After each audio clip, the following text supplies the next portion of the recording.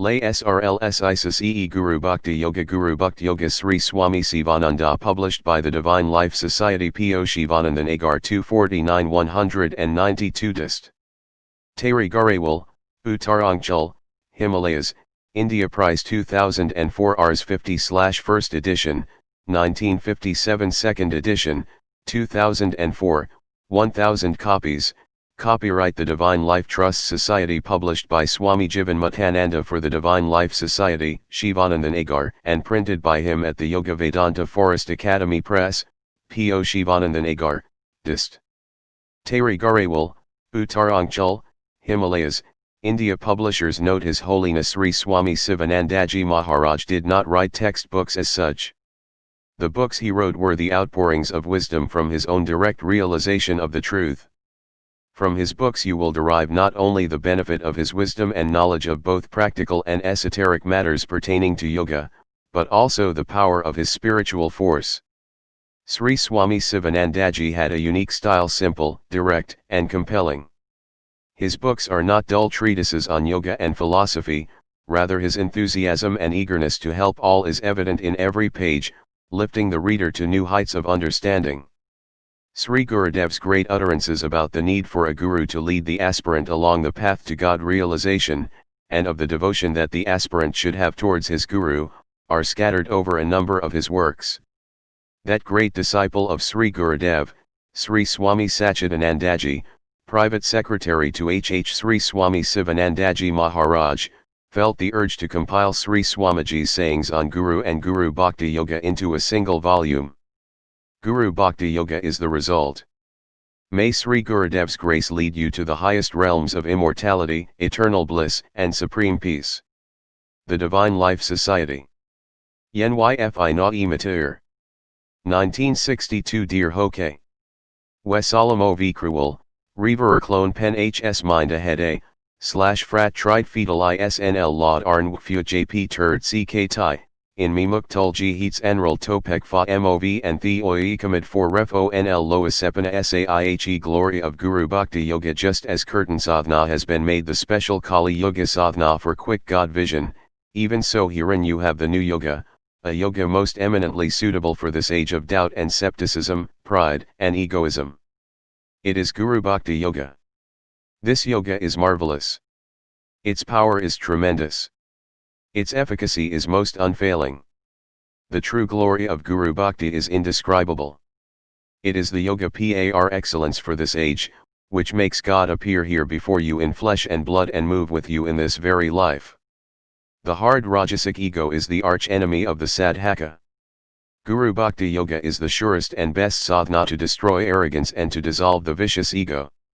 Just as a particular deadly germ can be annihilated only by a certain specific chemical germicide, even so, to destroy avidya and ahankara, this unique Guru Bhakti Yoga is the peerless specific. They are the gravest mayaside and egocide. They become quite powerless and no longer afflict the fortunate soul who saturates himself with the spirit of Guru Bhakti Yoga. Blessed indeed is the man who earnestly takes to this yoga, for he will obtain crowning success in all other yogas. To him will accrue the choicest fruits of perfection in karma, bhakti, dhyana, and jnana. The qualification for taking to this yoga is the simple trio of sincerity, faith, and obedience. Be sincere in your aspirations for perfection. Be not vague or half-hearted. Then have perfect faith in the one you have accepted as your guru. Do not allow even so much as a shadow of doubt to approach you. When once you have reposed absolute faith in him, then know that what he instructs you is indeed for your highest good. Therefore, obey his word implicitly. Follow his teachings to the letter. Be earnest in doing thus, and take my word, you will attain perfection, I assure you emphatically. Sivananda, 7, Epistles on Guru Bhakti Ist May, 1942. Blessed aspirants, do not argue. You will not gain anything. Sit before your spiritual preceptor or any Mahatma quietly and meditate. Let the soul speak to the soul. All your doubts will be cleared by themselves. You will have good spiritual experiences. You will experience ineffable peace and a thrill of joy in your heart. This is the real way for attaining the goal of life. Become a practical yogi. Sivananda Lst. December, 1942. Maharani Svarnalta, from a doctor you get a prescription. From 2 doctors you get consultation. From 3 doctors you get your own cremation. Even so, if you have many gurus you will be bewildered. You will be at a loss to know what to do. One guru will tell you, do Saham Japa. Another will tell you do Japa of Sri Ram. A third guru will tell you hear Anahata sounds. You will be puzzled. Stick to one guru and follow his instructions. Sivananda, 8, Ist May, 1943. Beloved Mahadev, realization cannot come to you as a miracle done by your guru. Lord Buddha, Lord Jesus, Rama Tirtha have all done sadhana. Lord Krishna asks Arjuna to develop Vairagya and do abhyasa. He did not say to him, I will give you mukti now. Therefore abandon the wrong notion that your guru will give you samadhi and mukti. Strive, purify, meditate, and realize. Sivananda, 9, Introduction. Knowledge is subject-object relation. It is a process, and not being. All processes are movements brought about by an interaction of external stimuli and internal condition. The rise of knowledge in an individual is a mysterious process effected through such an interaction. No doubt, knowledge in its essential nature is universal and does not admit of any process. But by the rise of knowledge what is meant is not the existence of this transcendent awareness, but the process of the manifestation of it in the relative individual. The highest knowledge is called svarupajnana, knowledge of being as such. But the rise of knowledge in the jiva is a relative act of the expression of the svarupajnana through the vritti of the manas. Hence during the process of the rise knowledge takes the form of what is termed vritti jnana. Anavritti jnana is definitely a spatio-temporal condition of consciousness. Vritti jnana is the same as psychological consciousness, whatever be the degree of its intensity, depth, and expansiveness. Vrittiyanana therefore cannot appear without the relation of the subject to an object. This relation is the coming together of the subjective and the objective processes in the universe. Every event is a commingling of 2 events or conditions, one acting as the subject and the other as the object. The spiritual aspirant may be considered from his point of view a subjective entity in which spiritual knowledge manifests itself by degrees. Now this manifestation of knowledge is really the reflection of the transcendental consciousness through the mind, which gradually increases its transparency by the process of self-discipline and concentration. It is the difference in the degree of 10. Transparency in the mind that is responsible for the difference that we notice in the degree of intensity of the manifestation of knowledge. As every event, in order to take place, requires an external agency, the aspirant is in need of a guru to enable the manifestation of the knowledge within him. The disciple and the guru are 2 complementary entities or bits of universal process acting on each other in a reciprocal manner. The factors that bring about the rise of knowledge in the disciple are the receptive capacity of the disciple and the consciousness force of the guru. There cannot be such a knowledge interaction if the psychic condition of the disciple is not well prepared and made ready to fit in with the nature of the entry of the consciousness of the guru into it. This condition has to be fulfilled when any event in this universe takes place. No interaction of any kind can take place anywhere unless 2 complementary phases of universal process came together. That knowledge can rise of its own accord from within by self-analysis, and that an external guru is not necessary at all is not a universally acceptable tenet. History has shown that the educational process is in great need of the intense activity of teachers in any branch of learning. If knowledge can, naturally rise in everyone without any aid whatsoever, there would be no need for schools, colleges, and universities in the world. Even those who try to propound this misleading theory of the self-competency of the individual who can act independent of teachers are persons who have been trained by teachers. Yes, the effort on the part of the disciple or student is not, in any way, a small factor in the revelation of knowledge. It is as important as the need for instruction by a teacher. In this universe the subject and the object stand on the same level of reality, which fact is proved by the possibility of a mutual interaction of the 2. There is no reaction between forces of different planes of consciousness. 11. Though in the case of the action of the Guru it is possible that he may focus his higher consciousness through the medium of a lesser plane in which the disciple is placed, in order to bring about the required transformation in the mind of the latter. This process of the action of the Guru's consciousness is called Shakti Sankara, or the descent of movement of the power of the Guru in the disciple. There are cases where Gurus have even done sadhana for the evolution of the disciples by bringing about the purification of the mind of the disciples through direct intervention of a higher consciousness.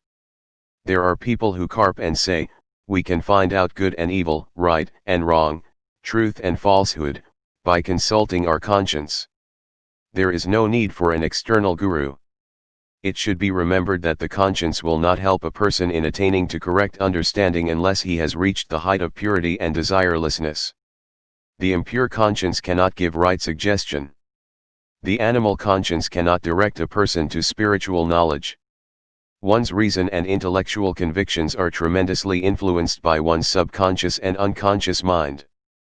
The intellect, in most cases, acts as a mere tool in the hands of buried instincts and desires. The conscience of the individual speaks in accordance with his tendencies, proclivities, inclinations, education, habits, passions, and the society in which he is placed. The conscience of a savage speaks a language entirely different from that of a civilized European.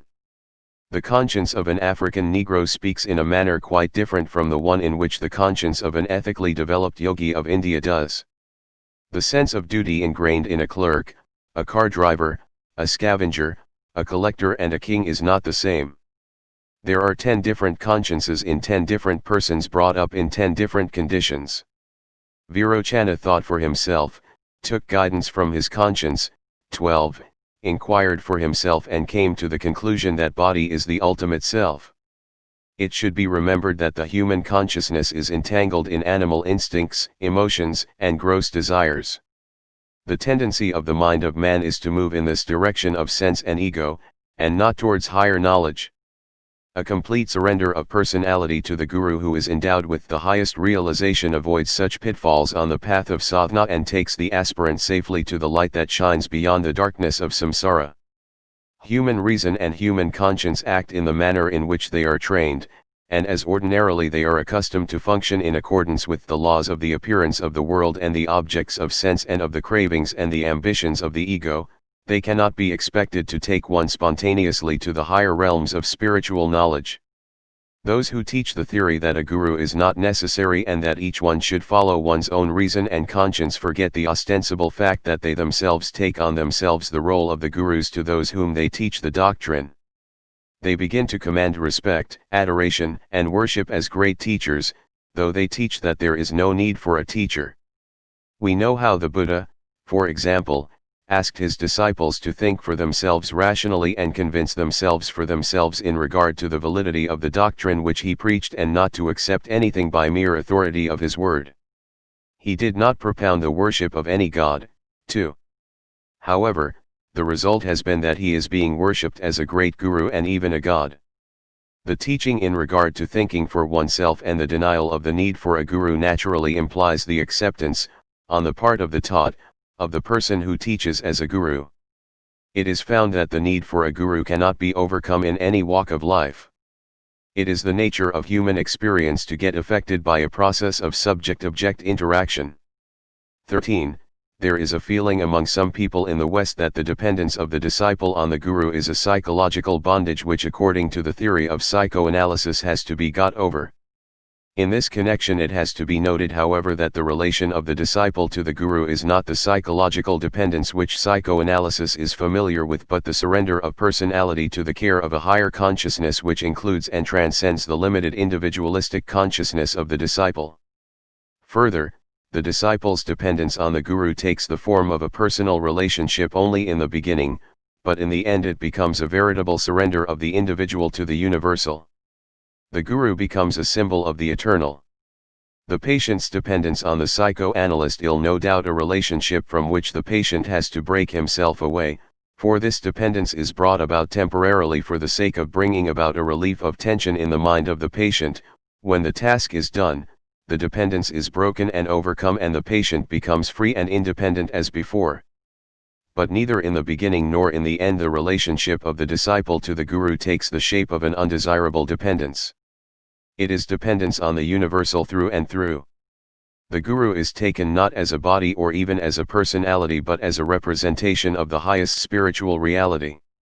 Thus the dependence of the disciple on the Guru is a gradual process of self-purification on the part of the disciple and of his final attainment of the Supreme Godhead.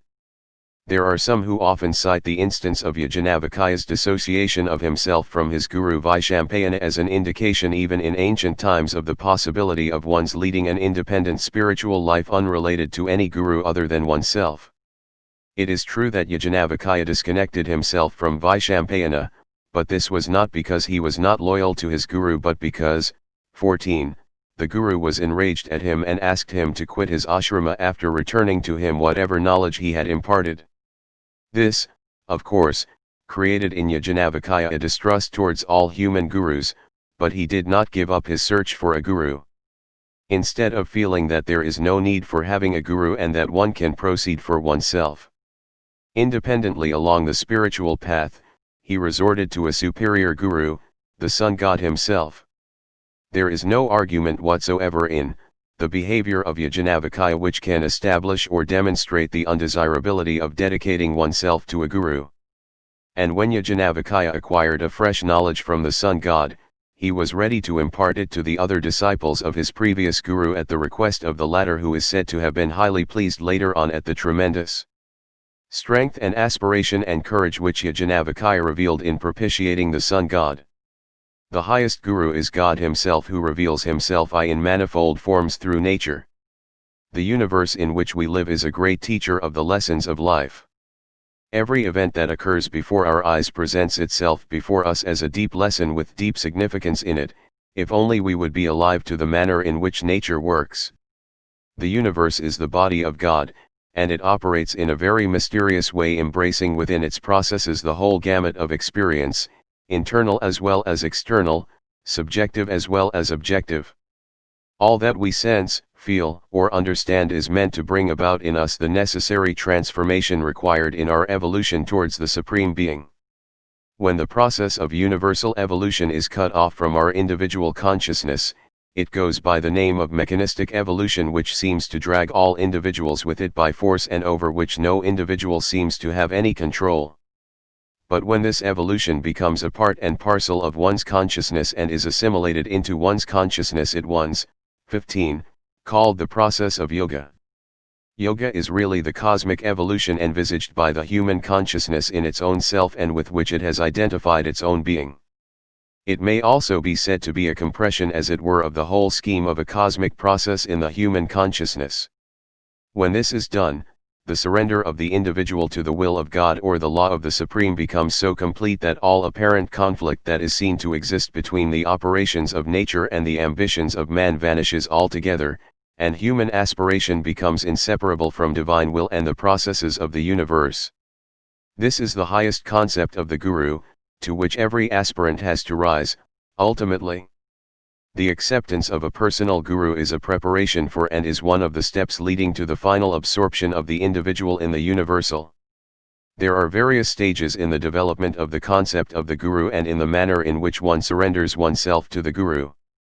But in no stage of spiritual sadhana can the need for the guru be overlooked, for the guru is a name applied to the different degrees in which the absolute manifests itself in relation to the aspirant endeavoring to realize it in his self.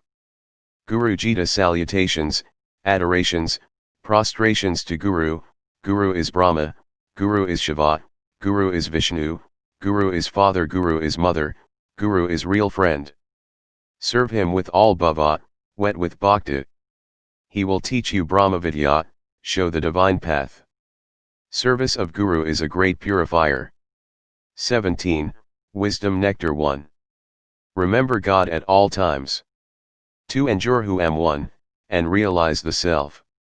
3. Make friendship with anyone after studying him very carefully. 4. Do always virtuous actions. 5. Hear the wise words of great souls and follow them. 6. Do those actions that are pronounced to be right by the Shastras. 7. Don't make friendship with childish persons. 8. Move with the world tactfully. Adapt. 9. Give up bad company. 10. Don't talk much before great souls. Avoid unnecessary discussions. 12. Don't exaggerate or concoct or twist when you talk. 13. Develop mercy and cosmic love. 14. Share what you have with others. 15. Good and bad, friend and enemy, pleasure and pain, virtue and sin are in the mind only. 16. Mind when purified by the removal of 6 passions becomes your guru. 17. Patience, perseverance, and vital will are indispensable for reaching the goal. 18. Purity of food leads to purity of mind. 19. Don't do any action harmful to anyone. 20. Guru is necessary to show you the path to peace. Swami Sivananda. 18. Contents Chaptari, Guru Bhakti Yoga. 23. Chapter 2, Guru and Disciple. 33. Chapter 3, The Development of Guru Bhakti. 41. Chapter 4, Cultivation of Guru Bhakti. 55. Chapter V, Greatness of Guru. 66. Chapter 6, Practice of Guru Bhakti. 73. Chapter 7, True Guide of the Seeker. 81. Chapter 7, Cardinal Notes on Guru Bhakti. 92. Chapter 9, Bases of Guru Bhakti, 101. Chapter X equals, The Structure of Guru Bhakti. 115. Appendix Guru Purnima Messages, +2++0085. 128. Guru and Diksha, Initiation. 2, 0-5. 133 Limbs of Guru Bhakti. 2, 0-2-0-55005%. 134 Poems on Guru. 2. 135 Reflections on Guru Bhakti. 2. 139 Guru Bhakti in the Bhagavad Gita. 2. 20. 142 Guru Tattva. 146 Four Classes of Men. 2.0.20, 000000008. 147 The Preceptor and the Disciple. 148, 19, How to obtain Guru Kripa. 2. 153 Worship of the Divine. 161 Lavakati Oink Araritai. 166 All About You. 167 Mantras for Japa or Meditation. 20, Guru Bhakti Yoga Avoyx Isha S7 Meee Chapter I Guru Bhakti Yoga The Limbs of Guru Bhakti Yoga 1. Now then an exposition of Guru Bhakti Yoga. 2. Guru Bhakti Yoga is total self-surrender to Satguru. 3. The important 8 limbs of the Guru Bhakti Yoga are, a. The real lasting aspiration to practice Guru Bhakti Yoga, b. Absolute faith in the thoughts, words, and actions of Satguru, c. Doing Sashtanga Namaskara with humility and repeating Guru's name, d. Perfect obedience in carrying out Guru's commands, e. Doing personal service to Satguru without expectation of fruits, f. Daily worshipping of the lotus feet of Satguru with bhav and devotion, g. Self-surrender or dedication of Tana, Mana and Dana in the cause of divine mission. Of Satguru, h. Meditation on the holy feet of Satguru for obtaining his benign grace, and hearing his holy Upadesh and sincerely practicing it. 4. Guru Bhakti Yoga is a yoga by itself. 5. It is not possible for an aspirant to enter the spiritual path that leads to the union with God unless he practices Guru Bhakti Yoga. 6. He who understands the system of Guru Bhakti Yoga philosophy can only surrender to his Guru unconditionally. 7. The highest object of life, i.e., self-realization is achieved through the practice of Guru Bhakti Yoga. 8. Yoga of Guru Bhakti is the real safe yoga which can be practiced without any fear. 9. The essence of Guru Bhakti Yoga lies in utter Guru Bhakti Yoga. 23. Obedience in carrying out the Guru's orders and translating his teachings in life. The aim of Guru Bhakti Yoga. 10. The aim of Guru Bhakti Yoga is to free man from the thraldom of matter and fetters of Prakriti and make him realize his absolute independent nature, through complete surrender to Guru. 11. He who practices the yoga of Guru Bhakti can annihilate the egoism without any difficulty, and he can very easily cross the quagmire of samsara. 12. Guru Bhakti Yoga bestows immortality and eternal bliss on one who practices it sincerely and regularly. 13. Practice of Guru Bhakti Yoga gives peace and steadiness of mind. 14. Guru Bhakti Yoga is the master key to open the realm of Elysian bliss. 15. The goal of life is to obtain the benign grace of Satguru by practicing Guru Bhakti Yoga. Principles of Guru Bhakti Yoga. 16.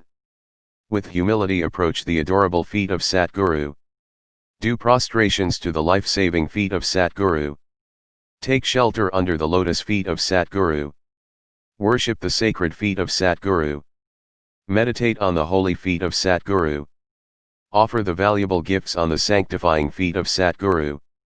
Dedicate your life to the service of glorious feet of Satguru. Become the dust of the divine feet of Satguru. This is the secret of Guru Bhakti Yoga.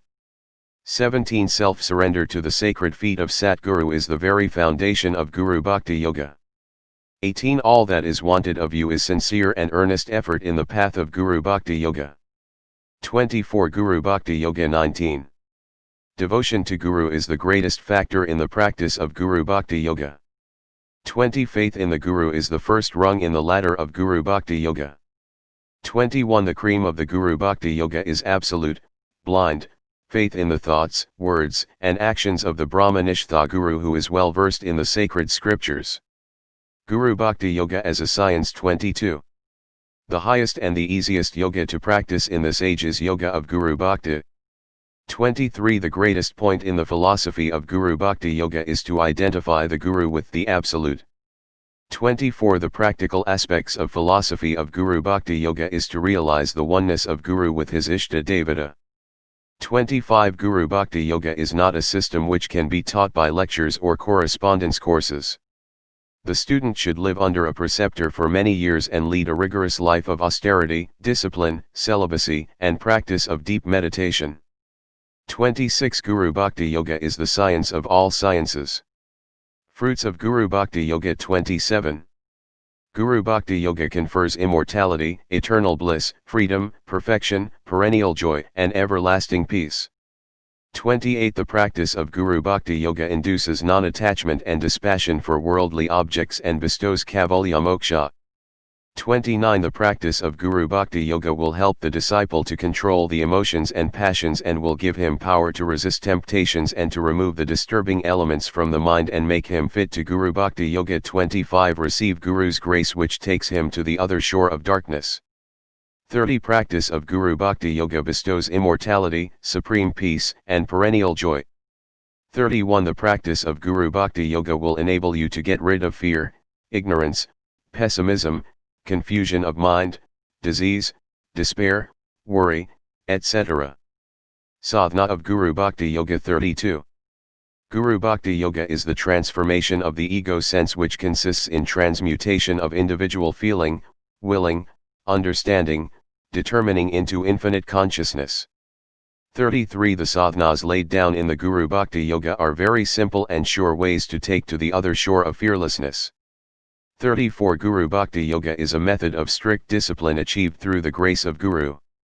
35. Service of Guru without expectation of fruits and ever-increasing devotion to the lotus feet of Guru is the integral sadhana according to the Guru Bhakti Yoga system of philosophy. 36. He who practices Guru Bhakti Yoga without ethical perfection, devotion to Guru, etc., cannot obtain the grace of Guru. Importance of Guru Bhakti Yoga. 37. Guru Bhakti Yoga is the foundation of all other yogas, viz., Karma Yoga, Bhakti Yoga, Raja Yoga, Hatha Yoga, etc. 38. He who has turned his face from the path of Guru Bhakti Yoga goes from death to death, from darkness to darkness and ignorance to ignorance. 26. Guru Bhakti Yoga. 39. Practice of Guru Bhakti Yoga offers a clear definite path for the realization of the highest end of life. 40. Practice of Guru Bhakti Yoga is open to one and all. All great souls, all master minds have done great work through the practice of Guru Bhakti Yoga. 41. Guru Bhakti Yoga includes all other yogas. Without taking recourse to Guru Bhakti Yoga, nobody can practice other yogas which are hard to tread. 42 Guru Bhakti Yoga school of thought gives great importance to obtaining Kripa through Akaryopasana. 43 Guru Bhakti Yoga is as old as Vedic and Upanishad time. 44 Guru Bhakti Yoga teaches the way to wipe out all pains and sorrows in life. 45 Guru Bhakti Yoga is the only unfailing remedy for the ills of life. 46 The path of Guru Bhakti Yoga brings fruits quickly only for a worthy disciple. 47 Guru Bhakti Yoga ends in the annihilation of ego and attainment of bliss immortal. 48 Guru Bhakti Yoga is the best yoga. Stumbling blocks on the path. 49 Shyness to do Sashtanga prostration to the sacred feet of Guru is a great hindrance in the practice of Guru Bhakti Yoga.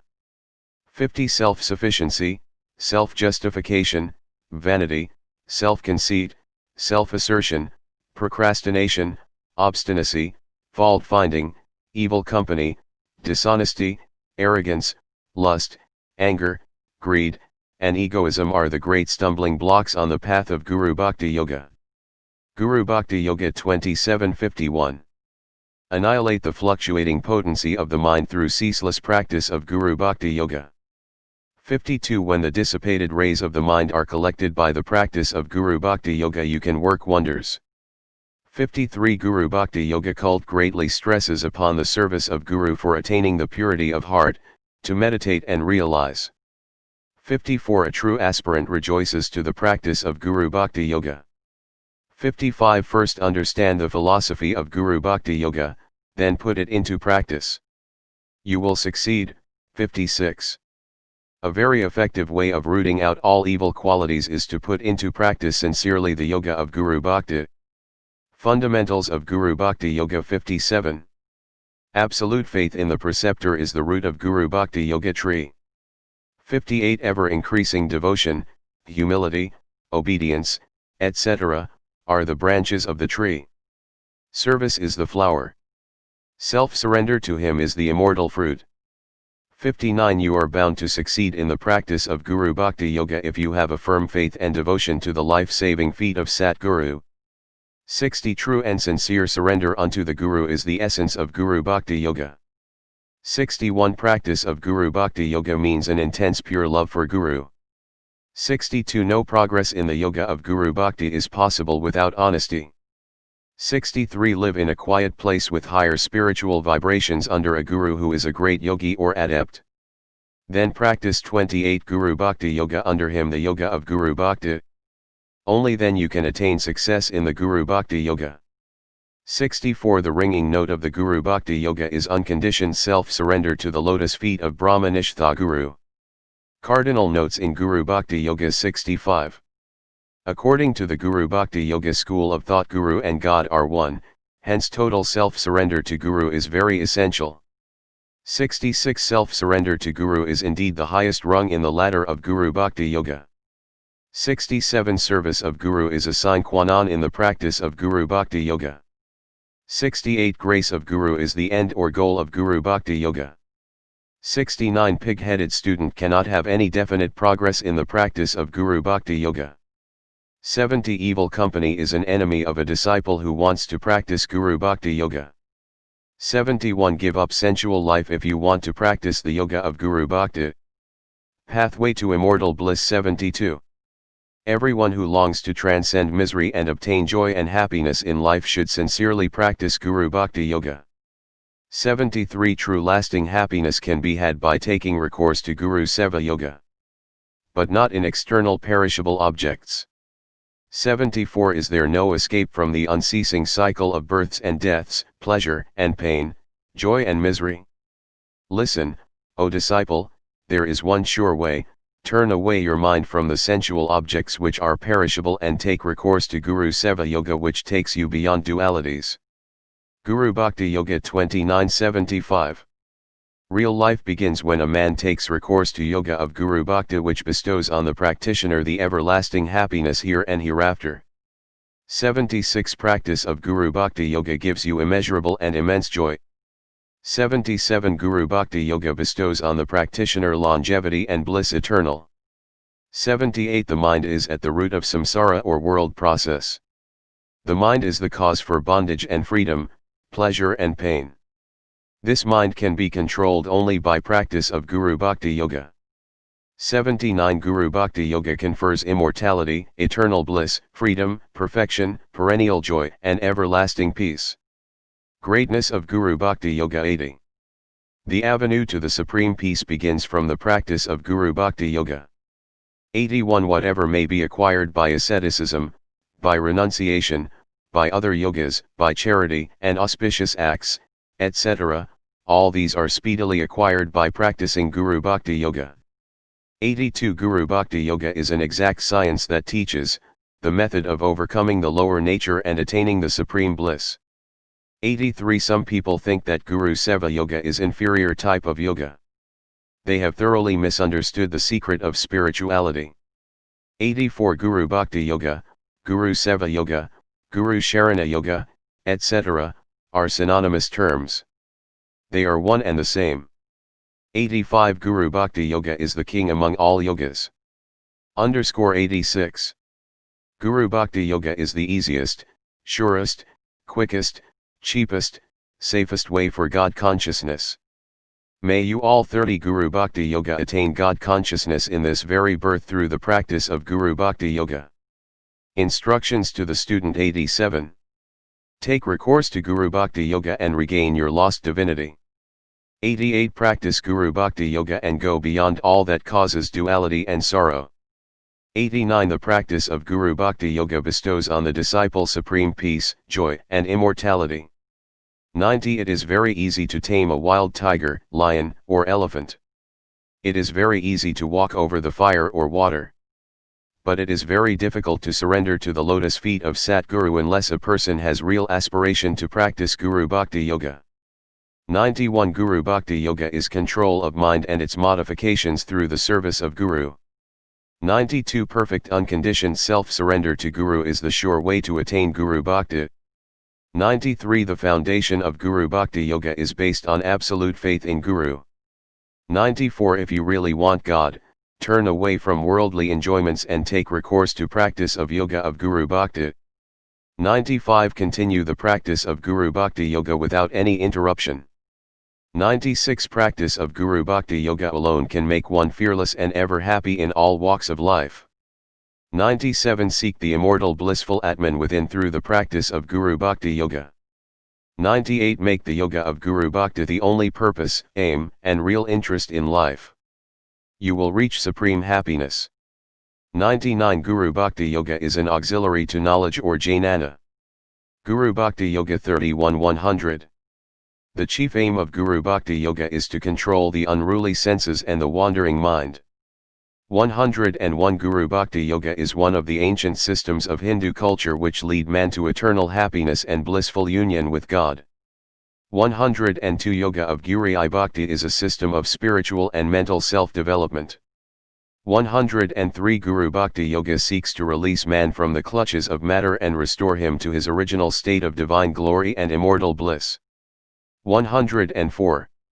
The practice of Guru Bhakti Yoga makes the body and the mind free from defects and diseases. 105 Yoga of Guru Bhakti bestows on the practitioner physical and mental efficiency. 106 Guru Bhakti Yoga makes a man free from suffering, pain, and old age and confers longevity and everlasting bliss. 107 Guru Bhakti Yoga includes every discipline, physical, mental, moral and spiritual which leads to self-mastery and self-realization. 108 Yoga of Guru Bhakti is the science and art of mastering the forces of mind. 82 Guru Bhakti Yoga Chapter It Guru and Disciple Greatness of Guru 1. The eye that sees not the beauty of the Guru's lotus feet is really blind. 2 The ear that hears not the glory of the Guru's Leela is really deaf. 3 Life without a Guru is death. 4 There is no treasure like the wealth of Guru's grace. 5 There is no safe boat like Satsanga of Guru to cross the ocean of samsara. 6 There is no friend like the spiritual teacher. 7 There is no abode like Guru's lotus feet. 8 Remember the Guru at all times. Devotion to Guru 9. Worship the Guru with the flowers of faith and devotion. 10 Satsanga with the Guru is the first pillar in the temple of self-realization. 11 Grace of God takes the form of Guru. 12 To see the Guru is to see God. 13 Blind is the man who has not seen the Divine Master. 14 There is but one religion, the religion of devotion and love to Guru. 15 Devotion to Holy Preceptor arises when you have no worldly hope. Guru and Disciple 33:16. The company of spiritual teacher will simplify your struggle. 17 Rest in Guru and do the right. 18 Have faith in your Guru's grace and do your duty. 19 Disobedience to Guru is digging your own grave. 20 A Satguru is a continuous blessing for a disciple. 21 The heart of a Jagat Guru is a shrine of beauty. Service to Guru 22. Goal of life is service to Guru. 23 Every unpleasant incident in life is a test of your trust in Guru. 24 Disciple considers the actions, Guru weighs the intentions and motives. 25 Doubt in the Guru's action is the greatest sin. 26 Never try to appear before your Guru what you are not. 27 Obedience is the law of life for a disciple. 28 Don't miss any opportunity to serve your divine teacher. 29 Be sincere and earnest when you serve your divine preceptor. 30 To love Guru is to serve Guru. 31 To live is to serve the divine master. 32 Obedience to Guru is better than reverence. 33 Obedience to preceptor is better than sacrifice. 34 Adapt, adjust, accommodate with your Guru under all circumstances. 35 Don't talk much before your preceptor. 36 Pure love to Guru is true obedience to Guru. 37 Give the best things to your teacher first. 34 Guru Bhakti Yoga qualifications of a disciple 38. Disciple must be free from envy, jealousy, pride, without attachment, firmly devoted to Guru, free from impatience and intent upon knowing the truth. 39 Disciple should not find fault with his own Guru. 40 Disciple should not indulge in unnecessary or idle talks before his Guru. 41 The preceptor should be regarded as the main or lower piece of the two pieces of wood, arani, used for kindling the sacred fire, and the pupil the upper one. Instruction is the piece, middle portion, that connects them, and knowledge is the union that brings happiness. 42 The pure wisdom which is thus acquired from the Guru removes the maya or delusion. 43 He, who through the favor of the Guru knows that the one Lord has become many through Maya, knows the truth and understands Vedas. 44 With the axe of knowledge sharpened by the one-pointed devotion acquired by the service and worship of the Guru do thou calmly and steadily cut asunder the tree of samsara. 45 The preceptor is at the helm of lifeboat and God is the favorable wind that drives that. 46 When a man becomes disgusted with the world and is endowed with dispassion, when he is able to reflect what his preceptor has taught him, his mind abandons its evil disposition by virtue of the repeated exercises in meditation. 47 The purity of the mantra arises, properly knowing it from the preceptor. Principles of discipleship 48. As man is under the beginningless ignorance, he, Guru and disciple 35 cannot have self-realization without the preceptor. He who knows Brahman only can import the knowledge of Brahman. 49 A wise man should worship only with undying devotion, knowing the Guru to be one with the Lord and Atman. F50.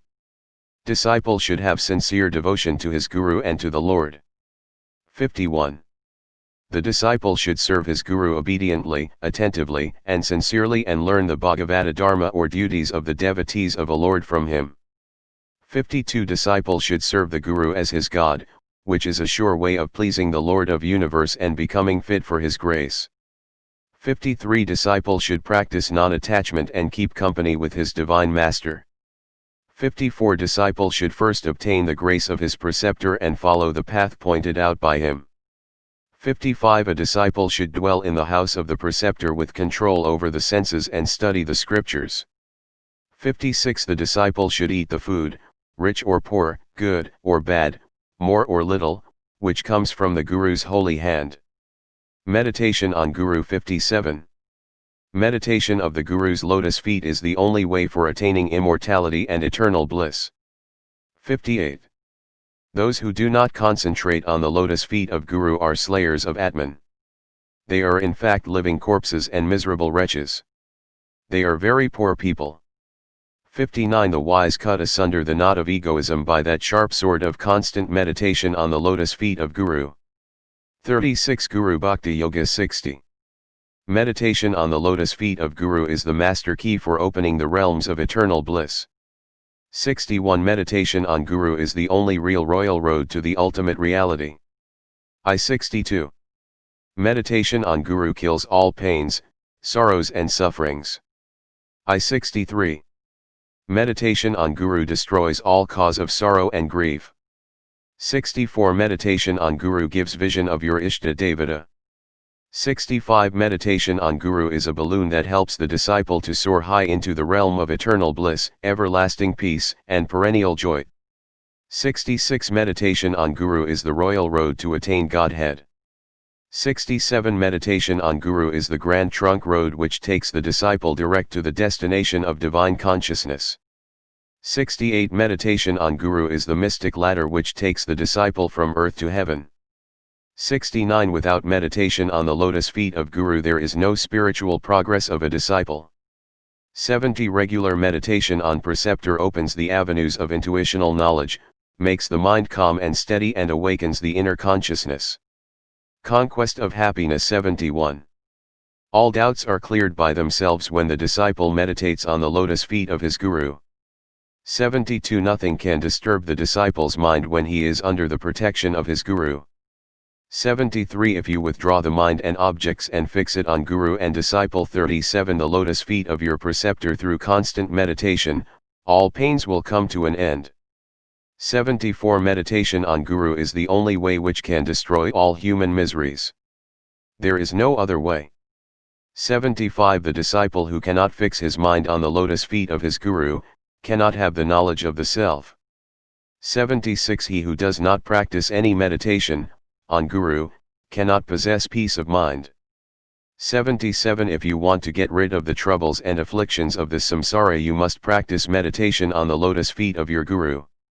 78. Meditation on Guru is the pathway to divinity. It is the royal road to kingdom of Brahman. Need for Guru's grace. 79. Without the help of Guru one cannot attain the knowledge of the self. 80. Without the grace of Guru one cannot grow into the divine state. 81. Without Guru's grace the disciple cannot lead the divine life. 82. Without Guru's grace you cannot liberate yourself degree from the trammels of mind and attain immortality. 83. If you do not practice meditation on the form of your Guru, the supreme splendor and fadeless glory of Atman will remain hidden from you. 84. Tear the veils that cover the soul by practicing regular, systematic meditation on the form of your Guru. 85. Meditation on the form of Guru is a powerful tonic for all diseases. 86. Meditation on Guru opens the door of the mind to intuitive knowledge and many powers. 38. Guru Bhakti Yoga 87. Meditation on Guru will remove all the miseries of life. Way to peace and strength. 88. Real peace and ananda manifest only when you meditate on the form of your preceptor. 89. Meditation on the spiritual teacher gives lot of spiritual strength, peace, new vigor, and vitality. 90. Meditation on the holy teacher develops strong and pure thoughts. 91. The mind wandering will gradually cease through regular contemplation on the form of Guru. 92. Meditation on the preceptor will remove all obstacles in the spiritual path. 93. Meditation on Guru will remove irritability and will also augment the peace of mind considerably. 94. Brahma Muhurta is the most favorable time for meditation on the lotus feet of the Divine Master. 95. As soon as you get up from the bed do japa of Guru Mantra. This is very, very important. 96. Solitude and intense contemplation on the lotus feet of Guru are the two important requisites for self-realization. Preliminaries for meditation. 97. For the purpose of meditation on Guru everything is to be rendered sattvic. The place, the food, the clothes, the company, the books, etc., must be sattvic. 98. Meditation on Guru should not be given up under any circumstances. 99 Leading a virtuous life is not by itself sufficient for God realization. Constant deep meditation on Guru is absolutely necessary. 100 If you want to get rid of pains and afflictions of Guru and disciple 39 Samsara, you must practice deep meditation on the form of your Guru. 101 Meditation on Guru prepares for the integral experience or direct intuitive knowledge. 102 The disciple need not bother about his bodily wants, food, cloth, shelter, etc. Everything is provided for him by the grace of Guru. 103 Meditation on Guru is the only valuable asset for a disciple. 104 God will guide the aspirants through the form of Guru. 105 One has to serve the Guru, and do all the things that the Guru commands him to do without grudging, without using his own intellect. 106 When the Guru orders a certain thing to be done, the disciple should obey implicitly. 107 Such an obedience to Guru is necessary. This is the spirit of nishkama karma, karma done not for the pleasure of the person doing it, but because it is the holy command of the preceptor. Then only the impurities of the mind kama, krodha, lobha are destroyed. 108 The disciple who is equipped with the fourfold means is fit to sit before the Brahmanishtha Guru, who is no other than God, to hear the Mahavakyas from him. 40 Guru Bhakti Yoga Chapter 2 The development of Guru Bhakti purity. Prerequisite 1. If only a disciple whose mind is cleansed of all its impurities, is initiated into the sacred mysteries by a Guru, then his mind will get complete quiescence. He will enter into the Nirvikalpa Samadhi state. 2 Guru will select a center for concentration. 3 Learn yoga under a Guru who is a developed yogi. 4 You will have to purify your sensuous mind through concentration, reflection on the word of your spiritual preceptor, and Upanishad sentences or meditation, japa, or silent repetition of the name of the Lord. 5 There must be a good spiritual teacher, realized Guru, to guide you. 6 Stick to one place, one spiritual preceptor, one method, one system of yoga. That is the way to positive success. The Yogic Sadhana 7. Practice of pranayama must be done under the guidance of a Guru who is a developed yogi. 8 You can concentrate on the picture of your Guru or any saint. 9 Withdraw the mind from the objects and act according to your Guru's instructions. 10 If an aspirant in Kashmir meditates upon his Guru or spiritual guide at Uttarakashi, Himalayas, a definite connection is established between him and the teacher. The development of Guru Bhakti 41 Guru radiates power, peace, joy, and bliss to the student in response to his thoughts. He is bathed in the powerful current of magnetism. The stream of spiritual electricity flows steadily from the preceptor to his disciple, just as oil flows from one vessel to another. The student can imbibe or draw from his teacher in proportion to his degree of faith. Wherever the student sincerely meditates upon his teacher, the teacher also actually feels that a current of prayer or sublime thought proceeds from his student and it touches his heart. He who has the inner astral sight can clearly visualize a thin bright light between the disciple and the teacher, which is caused by the movement of the vibrations of sattvic thoughts, in the ocean of Chit. 11 In Hindu philosophy you will always find an esoteric and an exoteric meaning. This is the reason why you need the help of a teacher. 12 Keep a photo of the Lord Krishna, Shiva, Rama, Devi, Gayatri, Guru, Lord Jesus or Lord Buddha. Place your seat in front of the picture. Touch of the Guru 13. A spiritual teacher actually transmits his spiritual power to his disciple. A certain spiritual vibration of the Sat Guru is actually transferred to the mind of the disciple. Sri Ramakrishna Paramahansa actually transmitted his spiritual power to Swami Vivekananda. Lord Jesus did the same to his disciple. This is Master's spiritual touch. A disciple of Samarth Ramdas transmitted his power to that dancing girl's daughter who was very passionate towards him. The disciple gazed at her and gave her samadhi. Her passion vanished.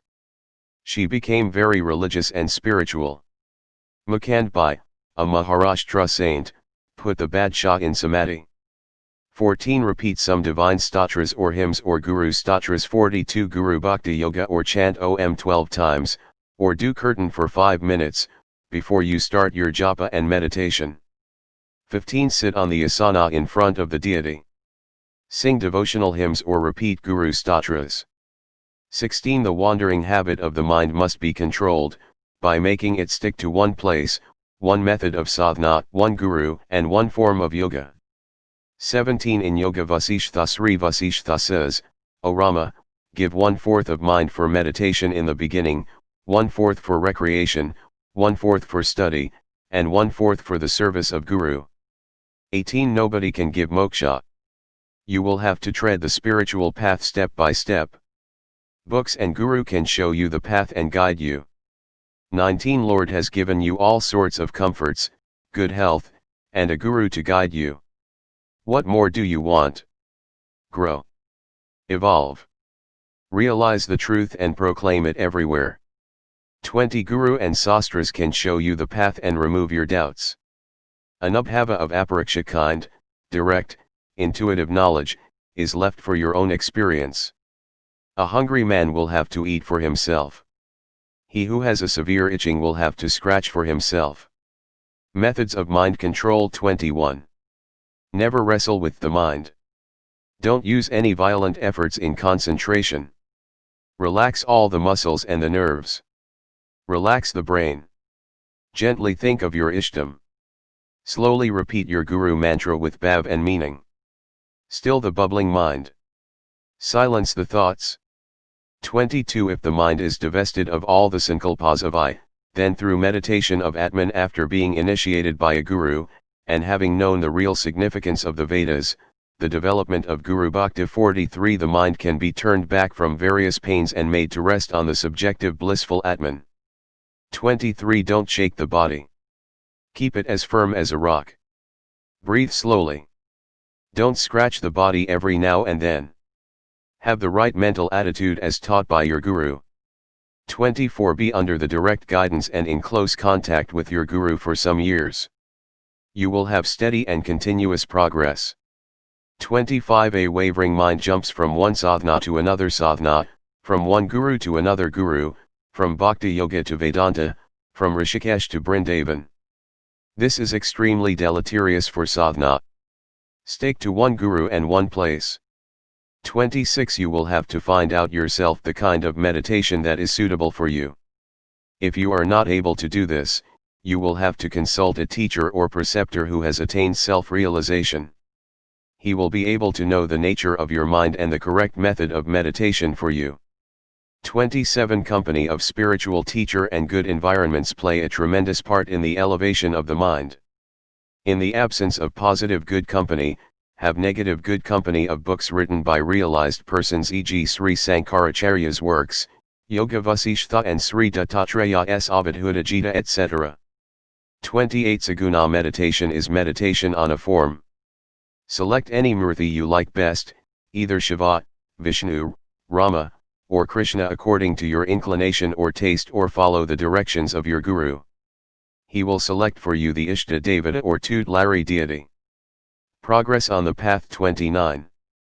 Lay bare to your Guru the secrets of your heart.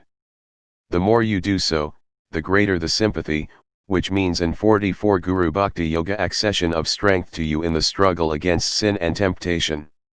Me 30. Be careful in the selection of your companions. Undesirable persons easily shake your faith and belief. Have full faith in your spiritual teacher and the sadhana which you are pursuing. Never allow your own convictions to be changed. Continue your sadhana with zeal and enthusiasm. You will have quick spiritual progress and you will ascend the spiritual ladder step by step and reach the goal ultimately. 31. Like birds, fish, and tortoise, the transmitting of spiritual powers can be done by the Guru, through touch, or sight, or willing and thinking. The Guru sometimes enters the astral body of the disciple and elevates his mind through his power. 32. Sometimes a religious teacher has to express a little anger outwardly to correct his disciple. This is not bad. 33. Some do meditation for some years independently. Later on they actually feel the necessity of a Guru. They come across some obstacles in the way.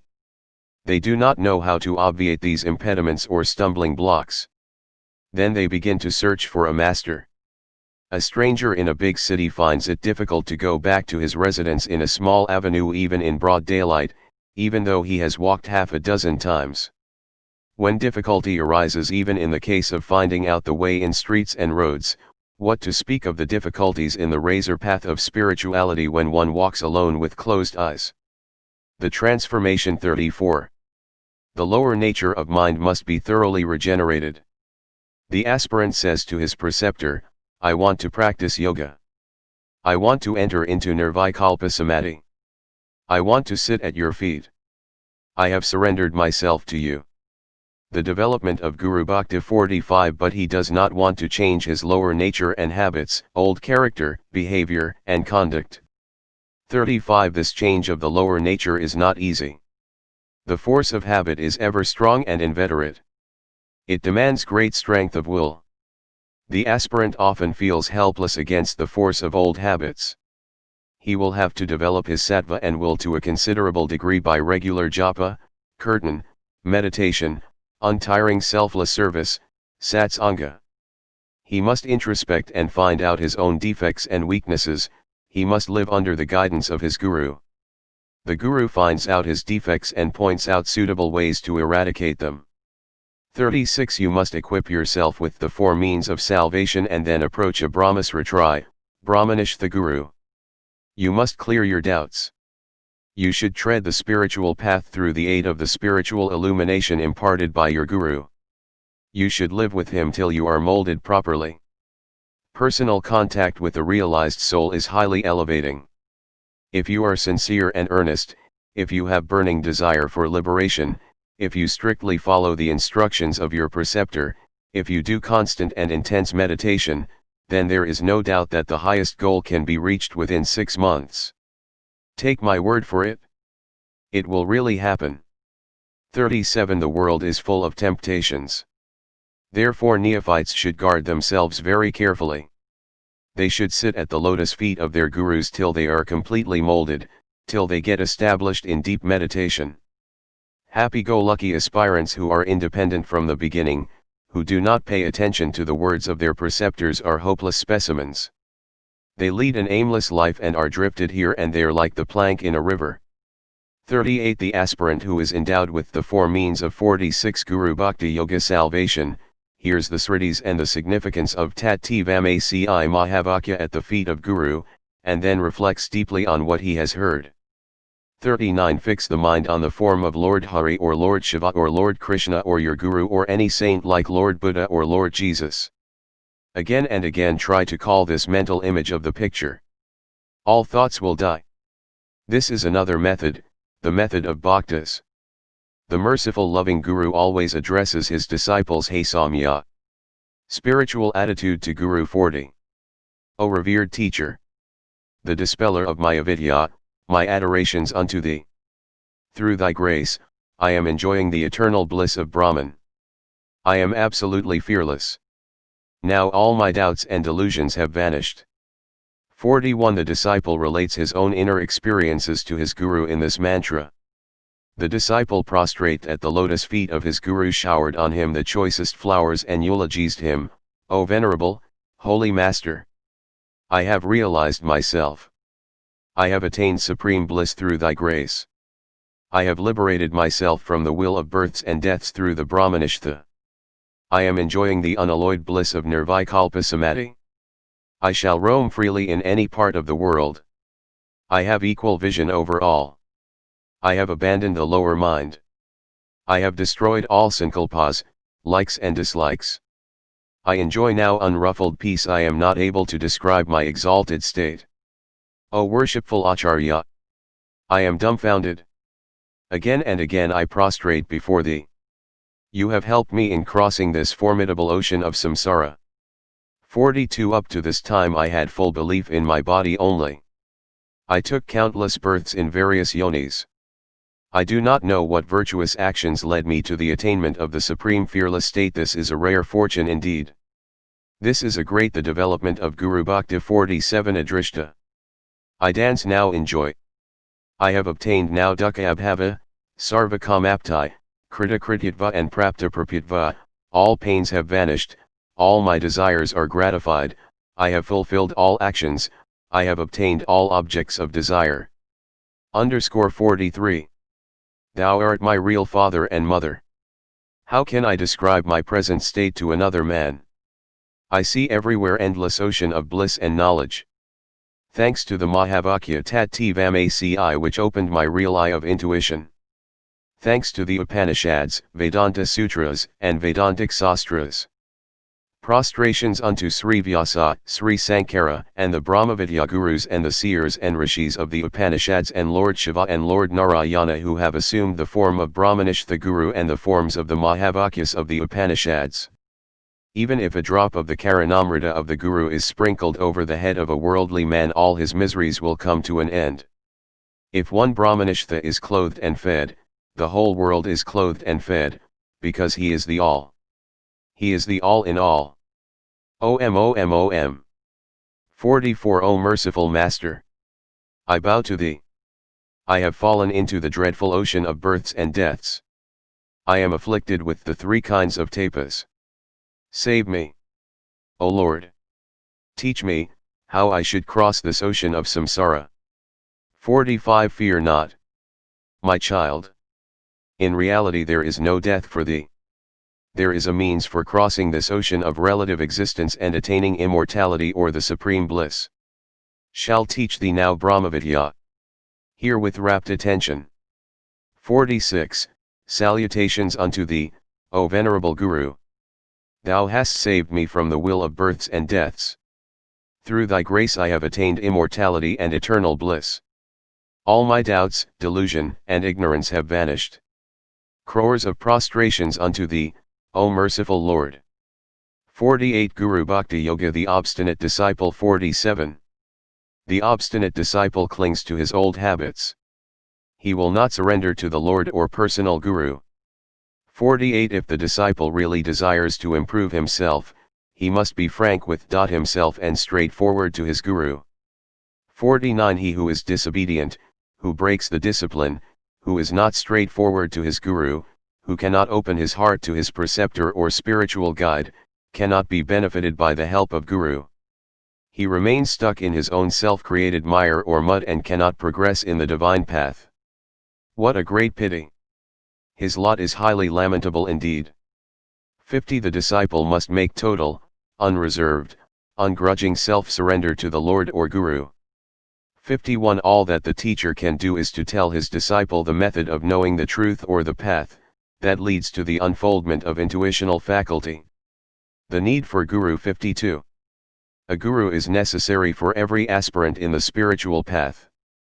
53 It is only a Guru who will be able to unveil the mystery and meaning of real life and show the way to God realization. 54 It is only a preceptor who can teach the disciple the secret about sadhana. 55 An ideal Guru is one who has attained God realization. 56 Such a Guru is pure in thought, word, and deed. 57 He has mastery over the senses and the mind. 58 He has knowledge of all the scriptures and is simple, kind, and truthful. 59 Guru will be able to awaken the hidden divine power in the innermost core of disciple's heart. The development of Guru Bhakti. 49-60 If a disciple has done good karma in his previous births, if he is doing them now, and if he is sincere and longing for God, he will be sure to meet the real Guru. 61 To derive the full benefit from the Guru, disciple must have implicit faith in him and true devotion for him. 62 The disciple will achieve results in proportion to his faith in his Guru. 63 It is the spiritual teacher who will show the way and finally lead one to God. 64 Guru is none but God himself in human form. Benefits of discipleship. 65 Disciple has to obey his Guru implicitly. 66 Sometimes the methods prescribed by the Guru may not be to the disciple's immediate liking, but he must have the firm faith that it is for his own benefit and good. 67 The benefits and mental peace experienced by having a Guru are immeasurable. 68 You know how Lord Krishna, though he was fully conscious of his supreme divinity, served his guru Sandipani and studied under him. 69 The disciple who has faith in his guru attains wisdom. I-70. Surrender yourself wholeheartedly, unreservedly and totally to your guru. 71 Guru is God incarnate upon earth. So worship him. 72 Guru Bhakti and Guru Seva terminate in self-realization. 73 The disciple must go on serving his guru, the guru will reveal the truth to him when his self-surrender is complete. 74 Some deluded disciples serve their guru for some years and then give it up foolishly imagining that they have 50 Guru Bhakti Yoga attained Chit Suddhi. They do not gain the supreme knowledge, they do not reach their goal. 75 They, no doubt, gain some merit, punya, but self-realization is not attained. This is indeed a great loss, a great blunder. Guru Bhakti and Guru Seva 76. Guru Bhakti and Guru Seva are like the two oars of the boat of sadhana that takes the disciple across the torrential stream of samsara.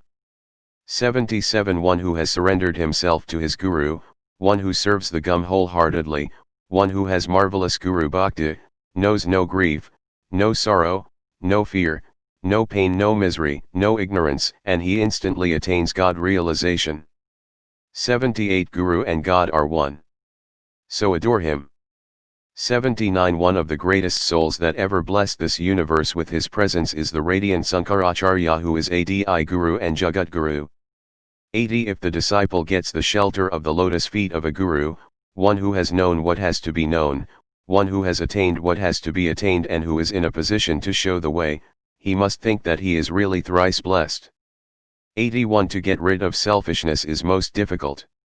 Only if a disciple makes a firm, fiery determination to uproot selfishness and follows this determination by constant grinding, then alone selfishness will go by the grace of the guru. 82 Obey the orders of your guru and be very persevering in it. 83 Obedience should be very practical, wholehearted, and actively persevering. The development of Guru Bhakti 51-84. Then only the prescription of the guru for attaining moksha will be fruitful. 85 If the disciple tries to fulfill the dictates of the guru in the fullest possible practical manner with perseverance and determination, he will realize God.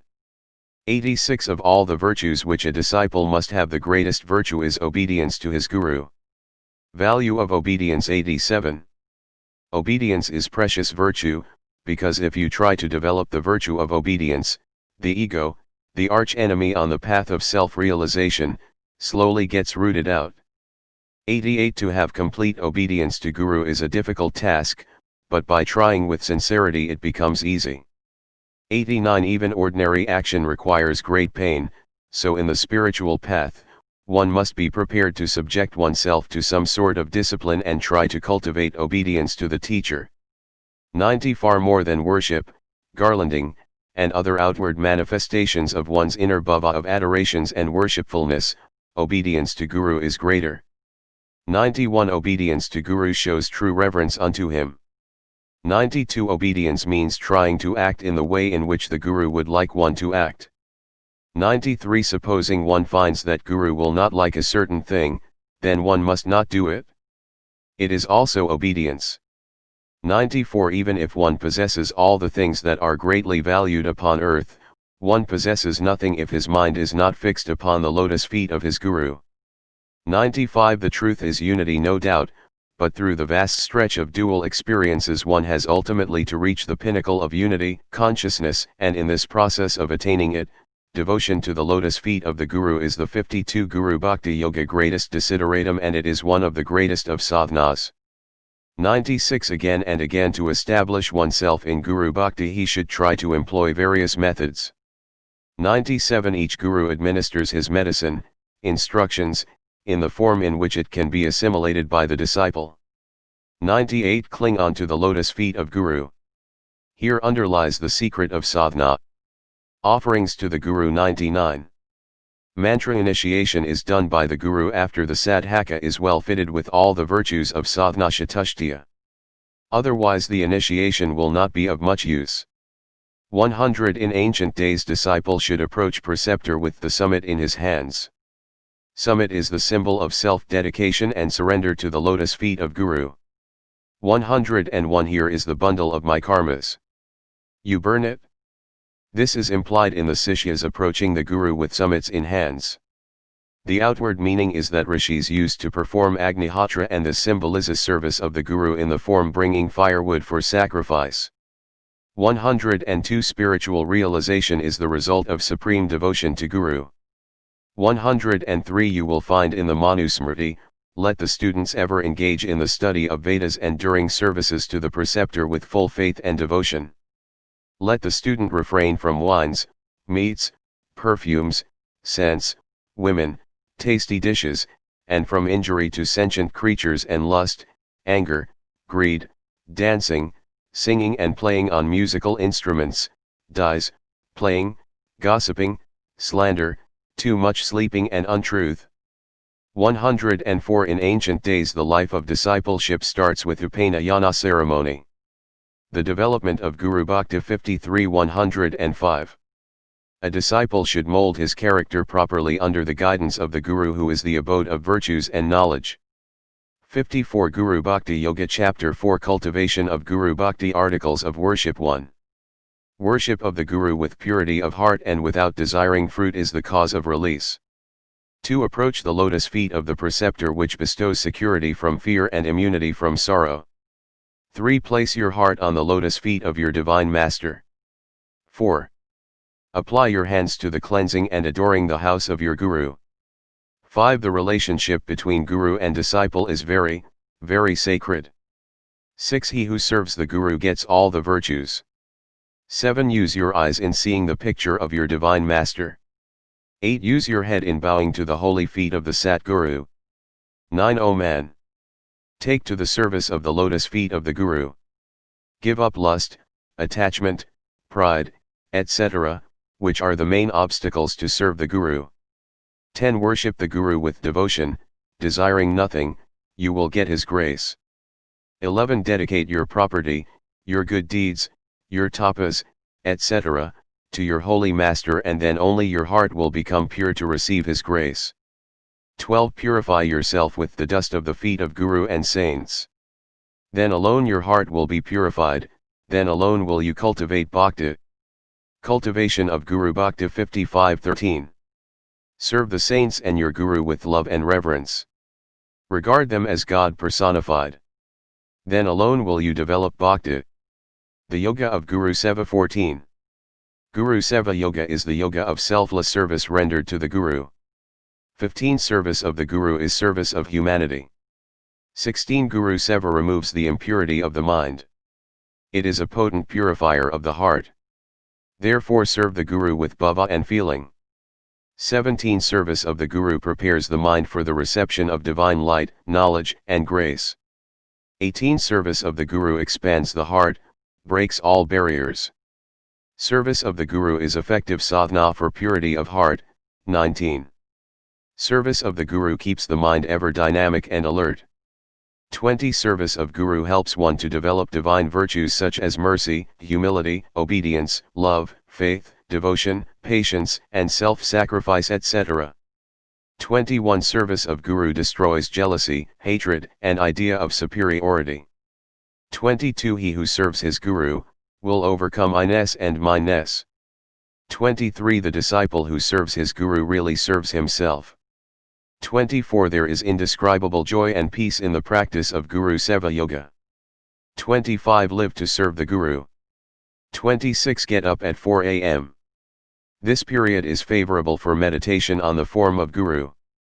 27 The disciple must lead a contented life when he lives. 56 Guru Bhakti Yoga in the house of the Guru. He must have perfect self-restraint. 28 Disciple must speak gently, sweetly, and truthfully before his Guru, and he must not use vulgar or harsh words. 29 Disciple should not backbite about his Guru. 30 He who backbites his Guru goes to the roar of a hell.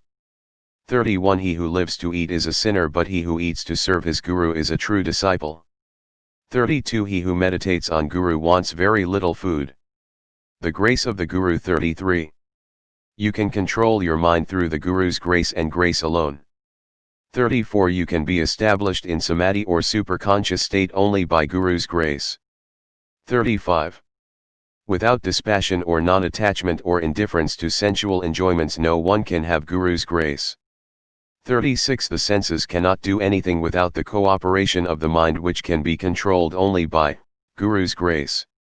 37 Disciple's mind turns away from the sensual pleasures when he lives under the guidance of the preceptor. 38. Sattva increases through the association of the gurus, saints, study of religious books, sattvic food, repetition of Lord's name, etc. 39. A rajasic man cannot serve his guru with his whole heart and soul. 40. Recitation of Guru's name makes the mind inward. 41. Study the scriptures under a guru who is Brahmasritraya and Brahmanishtha. Then only you will get moksha. Cultivation of Guru Bhakti 57:42. Brahmacharin's main duty is to serve his preceptor. Meditation on Guru 43. Meditate in the early morning between 4 and 6 a.m. on the form of your guru, then only you will get his grace. 44. Place a picture of your guru in front of you.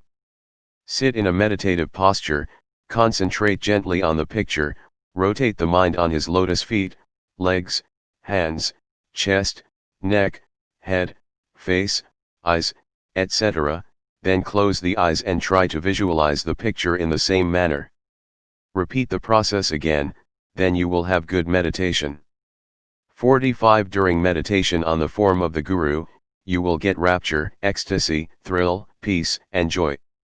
46. Company of worldly people, overeating, self-asserting rajasic nature, sleep, lust, anger and greed, are all obstacles for meditation on the Guru. 47. The chief obstacles in the meditation on the form of the Guru are sleep, tossing of mind, raising up of latent desires, building castle in the air, laziness, disease, and spiritual pride. 48. The Guru is the abode of all auspicious attributes. 49. The preceptor is the summum bonum of life to a disciple. 50. Devotion to Guru destroys birth, old age, and death. 51. Devotion to Guru is the only means to win the grace of the Lord. Guru as the great guide. 52. He who teaches the way of knowledge is a veritable divinity on earth. Who else but a Guru can teach the way? 53. Guru shows the way to God and makes the disciple happy forever. 54. He who points the path to perfection is the Guru. 58. Guru Bhakti Yoga 55. In Sanskrit the term gu means darkness or ignorance, Ru means dispeller of this darkness or ignorance. By removing the darkness or the veil of ignorance in man, he becomes the Guru. 56. The spiritual teacher by his constant instructions trains the aspirant. 57. The Guru is a divine gift from the Almighty to the true disciple. 58. All scriptures emphatically declare the necessity for a Guru. 59. Even the divine incarnation like Sri Rama accepted as his Guru Sri Vasishtha and obeyed his commands. 60. The disciple, however great he may be from the standpoint of the world, cannot taste the nirvanic bliss without the help of a preceptor. 61. Knowledge cannot be attained by means of austerities, charity, or the study of the Vedas, except by being bathed in the dust of the lotus feet of the Guru. 62. The disciple must always worship the form of his Guru and repeat his holy name. 63. The aspirant should not think or speak ill of his Guru or any of the saints. 64. A sadhaka should not cut jokes before his Guru however great he, sadhaka, may be. 65. Guru is a divine messenger on earth. Nay, he is divinity itself. 66. The Guru does not require any service or help from the disciple, but he gives a chance to the disciple to evolve by serving him. The way of the great. 67. All the sages, saints, prophets, world teachers, cultivation of Guru Bhakti 59 incarnations, great men have had their own gurus, however great they might have been. 68. The Guru is a mine of all virtues and auspiciousness. 69. The contact with the Guru removes all doubts, fears, worries, and anxieties. 70. By unshakable faith in and firm devotion to Guru a disciple can attain material prosperity and success in all undertakings. 71 The Guru is the lifeboat to the disciple who is sinking in the ocean of worldliness. 72 If you want to learn any art you must approach a teacher who knows the art well. 73 When such is the case with the ordinary secular knowledge, how much more should be the necessity for a teacher in the spiritual path. 74 Those who attempt to control the mind without Guru's help are like merchants who have not secured a good pilot for their vessel. 75 The spiritual path is thorny and precipitous, temptations will assail you. There may be downfall, so approach the teacher who has tread the path. 76 Close your eyes and meditate on the form of your Guru, and recite his holy name. 77 Meditation on Guru gives bliss, inner strength, peace of mind and joy. 78 Glory to Guru means glory to God. Our relation to Guru. 79 In this Kali Yuga, God realization is to be attained through devotion to Guru. 80 To receive initiation from a Guru is a great blessing. 81 Mantra Chaitanya, the power hidden in the mantra is awakened by taking initiation from Guru. 60 Guru Bhakti Yoga. 82 Make it a point to serve the Guru with full devotion from today.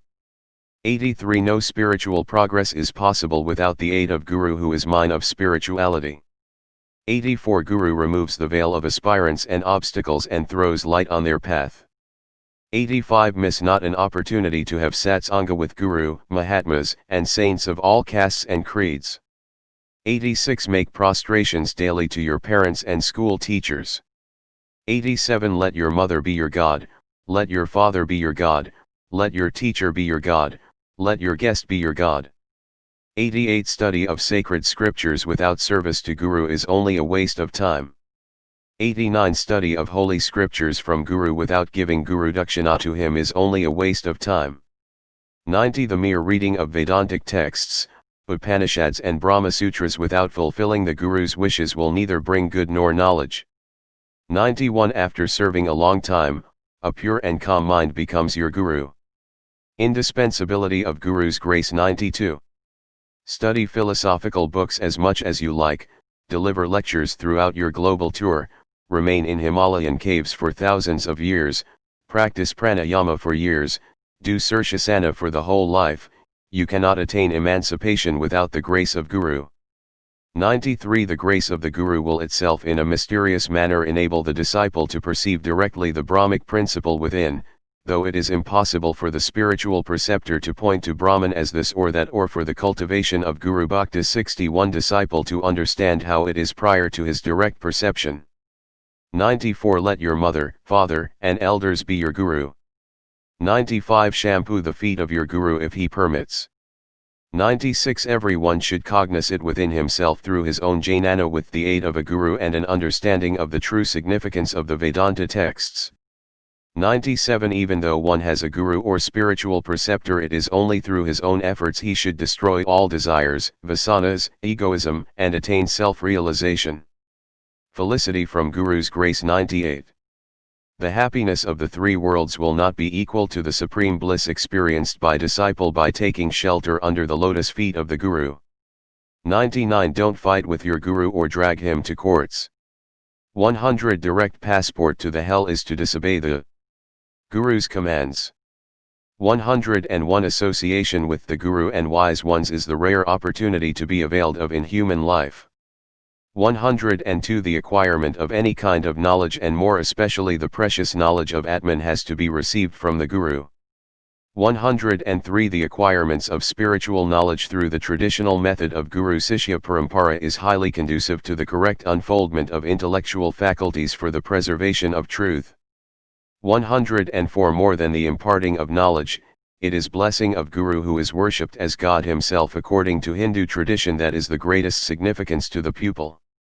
105 The benevolent grace of the Guru means everything. 62 Guru Bhakti Yoga to the Sishya. It is this grace that opens the portals of self-knowledge. 106 Self-surrender is complete surrender of the self to the Guru. 107 Desire and egoism resist self-surrender to Guru at every step. 108 Lord Krishna sat at the feet of his Guru Sandipani. He served his Guru. He carried fuel for his Guru. Lord Rama had Guru Vasishtha who gave him Upadesha. Even Devas have Brihaspati as their Guru. Even greatest among the divine beings sat at the feet of Guru Dakshinamurti. 109 The secret path of sadhana can only be known through Guru's grace. 110 If you sincerely and earnestly pray to God, God will come to you in the form of Guru. Need for preliminary practice 111. You may get knowledge of first aid by merely discussing these topics, but if you want to call yourself an MBBS and work as a physician or surgeon, you must go through the regular 6-year course. Even so, you may please the deity and obtain favors through upasana, prayers, etc., but for direct spiritual realization you should have Guru Seva, Guru Bhakti, and Guru Kripa. 112 Disciples' self-surrender to Guru and Guru's grace are interrelated. 113 Surrender draws down Guru's grace and grace of Guru makes the surrender complete. 114 By expounding the knowledge of self, Brahmavidya, preceptor renders the most invaluable good to the Kila to cross the ocean of earthly existence. This no one else but the Guru can do.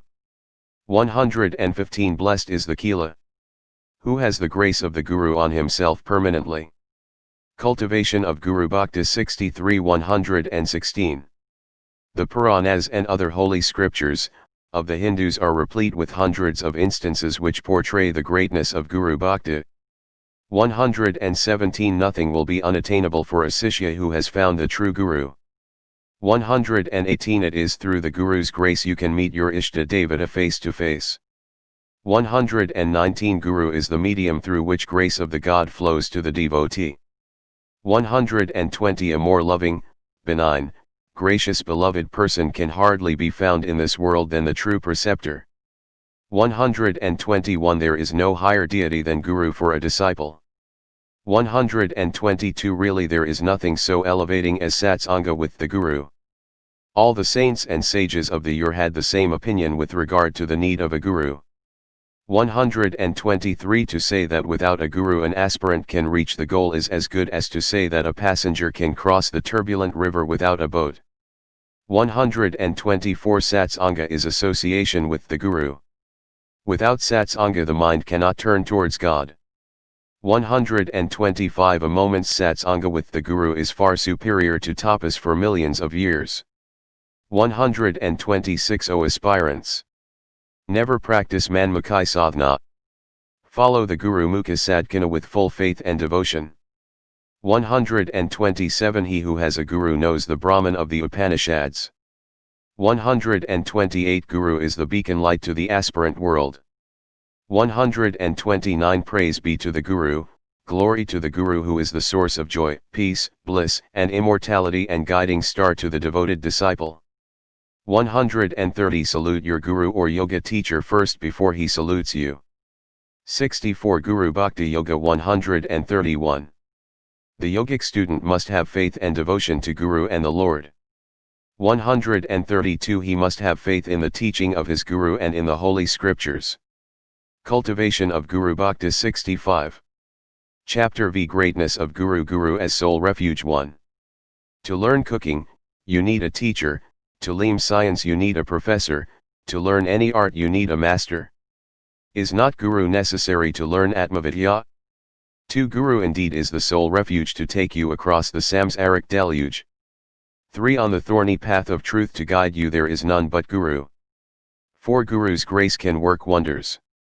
5 In all your struggle of daily life, Guru will guide and protect you. 6 Guru is the torch-bearer of wisdom. 7 Guru, Isvara, Brahman, preceptor, teacher, divine master, etc., are synonymous terms.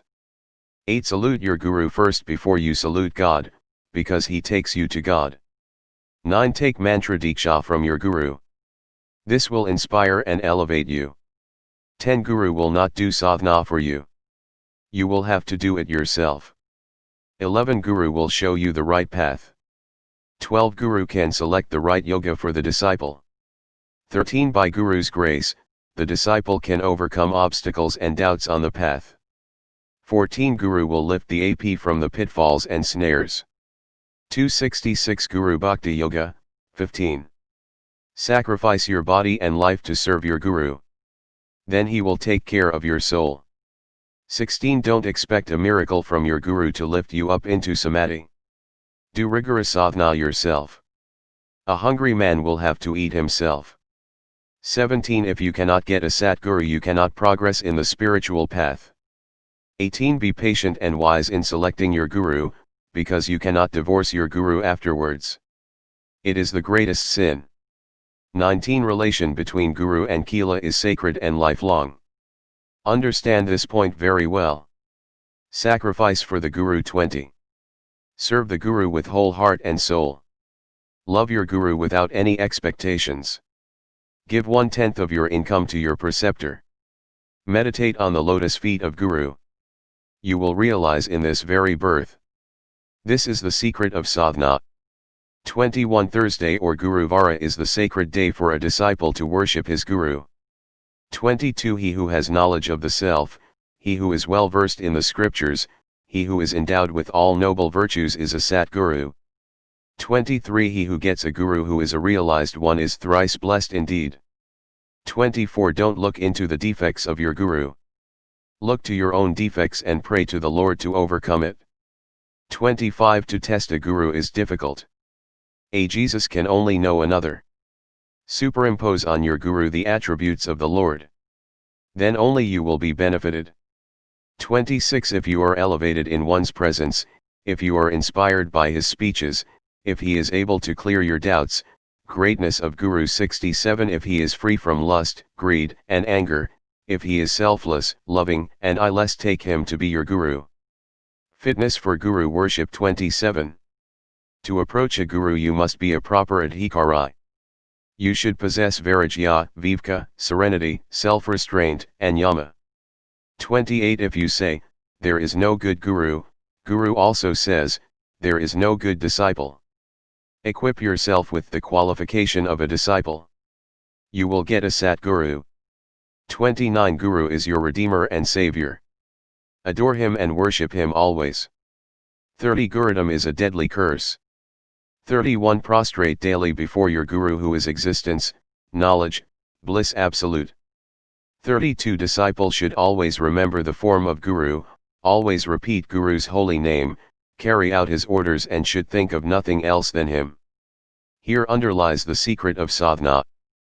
33. One should adore his Guru as there is no other greater than Guru. 34. The Guru's Karanamrita dries up the ocean of samsara and enables one to acquire essential wealth of self. 35. Guru's Karanamrita quenches the thirst of a disciple. 36. Remember your Guru and saints of all the times when you sit for meditation. You will get their blessings. 37. Hear the wise words of great souls and follow them. 38. Do those actions that are pronounced to be right by Sastras and Guru. 39. Guru is absolutely necessary to show the path to peace. 40. Vahi Guru is the Guru mantra for the followers of 68 Guru Bhakti Yoga Guru Nanak. Read Grantha Sahib. You will come to know the greatness of Guru. 41. Ever remember Guru by worshipping him, thou shalt find happiness. 42. Shraddha is faith in the scriptures, in the words of Guru, in Isvara, and in one's own self. 43. The highest sadhana is to serve Guru without expectation of any fruit. 44. Sravana is hearing of the Sritis by sitting at the lotus feet of Satguru. 45. Service of Guru is a great purifier. 46. Guru's grace is necessary for self-realization. 47. Have devotion to Guru as much as you have to the Lord. Then only truth will be revealed to you. 48. Stick to one Guru at all times. 49. Isvara is a di Guru who is not conditioned by space and time. From eternity to eternity he is the Guru of mankind. 50. Guru is absolutely necessary to awaken the Kundalini Sakti from its dormant state. Abide by the light of Guru. 51. Crores of prostrations unto the lotus feet of the Satguru who is dispeller of ignorance and the bestower of wisdom. 52. Miss not an opportunity to have satsanga of Mahatmas, saints and Guru. 53. Do not act according to the dictates of your lower mind. Act according to the words of your Guru. 54. Mere remembrance of high souls, Guru, destroys atheistic tendencies of materialistic people, inspires and goads them to strive for the final emancipation. What to say of the glory of Guru Seva? Greatness of Guru 6955. Just as a man who runs after two rabbits will not catch either of them, so also a disciple who runs after two gurus will not get success in his spiritual path. 56. The beginning of discipleship is killing of egoism. 57. The key to discipleship is brahmacharya and service to Guru. 58. The garb of discipleship is devotion to Guru. 59. The mark of discipleship is dedication of life to the lotus feet of Guru.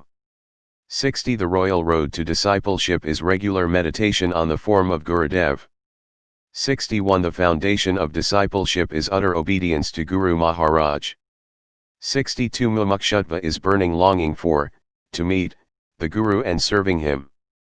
63. Worship of gods, the twice-born, the spiritual teachers and the wise, purity, straightforwardness, celibacy and non-injury are called the austerity of the body. 64. Prostrations to Brahmins, holy preceptors, and the wise, celibacy, non-injury, constitute physical tapas. 65. Service of parents and preceptor, the poor and sick, is also bodily austerity. Knowledge of Brahman through Guru 66. The knowledge about the Brahman is very subtle and very terse. Doubts occur, and to clear them and pave the way, a spiritual teacher who knows the Brahman is necessary. 67. The Guru plays an important role in helping the true seeker of truth. 68. Spiritual preceptor takes a sadhaka under an intelligent and loving care and gradually carries him through the various spiritual evolution. 70. Guru Bhakti Yoga 69. Real gurus are always engaged in removing the ignorance of the disciple and imparting him the knowledge of the Upanishads. 70. Even Vedas will fail to sing the glory of Guru, who is the torch-bearer of wisdom. 71. However intelligent the seeker may be, it is not possible for him to grasp the depth of Vedanta and to practice it without the aid of the Guru or spiritual preceptor. 72. A Guru awakens the divine potentialities of the disciple. 73. First find your Guru or spiritual preceptor who can tune you into the infinite, or the perennial life stream. 74. An aspirant can receive his instructions to tread the path safely and securely only through his Guru. 75. Resign or surrender yourself to your Guru. You will be saved. Guru as God 76. God alone appears as a Guru. 77. Real Gurus and real aspirants are rare. 78. Deserving disciples get a glorious Guru. 79. Grace of Lord takes the form of a Guru. 80. Guru makes his disciple like himself, and so the Guru is greater than the philosopher's stone. 81. There is no safe boat like Guru to cross the ocean of samsara. 82. A Ram. Sacrifice thy body, mind, and wealth at the feet of your Satguru who has shown you the way to the final beatitude or emancipation. 83. Admit your faults daily before your preceptor or teacher. Then alone you will find the strength to rise above any worldly weakness. Greatness of Guru 7184. The Guru can transform the disciple by a look, a touch, or a thought or a word. 85. God and Guru are in truth one and the same. 86. A Guru is a true representative of the Lord in the world. 87. Guru is your electric lift. He lifts you to the peak of perfection. 88. Every act of unselfish, devoted service to the Guru is an act of worship, devotion, prayer, and meditation. 89. O Ram. That which quickens self-realization, that which bestows awareness, is initiation from Guru. 90. If you cannot see God in Guru, in whom else will you see God? 91. I can help you only when you open your heart freely to me. 92. Be sincere, and loyal to your friends and ideals and Guru or spiritual preceptor. 72. Guru Bhakti Yoga Chapter 6 Practice of Guru Bhakti. The Principle of Adaptability 1. Adaptability is a rare virtue or noble quality, by which the disciple adapts or fits himself with his Guru, whatever his nature may be.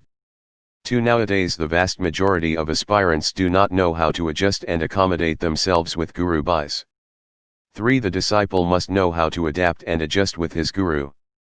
4. Humility and obedience are necessary for developing Guru Bhakti.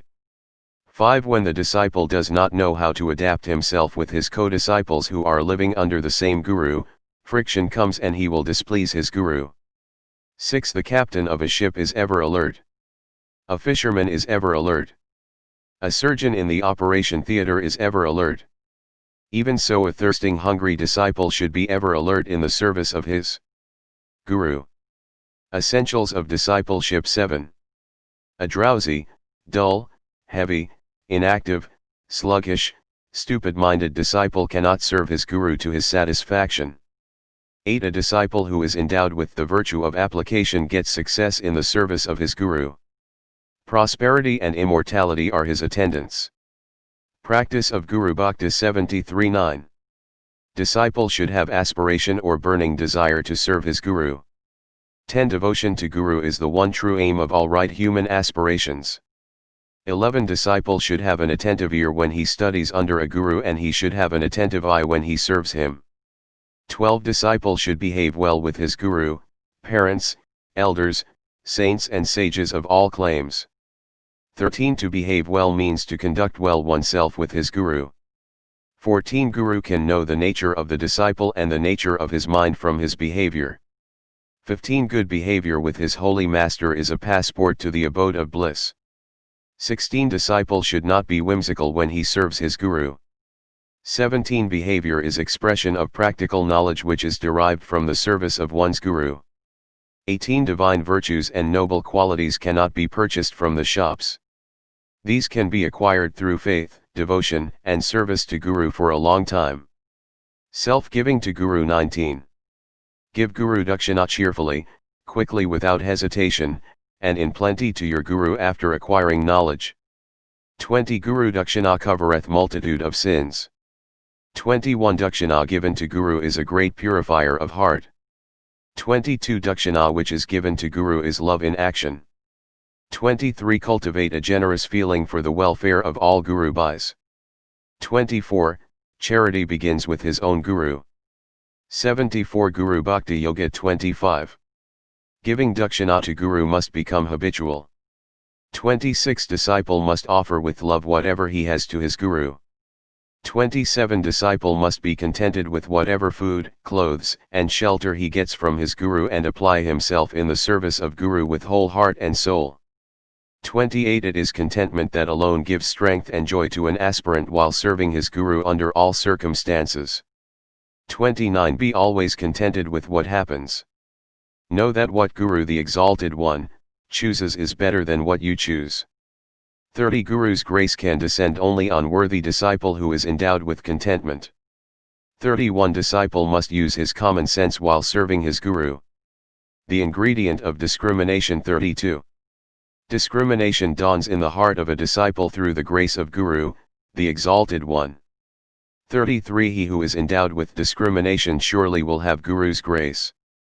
34. Do your duty to your Guru and desire nothing. 35. Duty of a disciple is to carry out promptly and faithfully the orders of his Guru. 36. Be exact in doing even your little duties towards your Guru. You will derive much joy and peace. 37. In the service of Guru there is no such thing as menial service.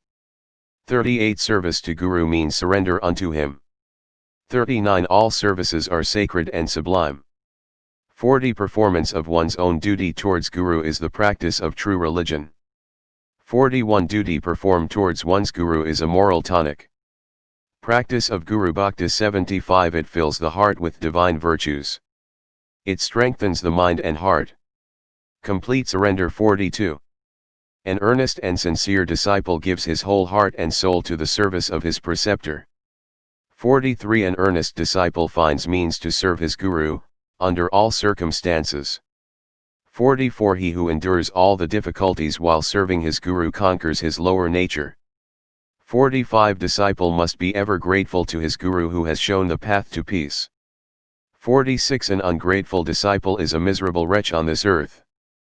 His lot is pitiable, lamentable, and deplorable indeed. Enthronement of Guru. 48. I bow down to the great Guru, the first and perfect being, the revealer of the sacred Vedas, who like a bee extracts the essence of the Vedas, comprising Jnana, Vijnana, and gives it to his devotees. 49. The true disciple should enthrone in the recesses of his heart the lotus feet of his revered Guru. 50. The first and foremost duty of a disciple when he meets his Guru is to salute him with all humility. 51. In the Bhagavata, the story is told of an Avadhuta who had 24 Upagurus, viz., the 5 elements, the sun, the moon, the sea, animals, etc., which though insignificant, taught him each in its own way the supreme knowledge. 52. He is the best of disciples, who, with one pointed mind, without thinking of aught else, worships his Guru alone. 53. When sattva increases in an aspirant, he becomes righteous and develops true devotion to his Guru. 76. Guru Bhakti Yoga. 54.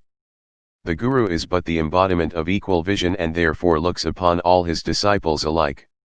55. Krishna says to Uddhava, I am Vasishtha among priests, and Brihaspati among preceptors, I am Narayana among sages and Sanat Kumara among celibates.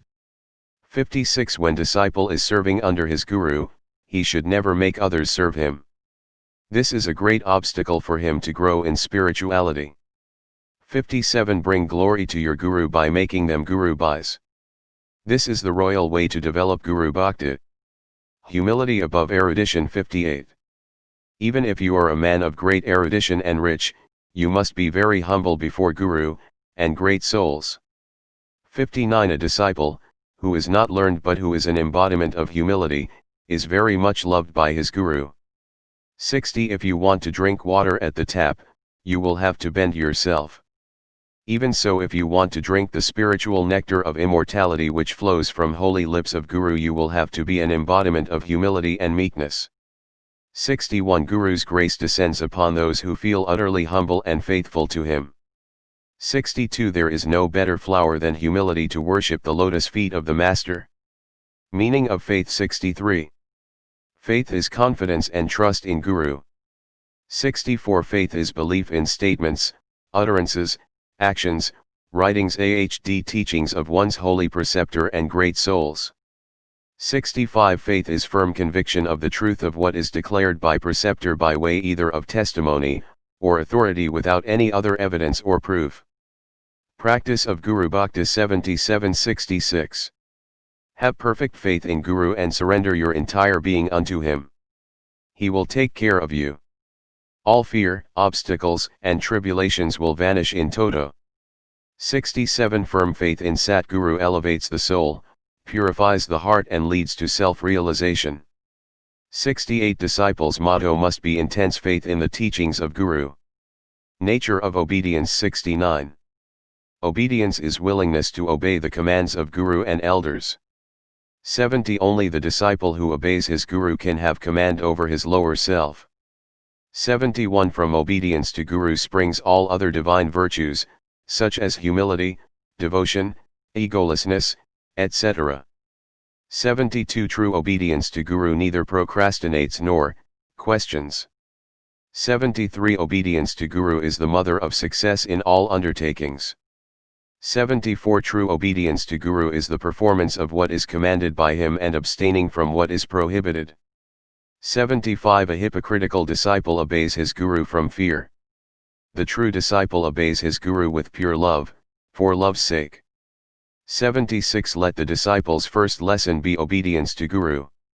77. Goodness is a river that flows from the lotus feet of the Lord by the path of obedience to Guru. 78. If the heart of the disciple is not satisfied, it shows that obedience to Guru is not fully observed by the disciple. 79. Your offerings please Guru according to your zeal and bhava and not according to their nature. 80. The disciple should serve his master with great zeal and care. 78. Guru Bhakt, Yoga, the spiritual etiquette. 81. Give yourself to the service of Acharya. Offer the body, the mind, and soul, with great enthusiasm. 82. The dynamic aspect of faith to Guru means absolute self-surrender to his lotus feet. 83. Be very regular in your daily routine of Guru Seva. 84. Be clock-like in your daily personal service to Acharya. 85 The sign of humility is to respect the preceptor and saints of all climes. 86 Do not talk in a loud voice in the presence of acharya and venerable persons. 87 Faith in the words of Guru is the master key to unlock the gate of immortality. 88 When you are a disciple of a great Guru, never try to make others your disciples and to become a self-styled Guru. Treat them as your Guru buys. 89 Better not to have a Guru and to wander in the desert of life, than to have a Guru and deceive and desert him. 90 Man who is a slave of lust cannot serve and surrender to his Guru and save himself from the quagmire of samsara. The binding force. 91 To deceive Guru is means to dig one's own grave. 92 The binding force between Guru and disciple must be pure love. 93 Grace of Guru plus disciple's effort brings forth the child of immortality. 94 Guru should not accept Guru Dakshina from his disciple unless he imparts knowledge to him. 95 Disciple should hoist the flag of the Guru's glory throughout his life. Practice of Guru Bhakti. 79-96 Dedication to the lotus feet of Guru must be the ideal of the disciple. 97 Guru is great. Do not be afraid of adversities, march on, O heroic disciple. 98 Guru's grace is greater than atomic force. 99 Adversities which fall on the shoulders of disciple are blessings of Guru in disguise. 100 Dedication to the lotus feet of Guru must be the watchword of true disciple. Service of Guru. 101 If you are lucky enough to serve your Guru who is all love and bliss, the service becomes supreme bliss and there is infinite joy. 102 Serve your Guru humbly, willingly, unquestioningly, unassumingly, ungrudgingly, untiringly and lovingly. 103 If you surrender to the lotus feet of Guru, who is God on earth, he will guard you from pitfalls, goad you in your sadhana and guide you to the goal ultimate. 104 Guru's grace is inexhaustible, immeasurable and indescribable. 105 Incurable diseases are cured by taking Guru's Akashta Prasad. 106 You have to attain that beyond which there is nothing to attain, viz., faith in the Guru. 107 This faith in the Guru will lead you to the ultimate good in twinkling of an eye. 108 Have faith, faith in the words and actions of Guru. This is the way to develop Guru Bhakti. 80 Guru Bhakti Yoga Chapter 7 True Guide of the Seeker Fundamentals of Discipleship 1 If an aspirant will not serve his Guru with faith and devotion, all his vows and austerities will certainly leak out as water from an unburnt pot. 2 Control of mind and underscore senses, meditation on Guru Bhagwan, patience while serving him, forbearance, devotion to the preceptor, contentment, compassion, cleanliness, truthfulness, straightforwardness, humility, and obedience to the Guru are the characteristics of a good disciple. 3 The seeker after truth should dwell in the house of his preceptor with control over his senses and mind, and should study the scriptures under him with great faith and reverence. 4 He should observe strict brahmacharya, and should offer worship to the preceptor. 5 A disciple should regard the preceptor as God himself and should not look upon him as a man. 6 He should not find out defects in the preceptor because Guru represents all the gods. 7 Disciple should bring alms to the preceptor and must feed him with great faith and devotion. 8 Disciple should shun all comforts as poison and should surrender his body in the service of his Guru. 9 Disciple should offer dakshina to his preceptor after studying scriptures and with his permission one should return to his home. True Guide of the Seeker 8110 He who uses Gurudom as a means of livelihood is a destroyer of religion. 1 The main duty of a brahmachari is wholehearted selfless service to his preceptor. 12 Tapas, pilgrimage, charitable gifts, are not so helpful to attain Guru's grace as personal service and utter obedience to him. 13 The Vedas, direct perception, sayings of Guru, and inference are the 4 proofs of knowledge.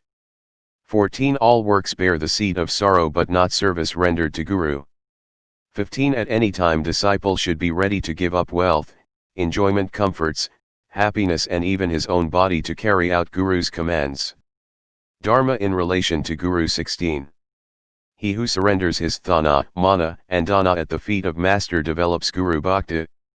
17 Whatever promotes devotion to the feet of Master is highest dharma. 18 Niyama consists of japa of Guru mantra, doing austerity while serving Guru, faith in the words of Guru, acharya savana, contentment, purity, studying the scriptures and Guru Bhakti or surrender to Guru.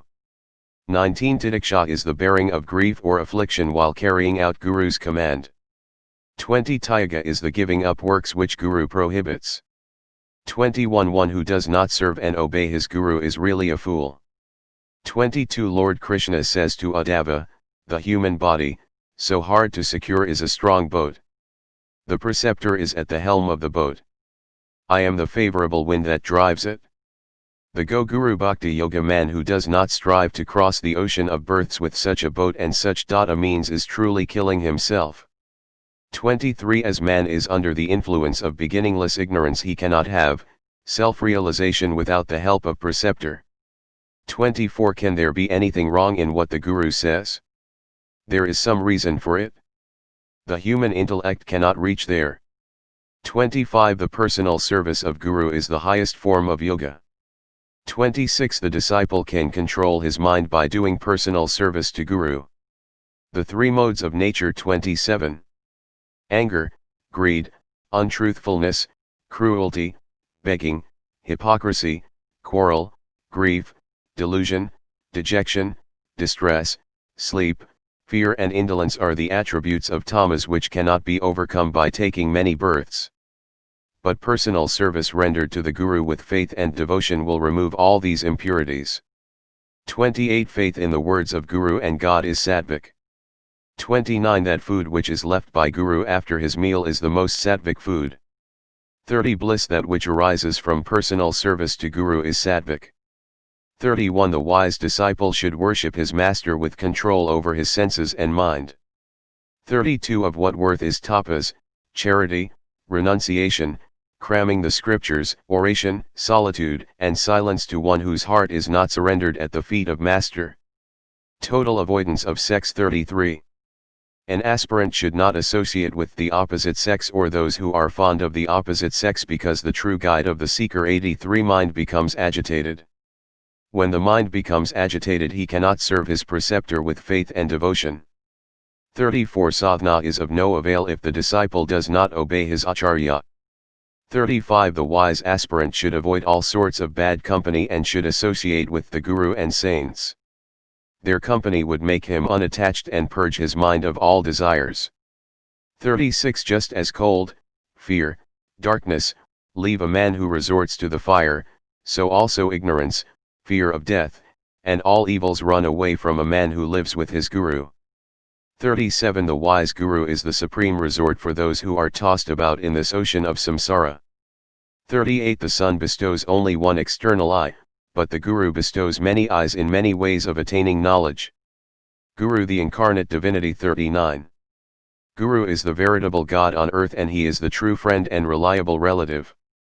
40 Disciple should prostrate before his Guru, saying to him, O Lord, have mercy on me who has taken shelter in thee. Protect me from the ocean of birth and death. 41 He who worships the feet of Guru who is divine, with disinterested devotion, directly attains his grace. 42 The disciple cuts off by means of meditation and the sword of knowledge obtained from the preceptor and sharpened by service to him this baseless ahamkara, which is embedded in the mind, speech, pranas, body, and wanders in this world, freed of all attachments. 43 Contact with the objects should be avoided till attachment, which taints the mind, is completely cut off by the powerful weapon of intense devotion to Guru. 84 Guru Bhakti Yoga. 44 He who practices yoga, by taking refuge in Guru, is not overcome by various obstacles. 45 The true disciple should, unhesitatingly and without shyness, prostrate on the ground sashtanga as a token of his complete surrender, at the holy feet of his Guru. 46 Whosoever devotes himself to the worship and service of Guru without expectation of reward will never go wrong, nor will he ever lose the benefit of such worship and service. 47 He is verily purified and attains salvation who daily studies the sacred Guru Gita, containing the light of wisdom. 48 He who delights in the glory of his Guru and in narrating his Guru's glory to others, shall truly attain Guru's grace. 49 In the ignorance-dispelling presence of Guru, who verily is God, the Absolute, in his presence shall all thy doubts be dispelled, like snow before the rising sun. 50 O great and most revered Guru, I bow to thee in reverence.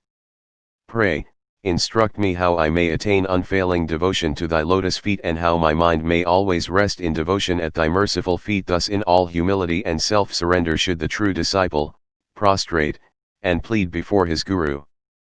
51 Glory to the most exalted Guru who is God visible. Glory to the sacred scriptures that have sung the praises of the Guru. Glory to the true disciple that has found his sole refuge in such a Guru. God realization through the grace of Guru. 52. God realization cannot be attained by discourse nor intelligence nor by profound study nor by charity or austerity. It can be realized by him who has got grace of Guru. True Guide of the Seeker. 85-53. Even a drop of Guru's grace is quite sufficient to free oneself from the trammels of this samsara. 34 It is through the grace of Guru alone that an aspirant can stick to the spiritual path and can break all kinds of ties and attachments.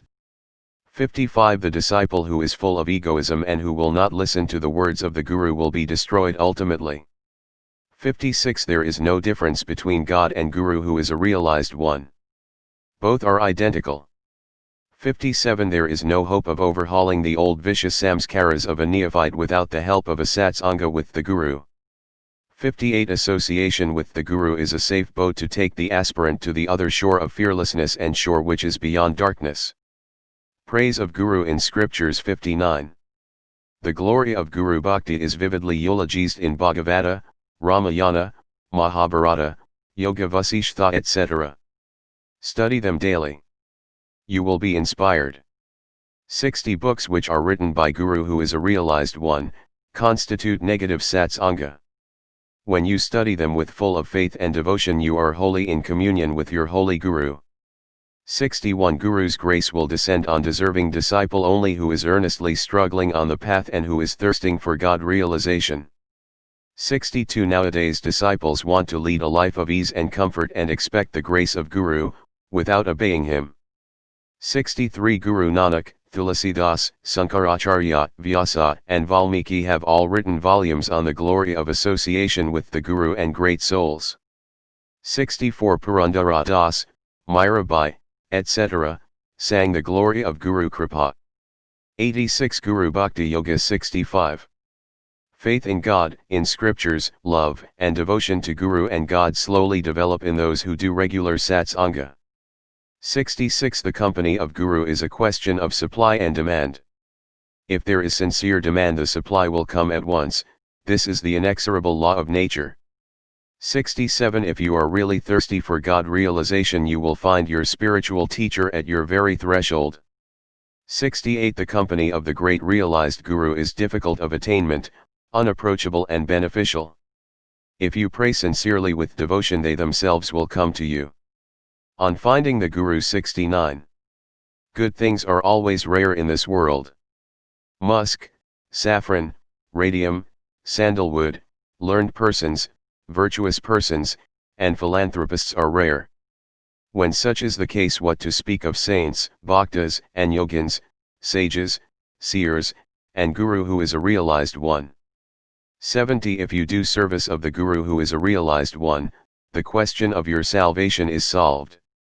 71 If you say that there are no good Mahatmas and preceptors, preceptors will also say that there is no good disciple. 72 The company of the great souls is obtained by the grace of God alone. 73 Evil company should be certainly avoided by aspirants who want to serve the Guru and have his blessings. 74 Who crosses this Maya? Only he who abandons evil company, who serves the large-hearted Guru, who is free from I-ness and mine-ness. 75 By keeping company with the Guru, who is free from likes and dislikes, one becomes dispassionate. He gets Vairagya. True Guide of the Seeker. 87-76. He develops Guru Bhakti to the lotus feet of Guru. 77 He who serves his Guru with devotion attains the summum bonum of life. 78 Aspirant's mind gets one-pointed by itself without any effort by serving the Guru. 79 Guru Granth Sahib says that without Guru the path to God cannot be found. The Guru, being God himself, can lead the aspirant on the path and guide him along the path, and he alone can make the Kela realize that he is himself God. Great love of Guru. 78. A great secret of developing divine virtues and qualities lies in Guru Bhakti. 80 Guru himself will impart all the divine virtues to the disciple who completely surrenders at his lotus feet. 81 Those who cannot control their minds and practice meditation, the only remedy for them is to develop Guru Bhakti and service to Guru. 82 Guru knows the difficulties and obstacles of the disciple because he is a Trikala Janani. So pray to him silently. He will remove your obstacles. 83 Darshan of Guru removes all darkness and gives immense joy. 84 May Lord bless you all to develop rare divine virtue of Guru Bhakti. 85 Lord himself appears as Acharya either directly in human form or indirectly through a great Janani, a man of spiritual experience who is in direct communion with the Lord. 86 From birth to death the only purpose in life is to serve the great Master. 88 Guru Bhakti Yoga in tune with the Guru. 87 Man as an individual, as an intellectual person has no power. He has not got the real knowledge.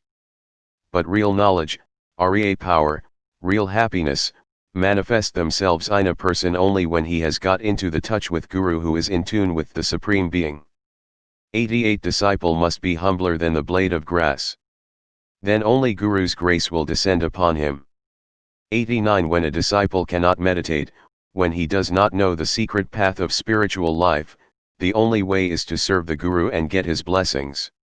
90 When the mind is calm and serene you can meditate. If it is disturbed, do japa, study books, and serve the Guru with devotion and faith. Then only you can evolve quickly. 91 The whole life from birth to death is a period of studentship. Then only the student can acquire spiritual knowledge which leads to salvation. 92 Disciples who reside at Guru Kula should try their level best day and night not to have desire for anything of this world, which is transitory.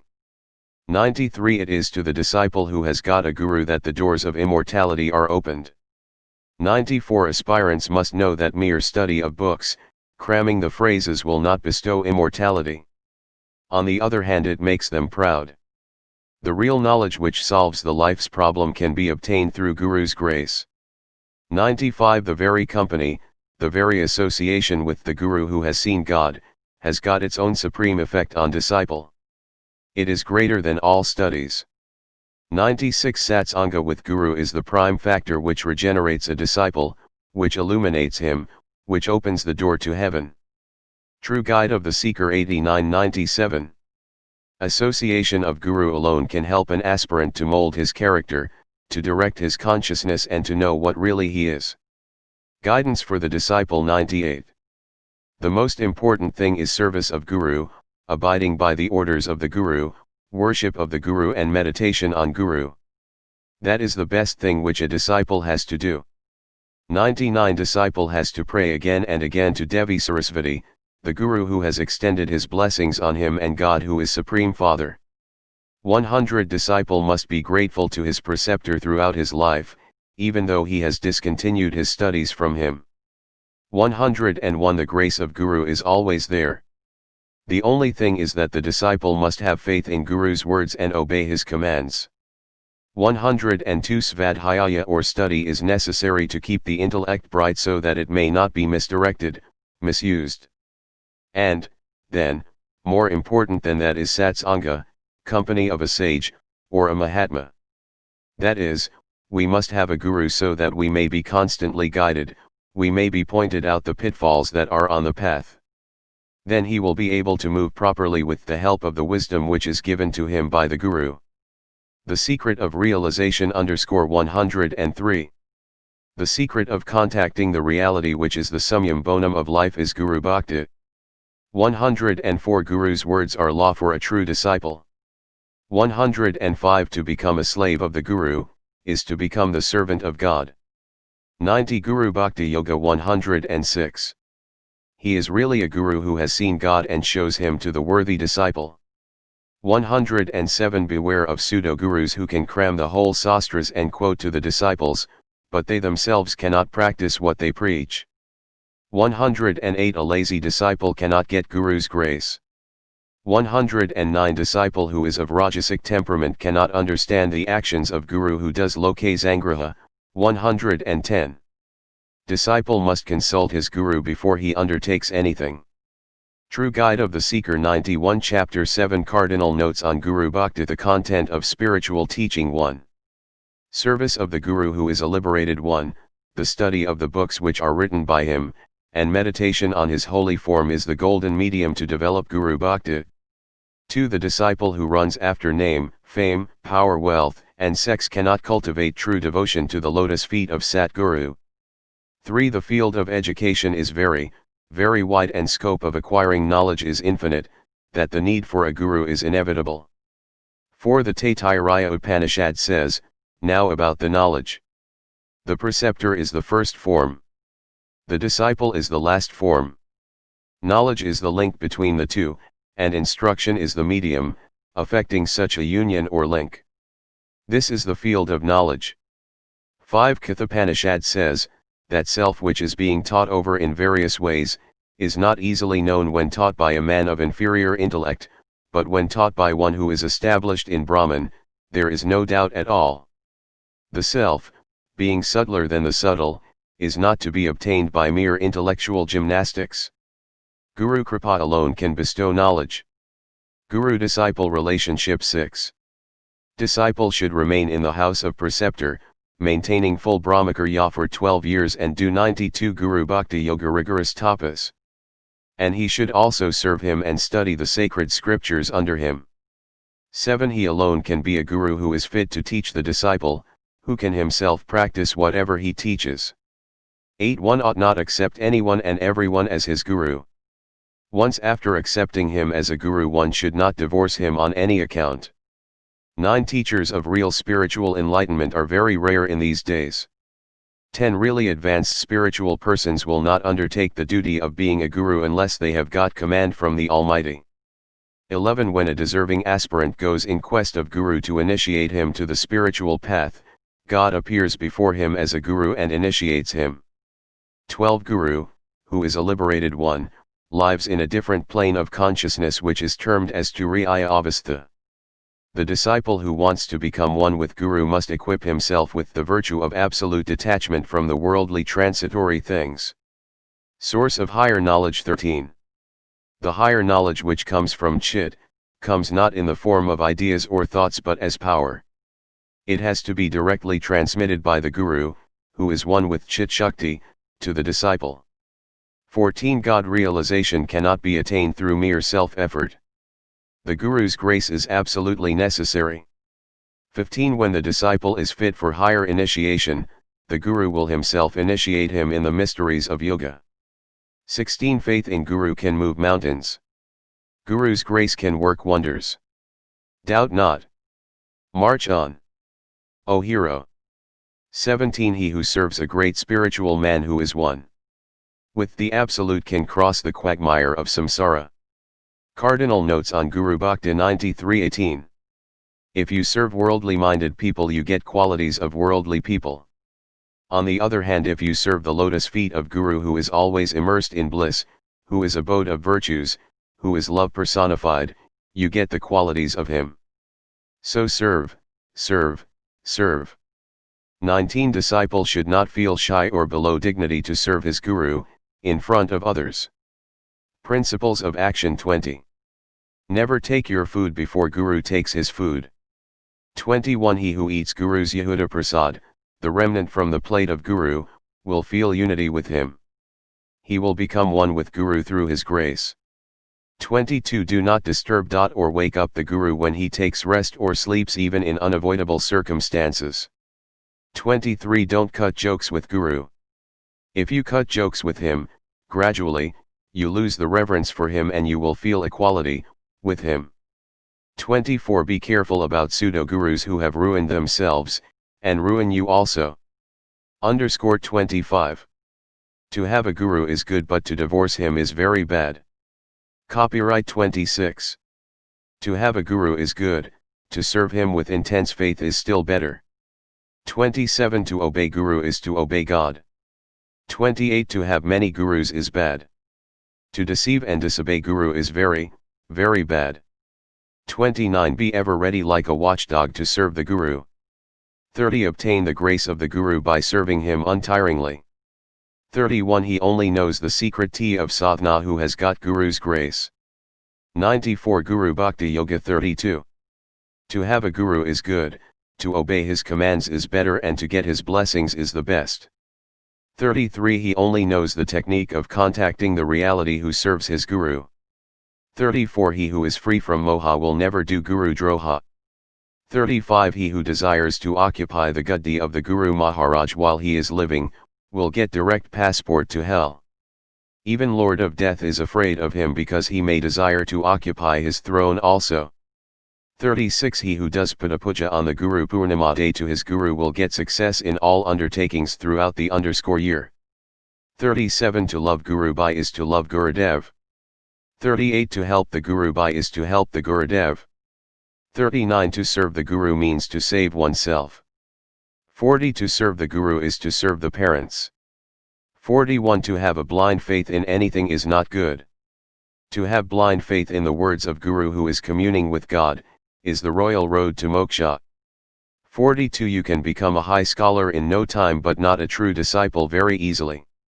Search for the right Guru. 43. Nowadays there are many pseudo-gurus and disciples. Be careful, when you choose your Guru. 44. Duty of a disciple is to obey the orders which come from the holy lips of the Guru. 45. Keep neat and clean the surroundings of the Guru's house. 46. The relation between preceptor and disciple is like that of beloved and lover. Cardinal notes on Guru Bhakti 95:47. Sometimes Guru may test his disciple or even tempt him also, but disciple should overcome by firm faith in him. 48. Disciple should not hide anything from Guru. He must be frank and straightforward. 49. It is a rare privilege to become the dust of the lotus feet of Guru who is free from ragadvsha. 50. Dust of the holy feet of the preceptor who is one with the Supreme Being is the divine ornament for the disciple. 51. Never miss a day in the service of Guru. Do not give any lame excuses. 52. He is that blessed man who feels always as a dust of the Guru's feet. 53. Grace of the Guru descends on the disciple, who is humble, simple, obedient, and devoted to the lotus feet of the Guru. 54. Be an instrument in the hands of Guru. 55. When Guru points out your mistakes, do not justify your actions. Simply obey him. 56. Learn asana, pranayama, and meditation under the guidance of Guru who is well versed in them. 57. He who eats too much, and sleeps too much cannot serve according to Guru's taste. In the footsteps of the Guru. 58. Those who talk too much and want to decorate their bodies, cannot serve their Guru as Guru wishes to do them. 59. Daily worship the lotus feet of your Guru with bhav and devotion. 60. Never mix with women or worldly-minded people if you want to serve your Guru with divine bhav. 61. Guru Seva is the master key to unlock the Guru's blessings. 96. Guru Bhakti Yoga 62. Where there is Guru there is God. Remember always this point well. 63. He who seeks Guru seeks God. He who seeks God meets the Guru. 64. Disciple must follow on the footsteps of his Guru. 65. Disciple must regard and honor his Guru's wife as his own mother. 66. Do not beg at the door of your Guru for earthly comforts which are transitory. Ask for immortality. 67. Beg not from thy Guru thy earthly needs. 68. Preceptor's lotus feet is the sole refuge of a true disciple. 69. He who serves his Guru untiringly day and night with bhav will never be troubled by lust, anger, and greed. At the feet of the Guru. 70. He who takes refuge at the feet of Divine Master will overcome all the obstacles on the spiritual path by his grace. 71. The best seclusion for meditation is Guru's abode. 72. Seclusion will not be seclusion if Guru is not dwelling with his disciple. Seclusion becomes the abode of lust and tamas. 73 Service of Guru from beginning to end becomes the sweet honey to the disciple who has real devotion to his Guru. 74 He is the blessed soul who drinks the nectar which flows from the holy lips of his Guru. 75 He will have no thoughts of the world who serves his Guru untiringly with full of bhav. He is the most blessed soul on earth. 76 Serve your Guru. This is the royal way to cultivate Guru Bhakti. Cardinal notes on Guru Bhakti 9777. Guru is existence, knowledge, bliss absolute. The worship of the teacher 78. There is no service so beneficial and so soul elevating as that of the blessed Acharya. 79 No real rest can be had except in the service of Divine Master. 80 Grace of Guru gives real meaning to life. 81 Service of the Holy Acharya without any selfish motives gives a shape to the life. 82 It is a great blunder on the part of seeker after the truth to say Na Guru Na Sishya after studying some Vedantic texts independently. 83 Sometime Guru suffers physically on account of taking disciples' sins. In fact, Guru never suffers from any physical diseases or ailments, but it is only a rare chance given to the disciple to purify his heart by serving him with great devotion and earnestness. 84 The sublime thought of the blessed Acharya will help the disciple to rise above body consciousness or glamour of a sensual life. 85 Upa means near, Ni means down, Sat means to sit. So Upanishad means sitting down near the Acharya. Groups of pupils sit near the preceptor to learn from him the secret of doctrine of Brahman. Impartment of mystic teaching 86.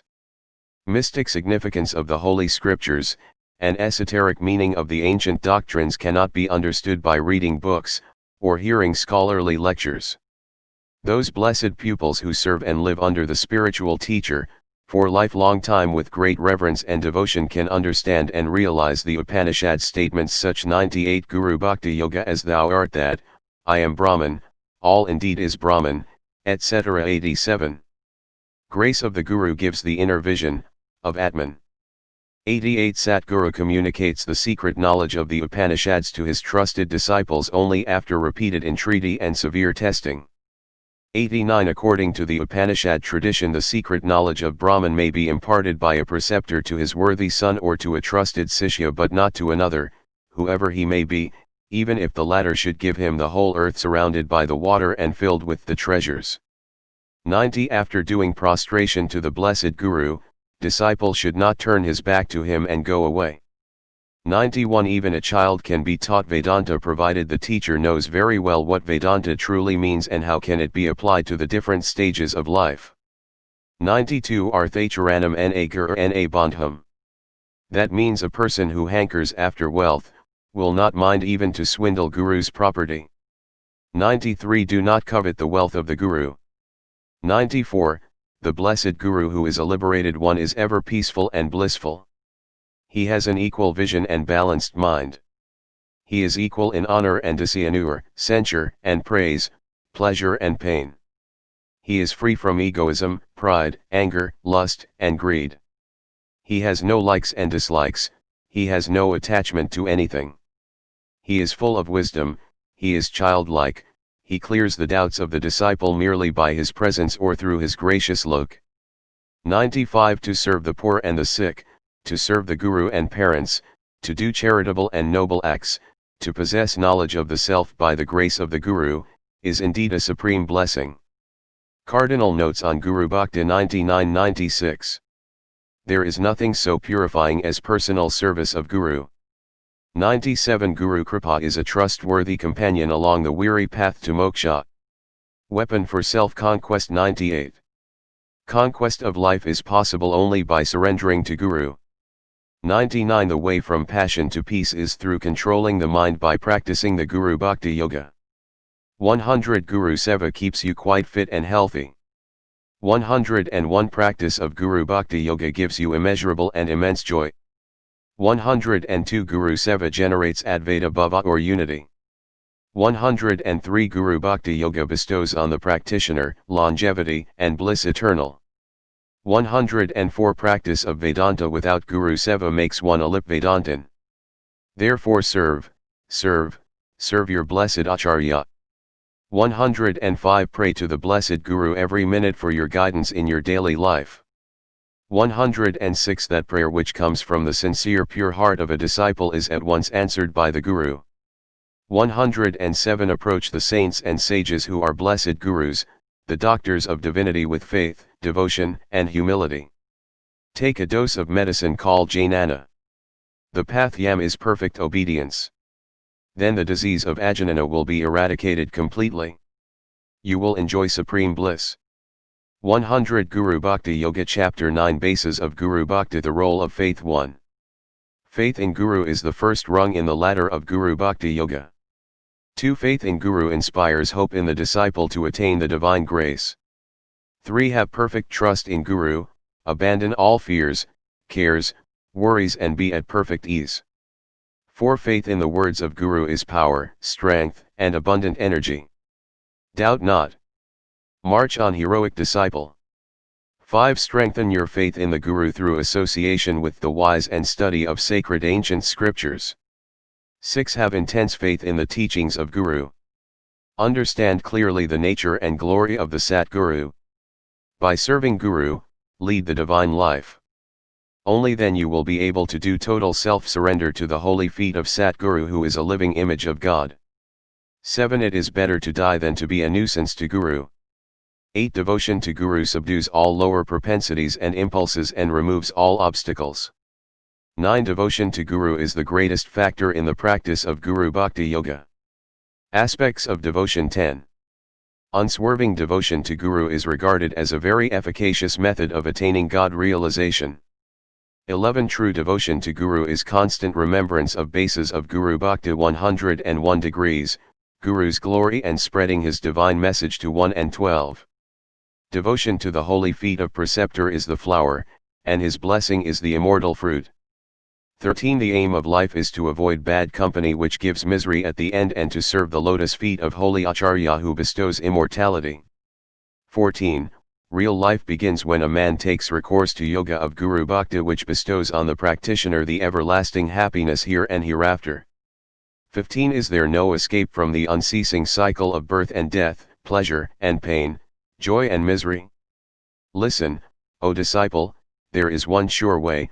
Turn away your mind from the sensual objects which are perishable and take recourse to Guru Seva Yoga, which takes you beyond dualities.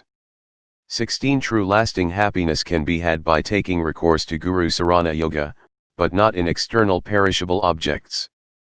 17. Guru Bhakti Yoga, Guru Seva Yoga, and Guru Sarana Yoga, etc., are all synonymous terms of Guru Bhakti Yoga. They are one and the same. 18. Some people think that Guru Seva Yoga is inferior type of yoga. They have thoroughly misunderstood the secret of spirituality.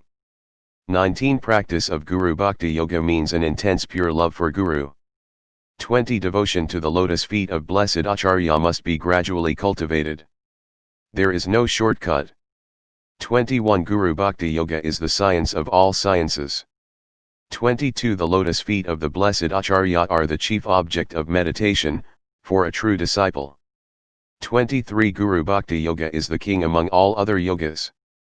24. When the dissipated rays of the mind are collected by the practice of Guru Bhakti Yoga can work wonders.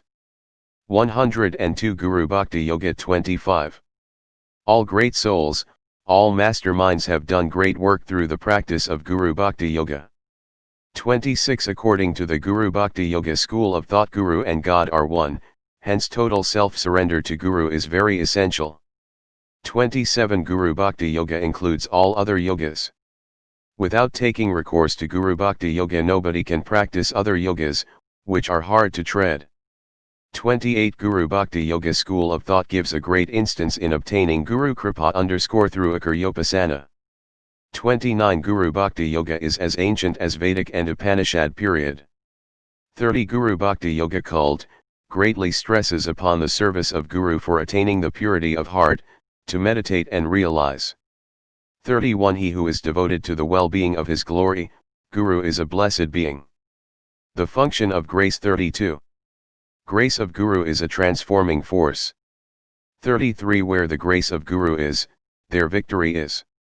34 To adore the blessed feet of Acharya and to abide by his divine law is to live truly. 35 Annihilate the fluctuating potency of the mind through ceaseless practices of Guru Bhakti Yoga. 36 The chief purpose and the goal of your life here is to obtain Guru's grace which bestows immortality. 37 Remember the triplet faith, obedience, and self-surrender while serving Guru. 38 Let the ideal of Guru Seva penetrate into your heart. 39 Detach your mind from the evil company and attach to the sacred feet of Acharya, who is a pattern of perfection, basis of Guru Bhakti. 103 Knower of truth, a center of universal love, a humble servant of humanity. 40 Have unremitting spiritual practice with the help of wise Guru. 41 A true aspirant rejoices to practice Guru Bhakti Yoga. 42 Cultivate devotion to preceptor to a maximum degree, then only can you enjoy his choicest blessings. 43 True aspirant's joy knows no bounds when he comes across sacred feet of blessed Acharya. 44 Never waste a single moment, life is short, time is fleeting, death is uncertain. Arise, awake, apply yourself diligently in the service of Acharya. 45 Plunge yourself in the service of Acharya. 46 Arm yourself with faith in Guru, and in his words of wisdom. Spiritual path and life. 47 Spiritual path is sharp-edged razor path. A Guru is absolutely necessary, who has tread the path. 48 Renounce all your egoism and surrender yourself unto the lotus feet of the Master. 49 The Guru will guide you, and inspire you only. You should yourself tread the path. 50 Life is short. Time is fleeting. Arise, awake, approach the holy feet of Acharya. 51 Life is short, time of death is uncertain. Apply yourself seriously to the service of Guru. 52 Maintain daily the spiritual diary and underscore record correctly your progress and failure and send it to your Guru at the end of the month. 53 Don't complain to your Guru that there is no time for sadhana due to overwork to him. Reduce sleep and tall talk. 104 Guru Bhakti Yoga Eat a little. Then you will have plenty of time for sadhana. The highest sadhana is service of Acharya. 54 Let the service and thought of the Guru keep away the thought of the world. 55 Do not boast or make sure of your ability with your spiritual teacher. Be simple and humble. You will grow spiritually in leaps and bounds. 56 Give up backbiting, criticizing, and fault-finding about preceptor's actions. Beware of reaction. 57 Be prepared to suffer any amount of pain on account of service to Acharya. 58 Admit your faults plainly before the Guru who is the embodiment of compassion and love. 59 Serve your Guru more than what he is expecting from you. 60 Have intense connection with none but bliss appear mix little with others. 61 The love and compassionate looks of Guru can transform the disciple's lower nature. The spirit of discipleship. 62 Recognize and realize the greatness of Guru, and spread his message of love to the humanity. By this Guru's grace will descend upon you. 63 Never swerve from the duties to the preceptor. 64 Valuable gifts must be given to Guru with faith, in plenty, with modesty and devotion. 65 Give the preceptor the fee he deshes, give the preceptor the best gifts. 66 Disciple should not take back the gifts given to Guru even by carelessness. 67 Scrutinize your inner motives while doing service to bases of Guru Bhakti. 105 Guru service must be done to Guru without expectation of name, fame, power, wealth, etc. 68 When you deal with your teacher, be honest and sincere. 69 No spiritual progress is possible without honesty, in the yoga of Guru Bhakti. 70 Through the hope of Guru's grace and grace alone a disciple can march forward on the spiritual path, just as the Shataka bird lives on the hope of Svati raindrops.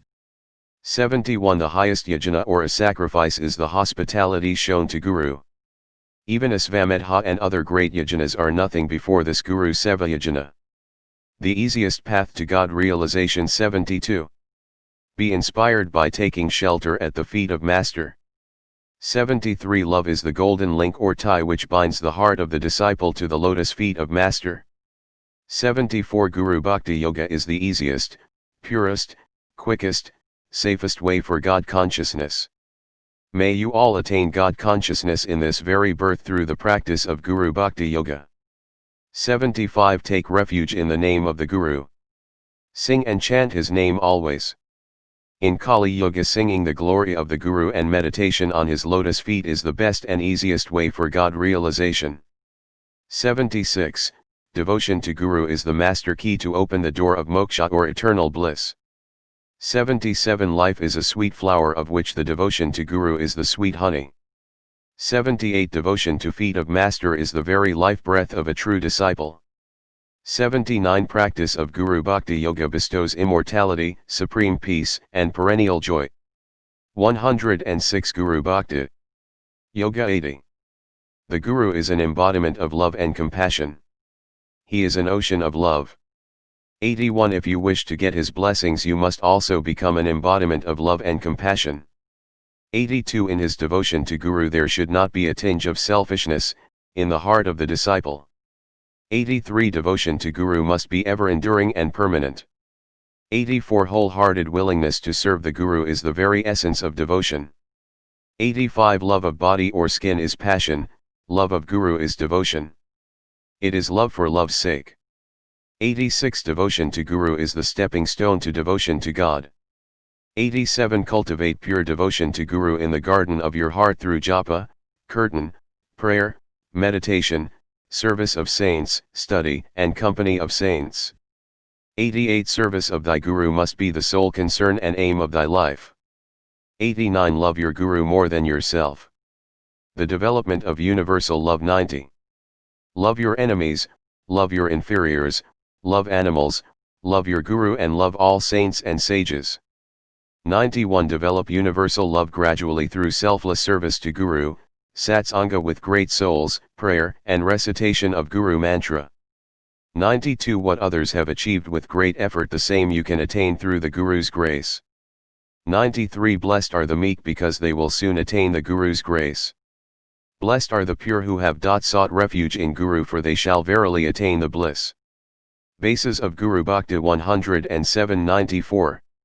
Meekness is the only royal road to lead you to the grace of Guru. 95. Guru is the open sesam with which you can unlock the mystery of life and salvation.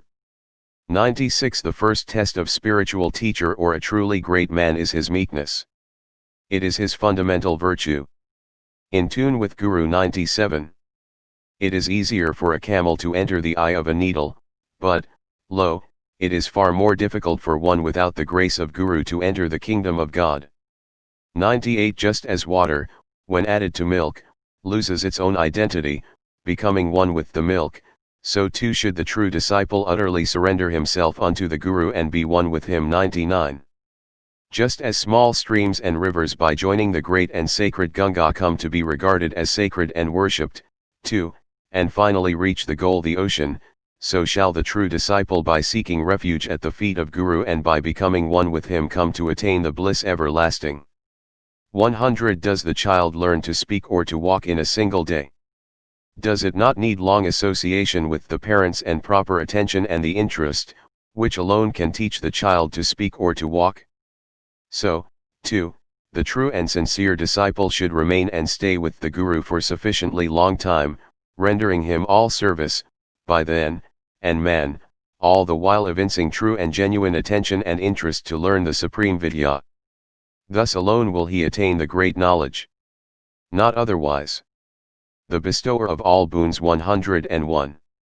Verily, like Kalpaka Vriksha, like Kamadhanu, like Chinthamani, verily as these grant the boon that is desired by 108 Guru Bhakti Yoga its seeker, so too does the Guru grant the seeker whatever he desires.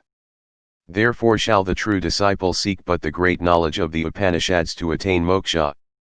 102. Just as the baby, when it totters around, tries to walk all by its own, now falling down and again getting up, needs and calls for the help of its mother, the disciple also in the earlier stages of his sadhana needs and should seek the guidance of the merciful Guru. 103 Like the child too, the true disciple should have intense desire for liberation, mumukshutva, and express this in all possible manner, only that he may be helped by his Guru in the realization of this desire.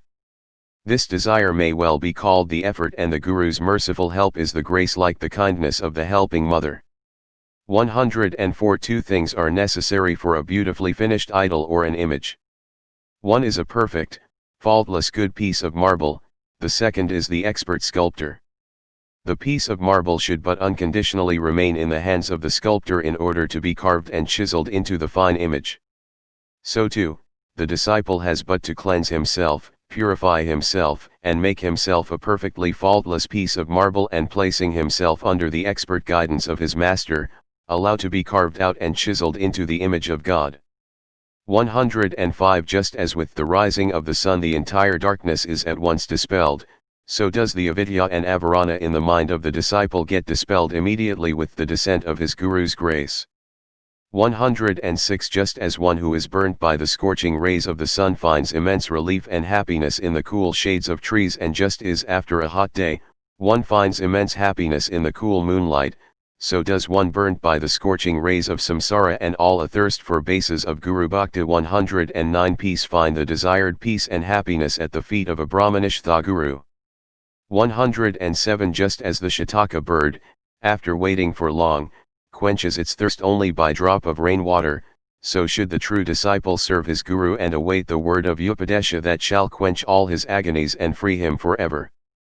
108 The grace of Brahmanishtha Guru will, verily burn all the sins of the one that seeks such a merciful Guru, whatever may be the worth of this one, even as the fire, by its very nature, burns away whatever that comes within its fold and within its aura.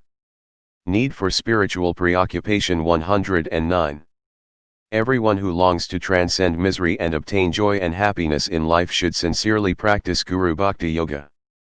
110 A very effective method of eradicating all evil qualities is to put into practice the Yoga of Guru Bhakti. 111 Devotion to the holy feet of Guru is the cardinal virtue, which, if assiduously cultivated, transports a disciple from the morass of misery and ignorance to the paradise of perennial joy and bliss supreme. 112 Sexual propensities, though they at first are like ripples, acquired the proportions of a sea on account of bad company. Therefore shun evil company and approach the life-saving feet of Acharya. 113 Service of Guru is a sine qua non in the practice of Guru Bhakti Yoga. 114 You can overcome worries if you keep yourself always very busy in the service of Guru. This is the surest antidote for all worries.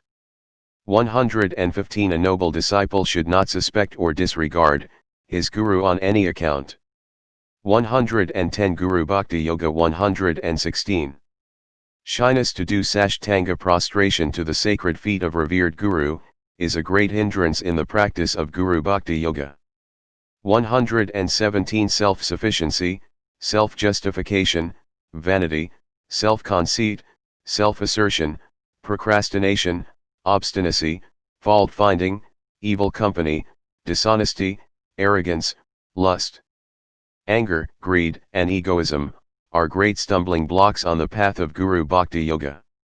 118 Guru Bhakti Yoga is the foundation of all other yogas, viz., Karma Yoga, Bhakti Yoga, Raja Yoga, Hatha Yoga, Jnana Yoga, etc. The disciple who thinks that he knows everything will not learn anything from his Guru, due to self-conceit.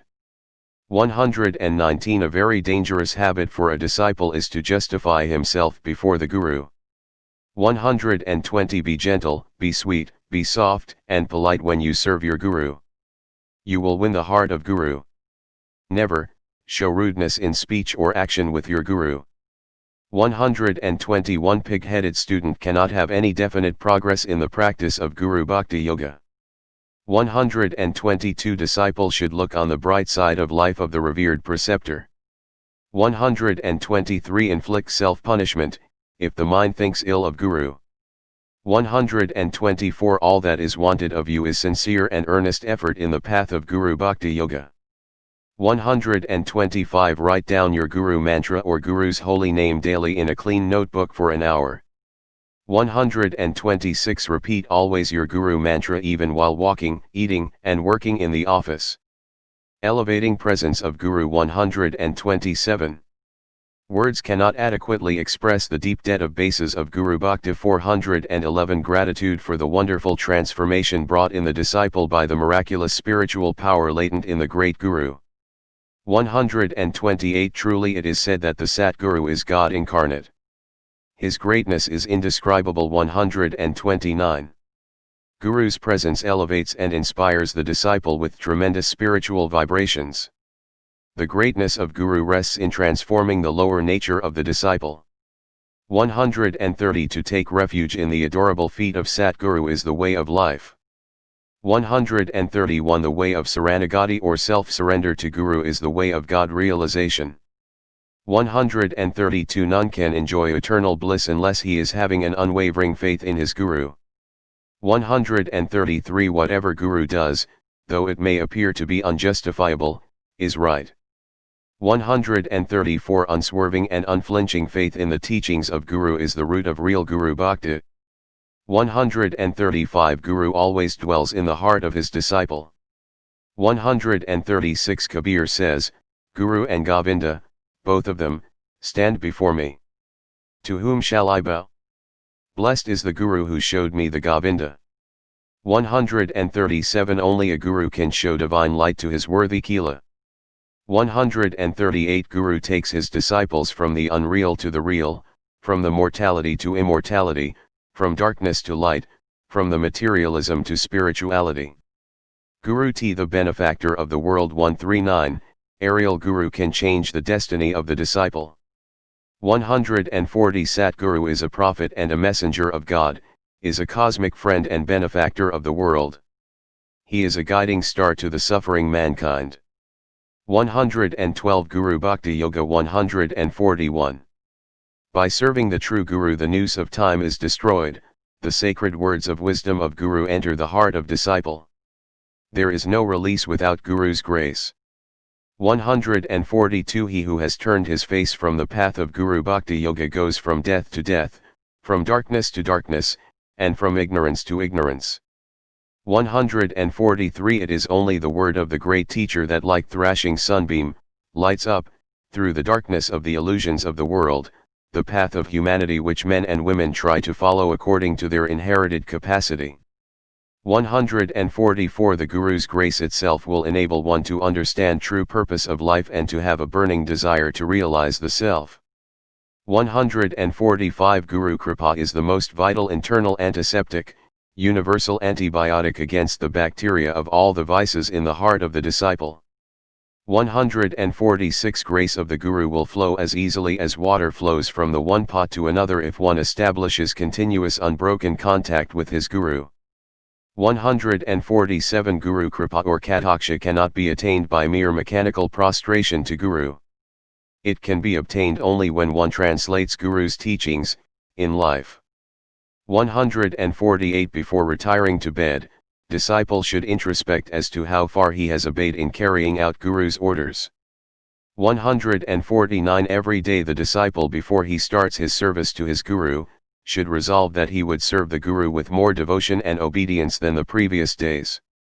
150 Even the little faith in Guru and scriptures will vanish in no time by bad company. The need for moral perfection. 151 Those who want to cultivate true devotion to the sacred feet of Master should overcome all sorts of evil habits, viz., smoking, betel chewing, snuffing, drinking, bases of Guru Bhakti. 113 Gambling, film going, novel and newspaper reading, fashion, jilly-jallying, meat eating, pilfering habit, sleeping in daytime, dilly-dallying, using slang terms, backbiting, criticizing, etc.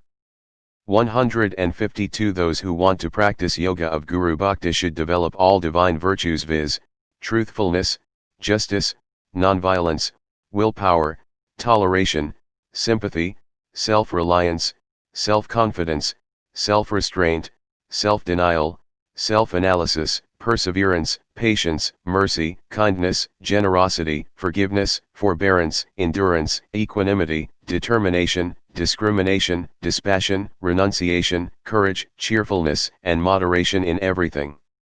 153. Why do you search in vain for pleasures outside? Approach the feet of Satguru and enjoy the bliss eternal. 154. Faith and devotion to the feet of Satguru are the two wings which enable the disciple to ascend the peak of perfection. 114. Guru Bhakti Yoga Chapter X The Structure of Guru Bhakti Essentials of Right Conduct 1. Do not make thoughtless remarks on the action of Guru. 2. Do not give thoughtless advice to Guru. Be silent always. 3. Do not hurt the feelings of Guru consciously or unconsciously. 4. The dust of the lotus feet of Satguru is the besibivar of immortality. 5. Sacred dust of the holy feet of Guru is a real boon to the disciple. 6. It is the greatest fortune to apply on the forehead the sacred dust of the holy feet of preceptor. 7. The greatest and rare privilege in life is to touch the lotus feet of Master. 8. Guru's grace and women's face, lust, belong to opposite poles. If you want one, renounce the other. 9. The very sacred dust of the Guru's holy feet brings prosperity to the disciple. 10. The sacred dust which comes from the life-saving feet of Satguru is fit to be worshipped. 11. The greatest wealth of the disciple is the sacred dust of his Satguru's lotus feet. 12. He who wears the holy dust of the lotus feet of the Master on his forehead gets purity of heart in no time. 13. The glory of the dust of the Guru's lotus feet is indescribable. The structure of Guru Bhakti 115:14. Life on this earth plane is an opportunity afforded to us to do the service of Satguru and obeying him to the best of our ability and with ever-increasing devotion to him, in the core of our heart. 15. The foundation of Guru Bhakti Yoga is based on absolute faith in Guru. 16. Disciple will find that he is more united with Guru during personally serving him than when he meditates in the solitary cave of Himalayas. 17. Perfect unconditioned self-surrender to Guru is the sure way to attain Guru Bhakti. Above life's turmoil 18. When you are in difficulties and trials, beg for Guru's grace. Pray fervently from the bottom of your heart. Everything will become easy. 19. Think of Guru as soon as you wake up and just before you go to sleep. Completely surrender yourself to him. 20. Think of the mistakes you have committed while serving the Guru during the course of day, just before retiring to bed, viz., disobedience, insincerity, etc. 21. Reduce your wants. Save the money, and offer it to the lotus feet of the Guru. Where there is a will there is a way. This is a test of your Guru Bhakti. 22. Neither art nor science nor erudition is necessary to approach the lotus feet of Brahmanishtha Guru.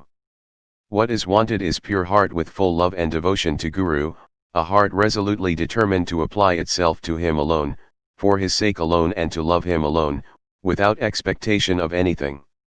23. Peace of mind and joy is the fruit of self-surrender to Guru. 116. Guru Bhakti Yoga 24. The test of true devotion to Guru is inward peace and a willingness to obey his commands. 25. Through the service of Guru, grow in wisdom and attain freedom. 26. Blessed are those who are endowed with Viveka and Vairagya by the grace of Guru. They will enjoy supreme peace and everlasting bliss. 27. The knowledge which is imparted by Guru will not bear fruit unless the disciple gives proper Guru Dakshina to his Guru. 98. Guru Bhakti Yoga is control of mind and its modifications through the service of Guru. Classes of disciples 29. The best disciple is like petrol or aviation spirit. Even from a great distance he will instantly react to the spark of the Guru's Upadesa. 30. The second class disciple is like camphor, a touch awakens his inner spirit and kindles the fire of spirituality in him. 31. The third class of disciple is like coal, the Guru has to take great pains in order to awaken the spirit in him. 32. The fourth class of disciple is like a plantain stem, no efforts will be of any avail over him. Whatever the Guru may do, he remains cold and inert. 33. Listen. O disciple, be not like plantain stem like disciple, try to be petrol like disciple, or at least the camphor like disciple. 34 When you surrender to the sacred feet of your Guru, beg not of him worldly needs nor aught else. But beg for his grace, only that you may have true devotion and lasting faith in him. 35 Guru is the way, the life, and the goal ultimate. Know the structure of Guru Bhakti 117 One shall attain to the supreme beatitude except through the Guru. 36 Guru is the Mokshadwara. Guru is the embodiment of grace. 37 Die to live. Die at the lotus feet of thy Guru, give up thy ego and die, only that you may live again the true divine life. Life is no life if not enlivened and made divine by the transforming grace of Guru. 38 The true relationship between Guru and Kila cannot be described or written or made understood. The true seeker of truth have to approach a Brahmanishtha Guru who is an embodiment of compassion with faith and devotion, and must serve and live with him for a long period. 39 Guru Bhakti Yoga is a yoga by itself. 40 Disciples have to be patient when the Guru presents them for the sake of testing. 41 Disciple should not give up service of Guru when he comes across some difficulties and troubles. 42 Self-sacrifice in the cause of service of Guru is the best medium to develop devotion to the sacred feet of Guru.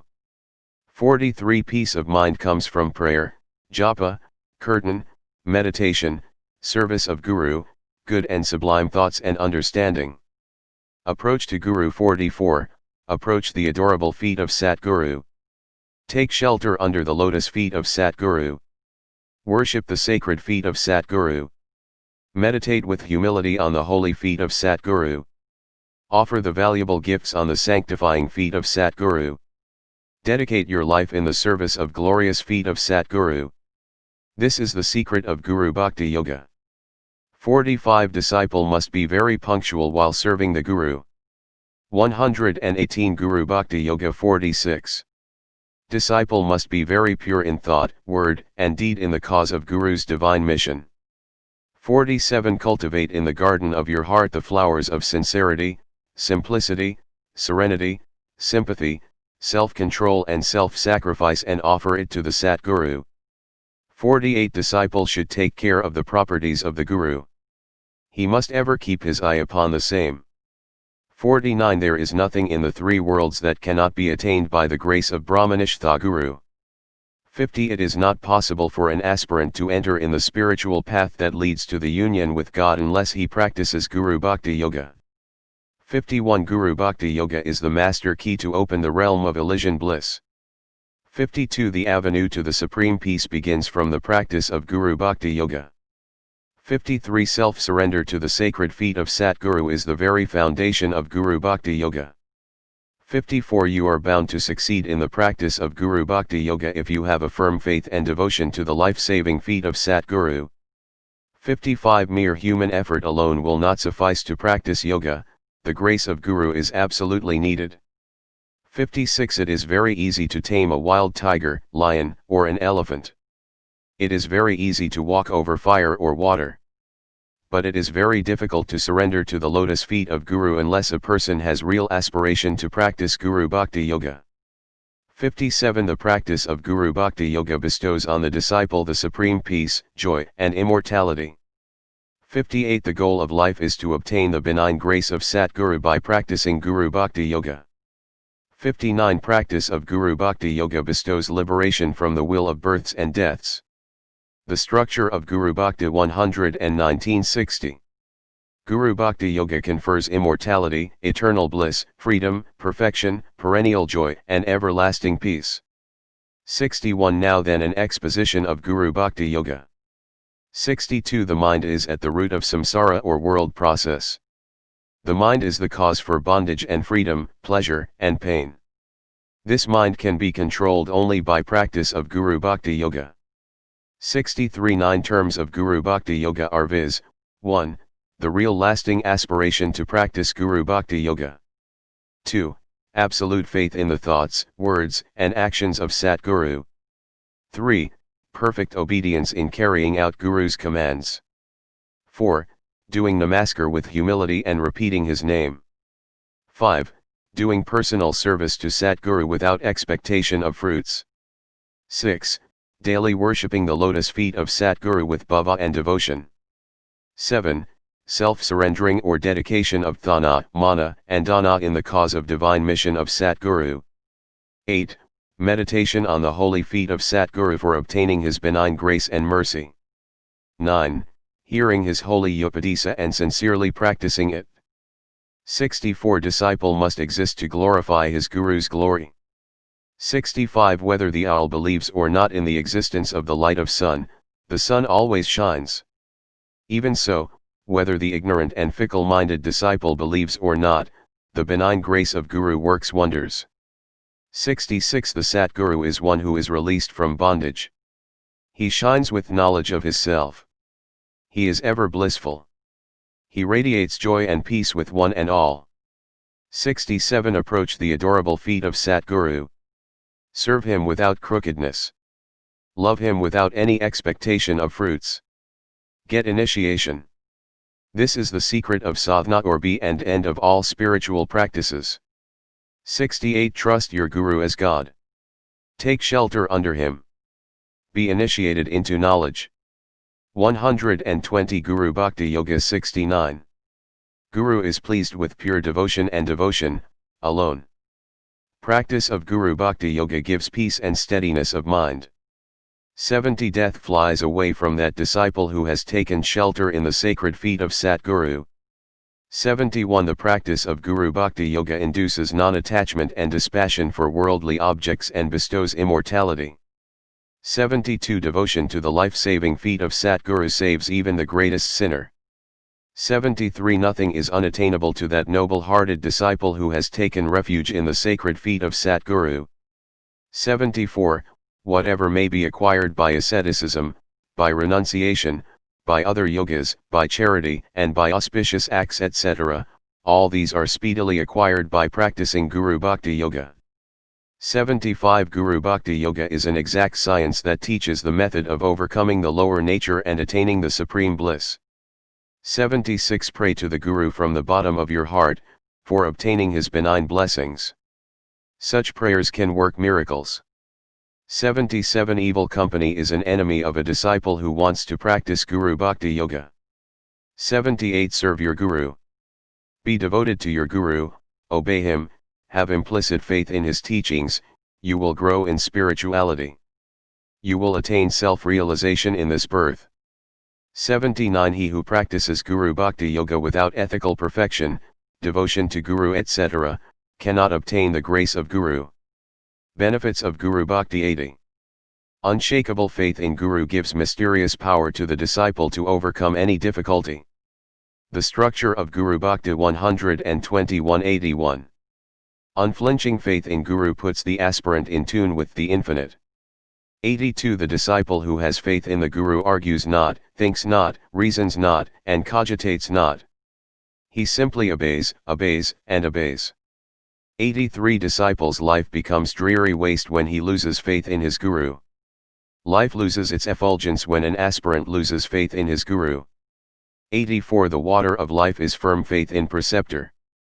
85. Know that everything is lost when faith is lost in the words of holy preceptor. Have perfect faith in the Guru. 86. Prayer to the lotus feet of the preceptor lightens the heart of the disciple and fills his mind with strength, peace, and purity. 87. Wash the sacred feet of preceptor with bhava and sprinkle the water on your head. This is the great purifier. 88. It is a rare privilege in life to become the dust of the sacred feet of Divine Master. 89. Prayer to the sacred feet of spiritual teacher is the key of morning and the bolt of evening.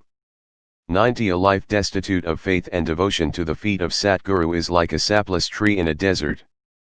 91. Prayer to the sacred feet of the Master should spring from the core of the disciple's heart. It should not be a lip homage. 92. Fervent prayer that comes from the sincere, pure heart of disciple, is at once heard by the Brahmanish Thaguru. 93. Pray to Master sincerely, fervently, and wholeheartedly from the bottom of your heart. Then alone will Master listen to your prayer. 94. Pray not to holy preceptor for relief from suffering, but for strength and endurance to bear it. 122. Guru Bhakti Yoga 95. Pray to the lotus feet of Satguru for strength to overcome all the defects. 96 Everybody wants to serve Guru in his own way, but nobody wants to serve the Guru as Guru wants him to do. 97 Disciple wants to serve his Guru but does not want to undergo any difficulty. Source of true happiness. 98 True happiness lies in service of Satguru. 99 Disciple can rise above the body consciousness through the service of Guru. 100 Have true, perfect, living, and unswerving faith in your Guru, in his grace and the power of his name. 101 Complete self-surrender to Guru is an essential requisite in Guru Bhakti. 102 Unless you have an absolute faith in Guru, you cannot expect the Guru's grace done upon you. 103 Disciple should not attach much importance to the relative actions of the Guru, who is a liberated one. 104 A true knowledge of God, man, and universe is to be obtained from the Guru. 105 The Guru is the hull of the boat of sadhana, but the aspirant will have to do the rowing himself. 106 Guru Bhakti is the base of all the spirituality. 107 Devotion to Guru is the smooth pleasant road to God. 108 Guru Bhakti is the essence of religion. 109 Devotion to the lotus feet of preceptor gives a real meaning to life. 110 Guru Bhakti is sweet in the beginning, in the middle and in the end. It gives the highest and undecaying bliss to the disciple. The structure of Guru Bhakti. 123 111 Practice of Guru Bhakti Yoga is open to one and all. 112 Love for the Guru cannot coexist with the love for the world. 113 Guru and Mammon cannot be served simultaneously. 114 Faithlessness to Guru amounts to faithlessness to God. The meaning of devotion. 115 Devotion to Guru is the foundation of spiritual edifice. 116 Emotional excitement is not devotion to Guru. 117 Devotion to Satguru's feet alone will enable you to obtain God's grace. 118 Love of flesh is denial of love to Guru. 119 True and sincere surrender unto the Guru is the essence of Guru Bhakti Yoga. 120 Do perfect self-surrender to the will of the Guru. 121 Surrender completely unto the Guru. He will become your charioteer on the field of life. He will drive your chariot well. You will reach the destination, the abode of eternal bliss without fear. 122 Nothing is impossible to be achieved through Guru's grace. 123 The only remedy for the cure of aspirant's evil nature is the service of Guru. 124 The first step of Guru Bhakti is annihilation of ego. 125 Self-surrender to Guru is indeed the highest rung in the ladder of Guru Bhakti Yoga. 126 In the path of yoga of Guru Bhakti, self-surrender is very essential. 127 Guru demands nothing less than complete. 124 Guru Bhakti Yoga Ungrudging, unreserved self-surrender. Self-surrender should not be verbal profession as generally disciples do nowadays. 128 The more the surrender to the Master, the more the grace of the Master. 129 The degree of descent of Guru's grace depends upon the degree of surrender. 130 The duty of a disciple is to love and to serve the Guru. 131 Guru is the mariner in the tempest of life. 132 Grace of Guru is the end or goal of Guru Bhakti Yoga. 133 Practice of Guru Bhakti Yoga offers a clear, definite path for the realization of the highest end of life. 134 Where grace of Guru is, there is righteousness, and where righteousness is, there is prosperity and immortality. 135 Worship your father, mother, the school teacher, guests, and your Guru as the veritable gods by without regarding them as mere human beings. Pray to them with due reverence. Serve them with great respect and devotion. 136 Name of the Guru is a potent, unfailing antidote, for those who are bitten by the serpent of worldliness. 137 Pray to Guru for purity, devotion, light, and knowledge. 138 The spirit of Guru Seva must deeply enter into your very bones, cells, tissues and nerves, etc. Be fiery in the spirit of Guru Seva. the reward is invaluable. 139 Serve the Guru without any sort of selfish motives, and feel the effect purity and inner strength. What an expanded heart you will have by serving the Guru. It is indescribable. Practice. Practice. Practice. You will enjoy supreme eternal bliss. 140 Guru Bhakti Yoga is only the best yoga. The structure of Guru Bhakti 125-141. Cultivate a very strong faith in Guru and in his teachings. 142 Faith in Guru is the gateway to God. 143 No faith in Guru's actions means no devotion to Guru, or God. 144 Some disciples keep a show as great jealous of a Guru but they have no faith in his words, or actions. 145 Surrender completely to the Almighty Guru who is the one without a second. 146 Guru Bhakti Yoga takes you to God steadily, unshakably, firmly, and surely in this very birth. 147 Guru Bhakti Yoga starts and ends in the annihilation of ego and attainment of bliss immortal. 148 Guru Bhakti Yoga teaches the way to wipe out all pains and sorrows in life. 149 The practice of Guru Bhakti Yoga will enable you to get rid of fear, ignorance, pessimism, confusion of mind, disease, despair, worry, etc. 150 Guru Bhakti Yoga is the only unfailing remedy for the ills of the life. 151 The path of Guru Bhakti Yoga brings fruits quickly only for a worthy disciple. 152 First understand the philosophy of Guru Bhakti _yoga, then put into practice, you will succeed. 153 Seek the immortal, all blissful Atman within, through practice of Guru Bhakti Yoga. 154 Practice Guru Bhakti Yoga, and go beyond all that causes duality and sin. 155 Take recourse to Guru Bhakti Yoga and regain your lost divinity.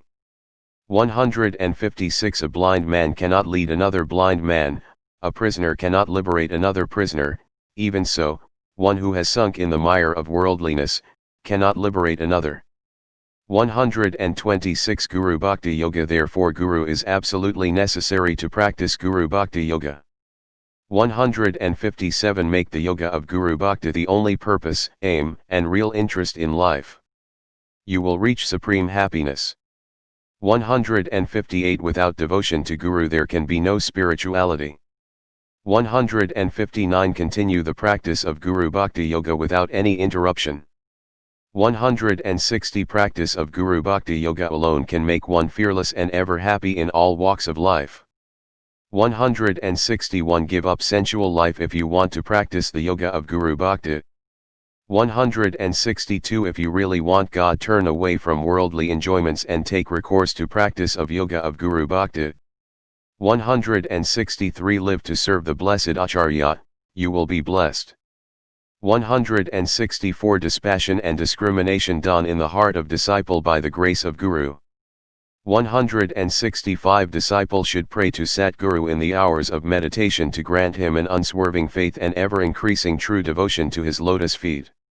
166 He who repeats Guru's name gets not only moksha but worldly prosperity, health, and long life and divine Aishvarya also.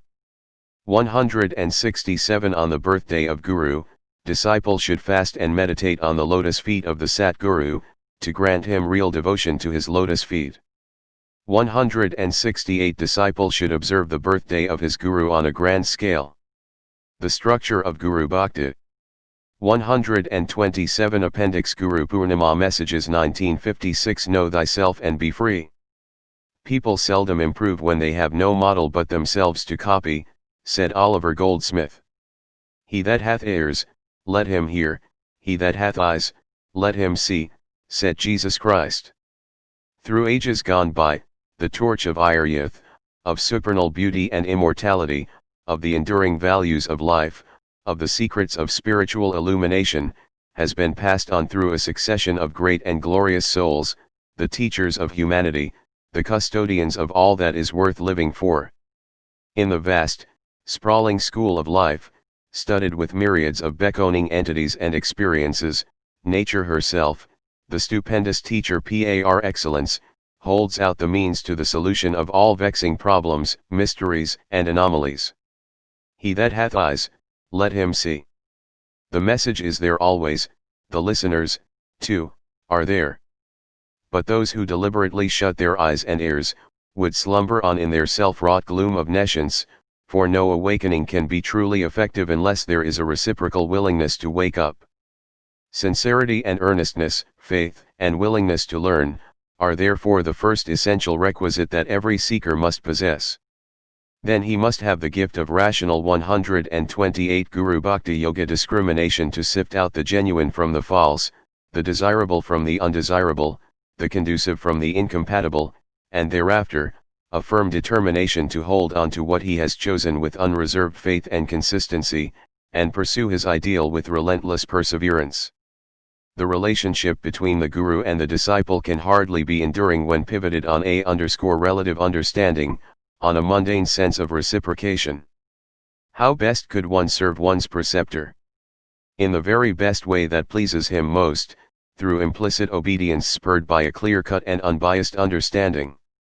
The most fruitful service that one can render to the preceptor is to be a pellucid example of his precept. Seekers of truth, on the holy occasion of the Guru Purnima, dedicate yourselves afresh to the service of the teachers of humanity, to the ideals lived by them, to the teachings bestowed by them.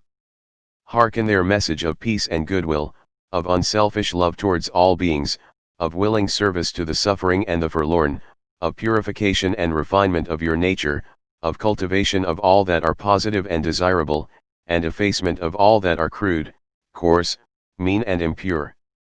Forget not the goal. Forget not that truth is real, untruth a dereliction, success is real, failure an impetus, virtue is real, vice its enunciation, love is real, hate a misguided impulse, happiness is real, sorrow a self-delusion, life is real, death a changing phase of life itself, always directed towards the better. Meditate, and usher in the dawn of peace and inner illumination. Introspect, and cleanse the dross of mundane desires. Reflect, and sift the real from the unreal.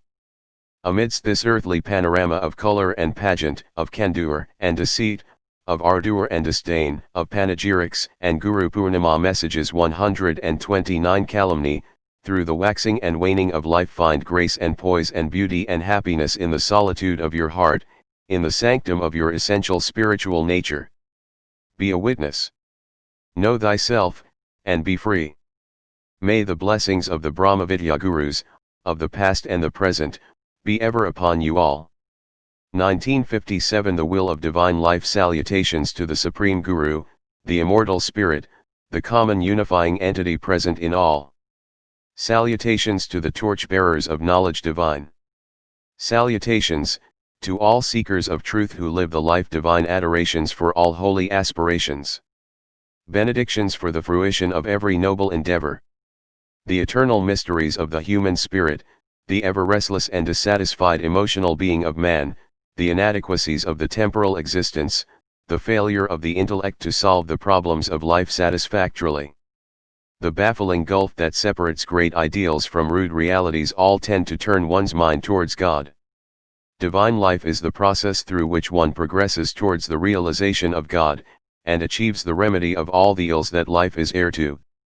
Guru is the guide who leads the aspirant on the way, and the aspirant is the pilgrim who toils on the ascent of divine life. A progressive refinement of the mental and moral makeup of man is the primary objective of divine life. It begins with dedication to some fundamental principles such as truth, purity, and non-injury, the practice of which automatically entails the voluntary enforcement of self-discipline, and ensuing of the process of purification.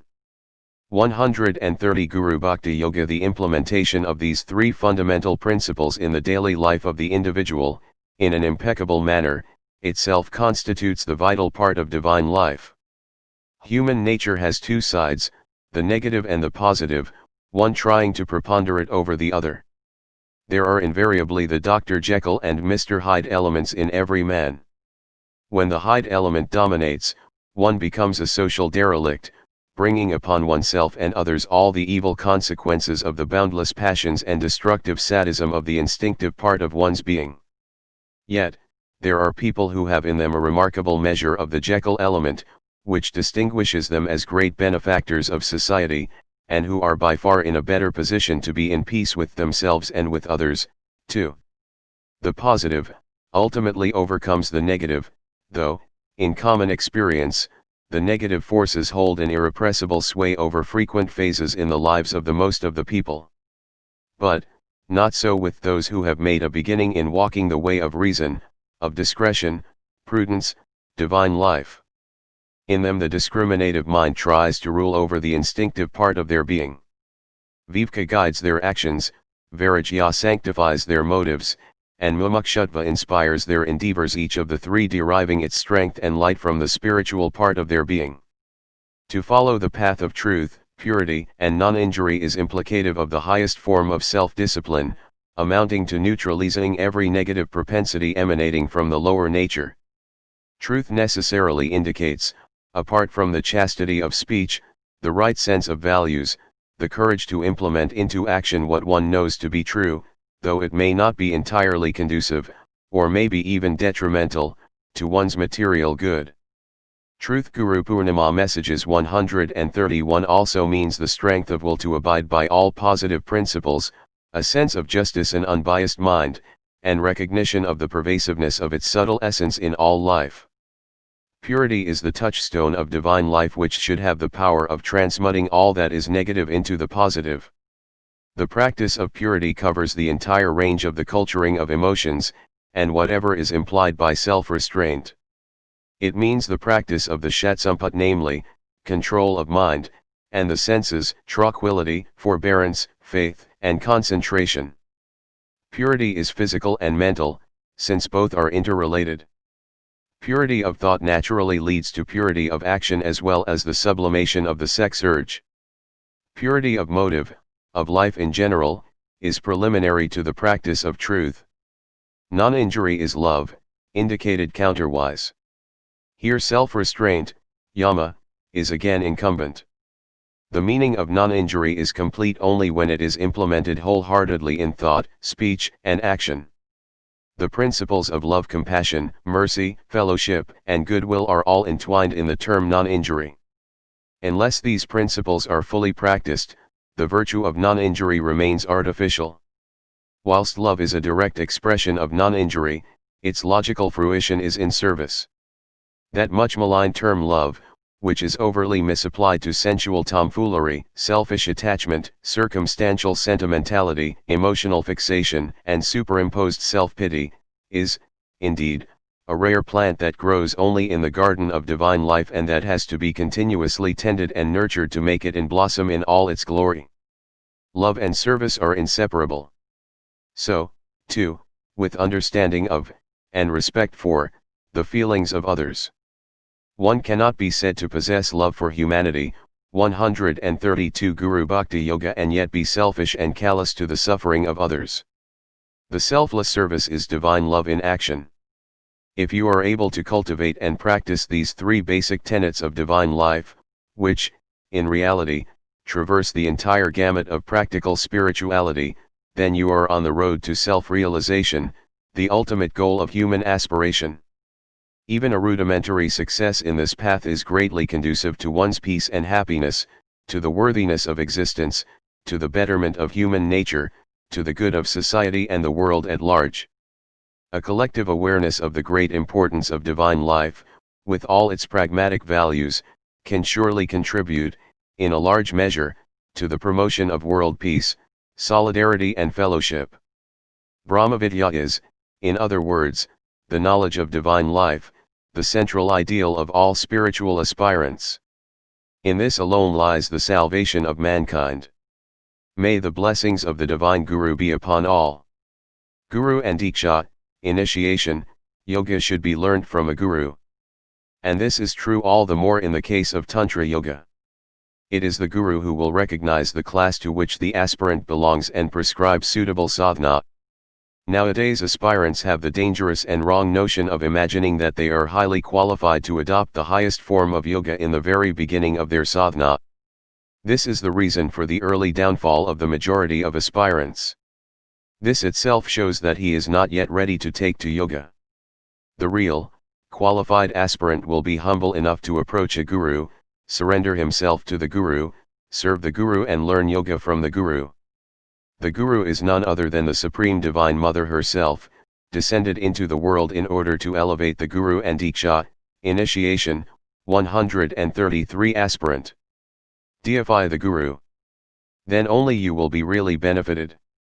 Serve him untiringly. He will, of his own accord, bestow the supreme blessing of Diksha upon you.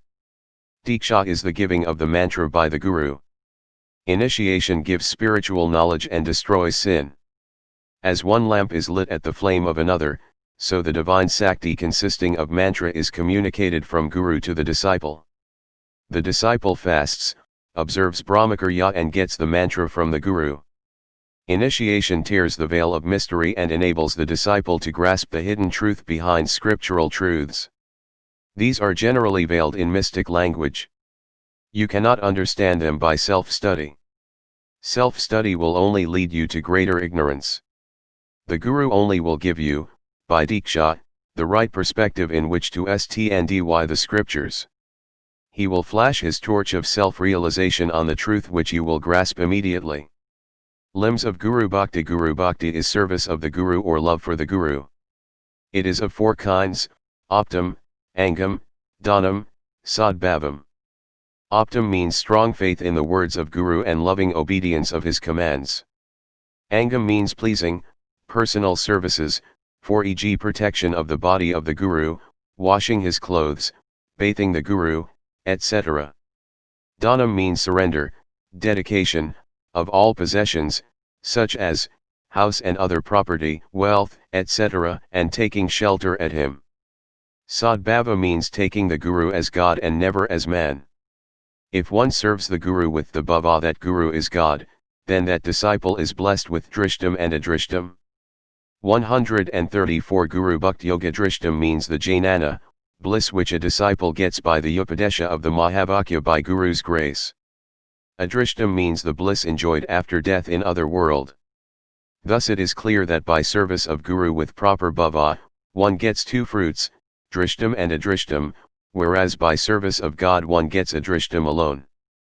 Therefore, the best thing is to serve the Guru with correct bhava, that Guru is God. Poems on Guru. Guru is the boat. The Guru is the boat to cross this ocean of samsara, the Guru is the passport to the kingdom of eternal bliss, the Guru is the ladder to lift you to the peak of perfection. Serve your Guru well with bhakti. You will obtain his grace and reach the goal of life. Blessed Guru's feet. Just as the Shatak bird looks for Svati drops, the Chakori bird for the moon, the Chakravaka for the sun, the Hamsa for the stem of the lotus, so also the aspirant looks to the feet of Satguru. Just as the drowning man looks to the shore, the man caught up in the forest at night for the light, the man pelted by rain for the shelter, so also the aspirant looks to the feet of Satguru. Just as the chaste wife looks to her husband. Poems on Guru. 135 The iron filings to the magnet, the running river to the sea, so also the aspirant looks to the feet of his Guru. Guru's grace. Guru is the captain of the soul. He is compassionate. He holds the aspirant by the arm. He guides and saves him. He blesses him. He clears his doubts. He removes all pitfalls and snares. He releases him from the bondage of birth and death. He fills his heart with bliss. Glory to the Guru. Jaya Guru. Guru's grace. Guru's grace is boundless. He held me by the arm and saved me. The Guru blessed me. He filled my heart with bliss. He showed me the path. He removed many pitfalls and snares. He elevated and inspired me. He released me from bondage of the will of birth and death. The frog and faithless disciple. A frog lives near the lotus, but it does not drink the honey of the lotus. A bee from a distant place comes and drinks the honey of the Padma. 136 Guru Bhakti Yoga. Some aspirants who live near the Guru do not imbibe the wisdom of their Guru, they find fault with their preceptor and remain near him like the frog. Some people who live in distant places, who have intense faith in their Guru, who strictly follow life instructions, obtain the grace of the Guru, and attain the goal of life quickly. Guru. To learn you need a teacher, to learn science you need a professor, to learn any art you need a master. Is not Guru necessary to learn Atmavidya? Guru indeed is thy sole refuge, to take you across the samsaric deluge, on the thorny path of truth, to guide you, there is none but Guru. Guru's grace can work wonders, look up to him for light and joy, in all your struggle of daily life, he will guide you and protect you. Guru is the torch-bearer of wisdom. Guru, Isvara, Brahman are one, salute him first before you salute Hari, because it is he who takes you to Hari. Take the mantra from your Guru, he will inspire you at every stage, he will not do the sadhana for you, you will have to do it yourself. Guru will show you the right path, he will select for you the right yoga. Poems on Guru 137. He will remove doubts and obstacles, he will lift you up from pitfalls and snares. To him offer your heart and soul, sacrifice your body and life itself, he will take care of your soul, you can transcend Maya to rest in peace. Do not expect a miracle from your Guru to lift you up into samadhi, do rigorous sadhana yourself, a hungry man will have to eat himself. If you cannot get a Sat Guru, you can approach a senior, you can take him as your Guru, he will also guide you. Be patient and select your Guru, you cannot divorce your Guru, relation between Guru and Kila is sacred and lifelong. He who has knowledge of the self, he who has knowledge of the Shastras, he who is endowed with noble virtues, is a Sat Guru. To test a Guru is difficult, a Jesus only can know another Jesus, a Shakespeare only can know another Shakespeare. How can a patient test the doctor? How can a layman understand a scientist? Do not look into the defects of your Guru, deify him, take him as God, revere him, adore him, superimpose on him the attributes of the Lord, then only you will be benefited. If you are elevated in one's presence, 138 Guru Bhakti Yoga. If you are inspired by his speeches, if he is able to clear your doubts, if he is free from greed, anger, and lust, if he is selfless, loving, and jailess, you can take him as your Guru. To approach a Guru, you must be a proper adhikari, you should possess vairagya, serenity, self-restraint, and yama. If you say, there is no good Guru, Guru also says, there is no good disciple. Do not blame others, blame yourself first. Guru is your redeemer but Gurudom is a curse, Guru is your savior but Gurudom is a canker. If Guru says, I will show you Krishna within 15 days, he is a false Guru. Don't believe him, beware of pseudo-gurus. Reflections on Guru Bhakti. The transformation of consciousness of the disciple through being influenced by the Guru is both a subjective and an objective process. Mind is an objectified stress in universal consciousness and is like a ripple therein. The Guru as well as the disciple are such consciousness stresses, differing only in the degree of the subtlety and the expansiveness of their condition. Each higher, subtler, and more expansive condition is more potent and inclusive than reflections on Guru Bhakti 139. The lower. The Guru is a Brahmanish, the one rooted in the infinite truth. The mind of the Guru, being nearest to the absolute condition of changeless existence, possesses limitless powers beyond imagination. The initiation of the disciple by the Guru is a process of the infusion by the Guru of this supernormal force of spiritual consciousness into the grosser state of the disciple's mind, which results in the dispelling of the darkness and the enlightening of the mind of the latter. The length of time taken by the process of the disciple's spiritual illumination is directly proportional to the receptive capacity of the disciple and the consciousness force of the Guru. No action or event is completely subjective or completely objective. The truth is midway between the two. Effort and grace are the subjective and the objective forces simultaneously working and each depending on the other. The external and the internal are the two complementary faces of the one whole being. There is no purpose served when there is only the eye or when there is only the external luminous object. The contact of bath affects the perception of the light. If entire subjectivity were the truth, the whole world would have vanished when the first person attained self-realization. If entire objectivity were the truth, no person could have attained liberation, until the entire universe was exalted to the consciousness of the unconditioned absolute. But none of these is the complete truth. The subject and the object have equal shares in the transformation of an individual. The one is a copy of the other. The world is the materialization of the collective totality of the thoughts of all the beings constituting it, and, hence, the dissolution of the mind of one being among them requires a reshuffling in the thoughts of the others, for the sustenance of the world thenceforth is the work of only the remaining ones. Thus the occurring of an event is through 140 Guru Bhakti Yoga blending together of both the internal and the external, the subjective and the objective powers of the pure being. The Guru's unlimited consciousness invades the dark corner of the disciple who is able to bear it through the strength of truth and purity and who receives it to the extent his mind is purged of rajas and tantas. The Guru is identical with the existence itself and, hence, the help which is derived from him cannot be estimated by the faculty of thinking. It is a decided and established conclusion that Guru is absolutely essential for spiritual progress. Even secular science, arts, and all worldly undertakings need the help of a teacher. More so, is the need for guidance in the spiritual path. A seeker after truth should be blessed with the company of his Satguru so that the former may get rid of his defects and develop virtues and attain Godhead. The company of great men is very rare to be got. The attainment of a Satguru is the result of the full grace of God. A true spiritual Guru is God Himself. A disciple should not act against the wishes of his Guru. He should not speak displeasing words to his Guru.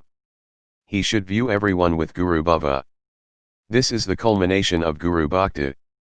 A disciple without devotion to his Guru is like a flower without fragrance, a well without water, a cow without milk or a body without life. If you want to be a true disciple, you should follow the instructions of your Guru to their very letter and spirit. If you make a promise to your Guru you should fulfill it even at the cost of your life. The treasure of Guru Bhakti is not acquired in a day. The disciple has to cultivate it gradually and painstakingly. He must increase it day by day. It develops through constant earnest prayers in the secret chamber of your heart. Your reflections on Guru Bhakti 141 must make yourself perfectly blind to the human aspects of your Guru. Then you will develop true Guru Bhakti. Deification of the Guru is a mysterious powerful method of having his grace. When you deify him, you see only the storehouse of perfection in him. Even if you cannot understand his actions, do not misunderstand them. Be humble and silent. Wait patiently. You will be rewarded with light, later on. Guru Bhakti is the magic wand in the hands of the disciple to cross the ocean of samsara. Guru Bhakti will make possible for you all that is impossible. The unattainable can be attained by Guru Bhakti. The true disciple is concerned only with the divine nature of the Guru. The Guru's actions as man is not the disciple's concern. He is totally oblivious of it. To him the Guru is Guru, even if he acts unconventionally. Always remember that the nature of a saint is unfathomable. Judge him not. Measure not his divine nature with the inadequate yardstick of your ignorance. A sincere disciple, who is living with his Guru, should not foolishly sit idle, waiting for verbal instruction from the Guru every day. The day-to-day conduct of the Guru is in itself a living ideal to him, who is observant. He must eagerly deserve and learn precious lessons of life from the personality and actions of the Guru. The life of Guru is a living sermon to the sincere disciple. The Guru teaches through personal example. The disciple learns through devout observation. Guru Bhakti in the Bhagavad Gita. Om Namo Bhagavate Vasudevaya. We know how Lord Krishna, though he was fully conscious of his supreme divinity, served his Guru and 142 Guru Bhakti Yogas studied under him. What he said was what he did, and what he did was only a commentary on what he said. Let us, therefore, turn to the Bhagavad Gita, the immortal words of Sri Krishna, to see what he says about one's attitude to the spiritual preceptor. Nahi Jananana Sudrisham Pavitra Mahavidyate, said Lord Krishna, there is nothing here so grand, ennobling and purifying as knowledge. How can we attain that knowledge? There are two statements that answer this great question. Shraddha Avan Labhate Jananam, a person who has Shraddha attains Janana. This word Shraddha is indeed very difficult to define. It is a perfect blending of love, faith, devotion, total egolessness, and absolute surrender. The other statement is Yadvidi pranapatana pariprasnina cvaa, upadekshyanti te jananam janananatatvedarsana, know that by prostrating yourself to, by questioning and by serving those great ones who have had a direct perception of the self, they will impart that knowledge to you. This knowledge is impossible for one to acquire by one's own unaided self-effort. This truth is clearly brought out in _ the Visvarapadarshana Yoga. After revealing himself to Arjuna and after once again assuming the lovely human form of Krishna, the Lord declares, the wondrous form that you beheld just now, even the gods are ever desirous of witnessing. The Lord had already said, the Devas and the Maharshis know me not, for I am their very source. But, by Ananya Bhakti am capable of being known, says the Lord. When a person has Ananya Bhakti, the Lord reveals himself to the devotee, even as he revealed himself to Arjuna. This is a point worth remembering, even then it is he who reveals himself. It is only after the Lord gave Arjuna the Divyachakshu or the divine eye was Guru Bhakti in the Bhagavad Gita 143 Arjuna able to behold him. Similarly, Dadami Buddhi Yogam Tam Yena Mama Payantit, when the aspirant is ripe for wisdom, J give the Buddhi Yoga to him and he attains me. Even in the crowning declaration of the Gita, Sarvade Harman Parityajya Mamkam Sharanam Vraja, the Lord has made it abundantly clear Aham Tiva Sarva Papya Mokshayashyami Ma Shucha.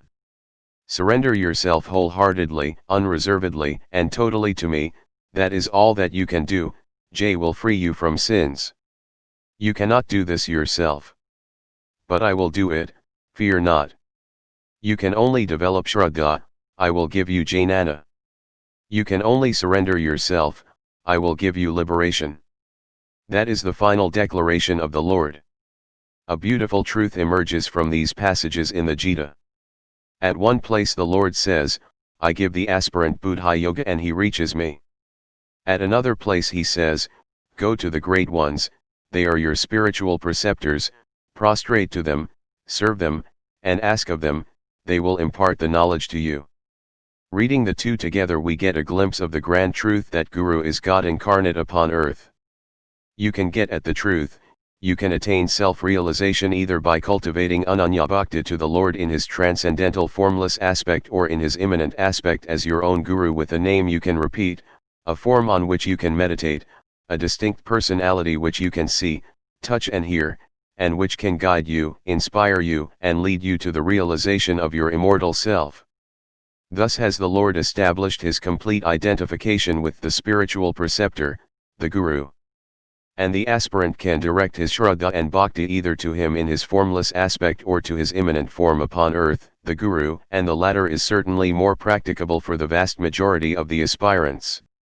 144 Guru Bhakti Yoga Guru Bhakti and Guru Seva terminate, if it can at all be called a termination, in self-realization. You will have to go on serving the Guru. The Guru will reveal the truth to you when your self-surrender is complete, when the time is ripe. But that is not your concern. Even as Arjuna prayed for the Visvarapadarshana and waited for the Lord to bestow the Divyachakshu on him, you will have to serve, serve, and serve, and the Guru will bestow the knowledge on you when you are ripe for it. Some deluded aspirants serve their Guru for some years and then give it up foolishly imagining that they have attained Chittasiddhi. They do not gain the supreme knowledge, they do not reach their goal. They, no doubt, gain some merit, punya, but self-realization is not attained. This is indeed a great loss, a great blunder. Guru Bhakti and Guru Seva are like the two oars to the boat of sadhana that takes you across the torrential stream of samsara. You cannot do without them until you reach the other shore, until you attain immortality and eternal bliss, until you become a Jivan Mukta. Then Guru Bhakti itself manifests in you as self-realization, and Guru Seva becomes Loke Sangraha in which you automatically engage yourself. One who has such a Guru Bhakti, one who has totally surrendered himself to the Guru, one who serves the Guru wholeheartedly, knows no grief, no sorrow, no fear, no pain, no misery, no ignorance, and he instantly attains God realization, for, Guru and God are one. He attains instantaneous knowledge and self-illumination. Therefore have the Upanishads also declared, Yajyadav para bhaktiryathadev tathagura, tasi it kathata yartha prakash anti mahatmana. One who has supreme devotion to God and equal devotion to his Guru, to such a Guru Bhakti in the Bhagavad Gita 145 great Mahatma will the truths of the Upanishads be clear as crystal. May you all shine as the embodiments of Guru Bhakti. May you all roam about freely as Jivanmuktas in this very birth. May God bless you all with health, long life, peace, prosperity, and Kaivalya moksha. Guru Tattva. Just as service done to the father or grandfather pleases the son or grandson, so also service done to Guru pleases mantra. Make no distinction between Guru, mantra, and Devata. Guru is God. He should not be regarded as a mere man. The place where Guru dwells in is Kailasa. The house in which he lives is Kashi or Banaras. The water of his feet is Ganga herself. The mantra uttered by his fair mouth is the Saviour Brahman himself. The form of Guru is the root of dhyana, the lotus feet of Guru is the root of puja, the word of Guru is the root of salvation. Guru is the place of pilgrimage. Guru is fire. Guru is Surya. Guru is the whole world. All places of pilgrimage in the entire universe reside in the soul of Guru's lotus feet. Brahma, Vishnu, Shiva, Parvati, Indra, all devas, all sacred rivers are eternally seated in the Guru's body. Shiva alone is Guru. There is no difference between Guru and Ishtadevata. He who teaches the various forms of sadhana and yoga is Shiksha Guru or the teaching Guru. Of these two he is the supreme Guru from whom the great mantra of Ishtadevata has been heard and learned, and by him alone sthiti can be attained. If Guru is pleased, the Lord himself is pleased. If Guru is 146 Guru Bhakti Yoga displeased, the Lord is displeased. Guru is grandfather to the Ishtadevata. He who is pure in thought, word, and deed, who has mastery over the senses, who has knowledge of scriptures, who is truthful, serene, and who has God realization is a Guru. A man of bad character cannot be a Guru. Competent disciples are never in want of competent Gurus. The disciple achieves results in proportion to his faith on his Guru. Copyright. The possession of university degrees cannot entitle a man to be an examiner of a Guru. It is the height of impertinence and foolishness on his part, blinded by the vanity of worldly knowledge, to test the spiritual knowledge of the Guru. Four classes of men. The ordinary worldly man is like milk. When he comes into contact with wicked people, he gets lost, irretrievably. Into this very milk, a little bit of buttermilk is poured, then it becomes curd. The worldly man is initiated by a Guru. The Guru is like the curd, already been complacently transformed. After adding the buttermilk, the milk is put away for some time. Like that, the initiate also should resort to seclusion and assimilation of the initiation. Then the milk is transformed into curd, the disciple is transformed into a wise man. Now the curd will not so readily mix with the water. If water is poured over it, it will sink at the bottom. Only if the curd is beaten up vigorously, will it mix with water. Similarly, the wise man, when he gets into wicked company, does not so readily mix with the vicious people, but if the influence is very deep, he, too, might be lost. Then, if this four classes of men 147 curd is well churned, in Brahmamuhurta, before sunrise, you obtain butter from it. Similarly, if the wise man meditates deeply on God, during the Brahmamuhurta he gets the butter of self-knowledge, he becomes the butter of a self-realized sage. This butter can be easily thrown into water. It will not get mixed with water. And, it will float. If the self-realized sage comes into contact with worldly people, he will not get lost, on the contrary, he will flee happily unpolluted by worldliness. If this butter is melted and made into ghee, and then if it is put in water, then it will impart the ghee flavor to the entire water. Similarly, if this sage is melted by the fire of cosmic love, he will become the ghee of a divine being whose contact purifies all and who elevates all by his contact, and infuses his wisdom, his glory, and his divinity into everyone who comes into contact with him. The preceptor and the disciple, Sri Swami Krishnananda, however intelligent the seeker may be, it is not possible, except in the very rare cases of the perfected unworldly beings, for him to grasp the exact technique of meditation on the ideal of attainment. Spiritual knowledge is imparted with the best result, not so much through the precision of reason and logic, as image, art, and beauty. It is the change of the feelings of the heart and not merely of the understandings of the intellect that touches the being of the inner man. Adhyatma-vidya is the science of the innermost essence of the universe, and it does not come under the intellectual categories of objective discernment. The teachings of the sages have all had the conspicuous characteristic of appealing to the whole nature of a person, not merely to an aspect of him. The highest teachings are 148 Guru Bhakti Yoga accomplished in the language of the heart of man.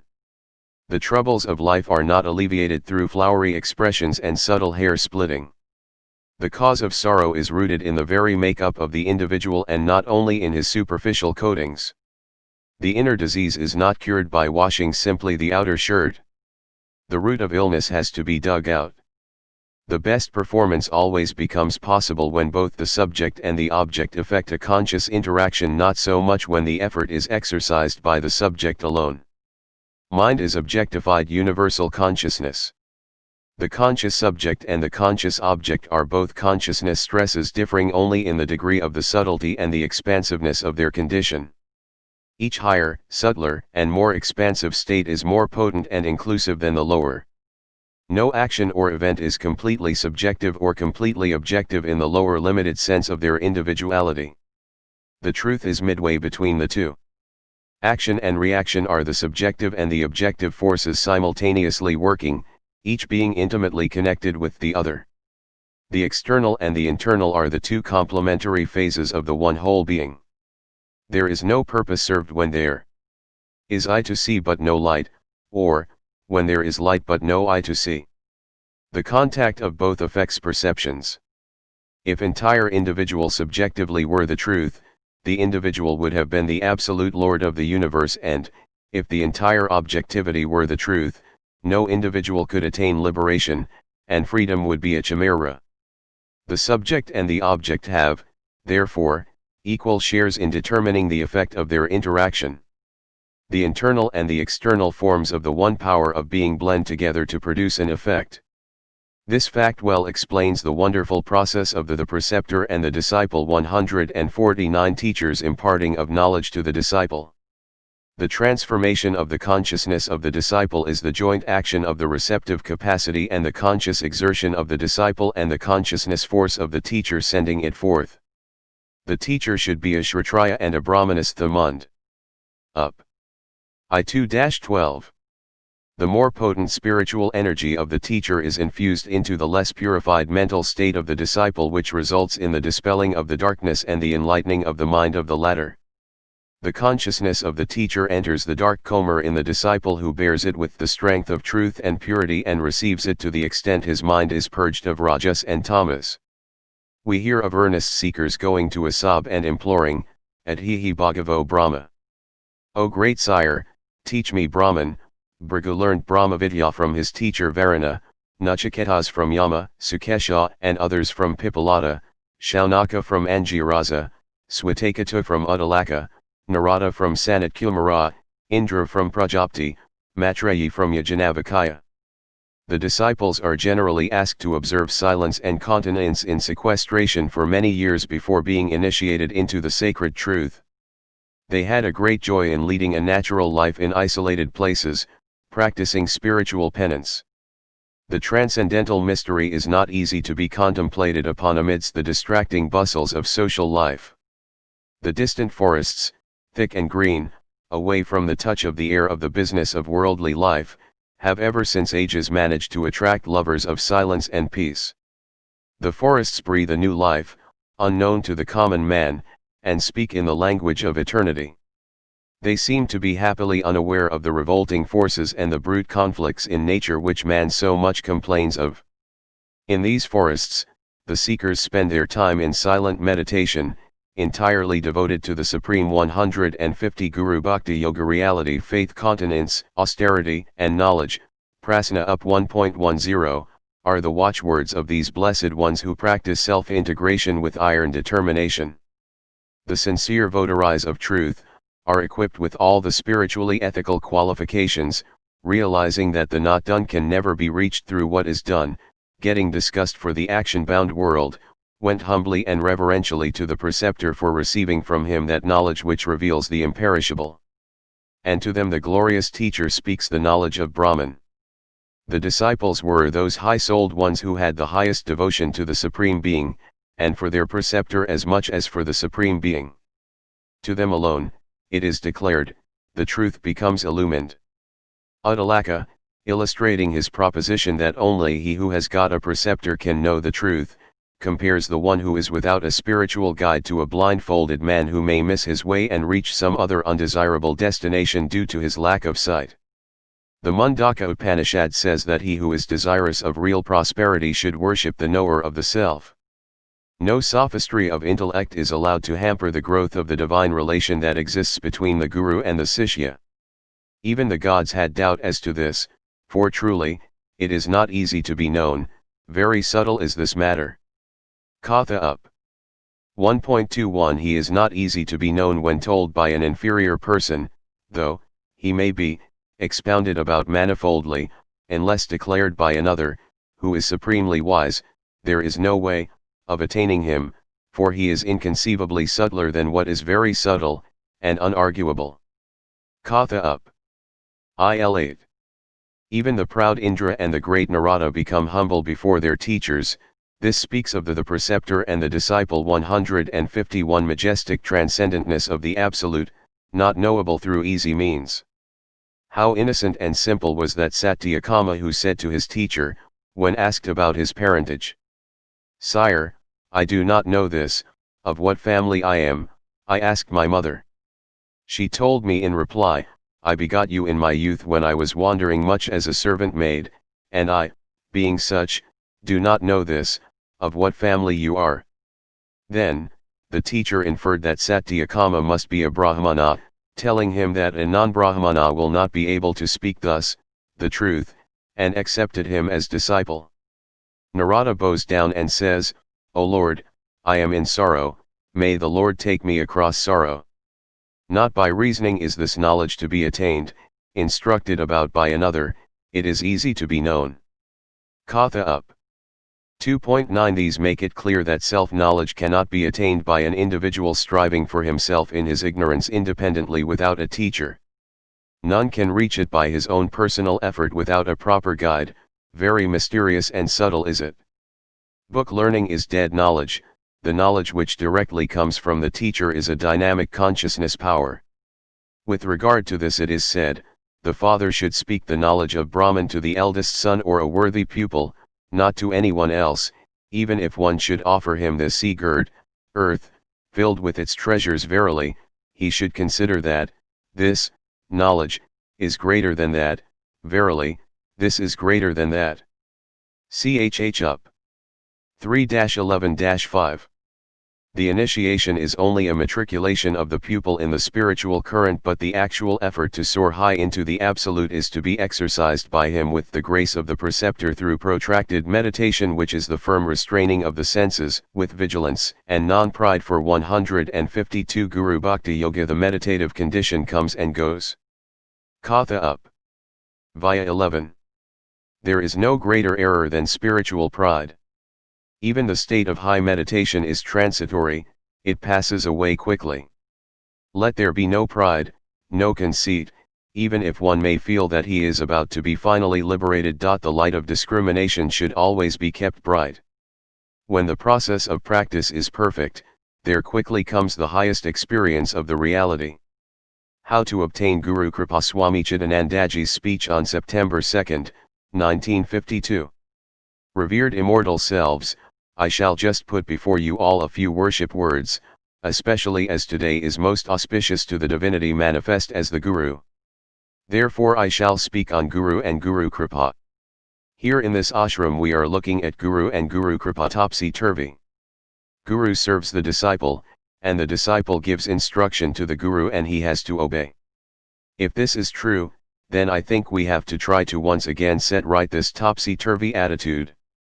We have been told by our scriptures that Guru Kripa is a wonderful, mysterious factor, that will enable the aspirants to seek and to attain the summum bonum of life, self-realization, darshan of God, moksha, or whatever it is, whether the disciple does sadhana or not, whether he is deserving or undeserving.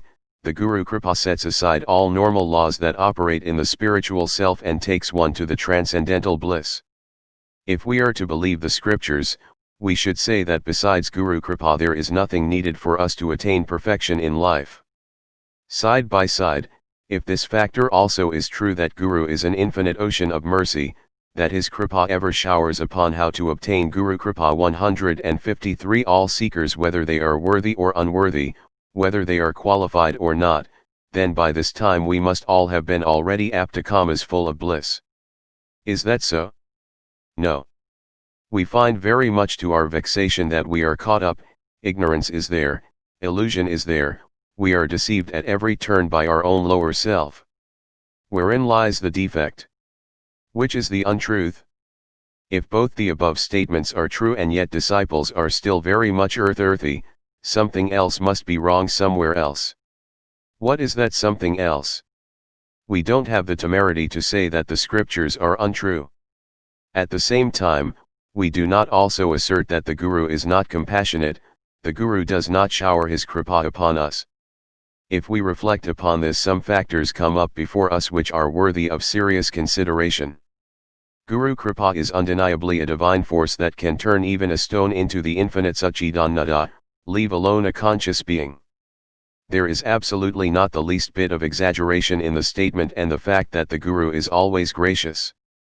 But, then, Guru Kripa has not only to be bestowed, not only to be given, but it has also to be received. In receiving it, we immortalize ourselves, divinis ourselves. Unlimited charity may be bestowed by a generous-hearted donor who calls upon all who are in need to come and take.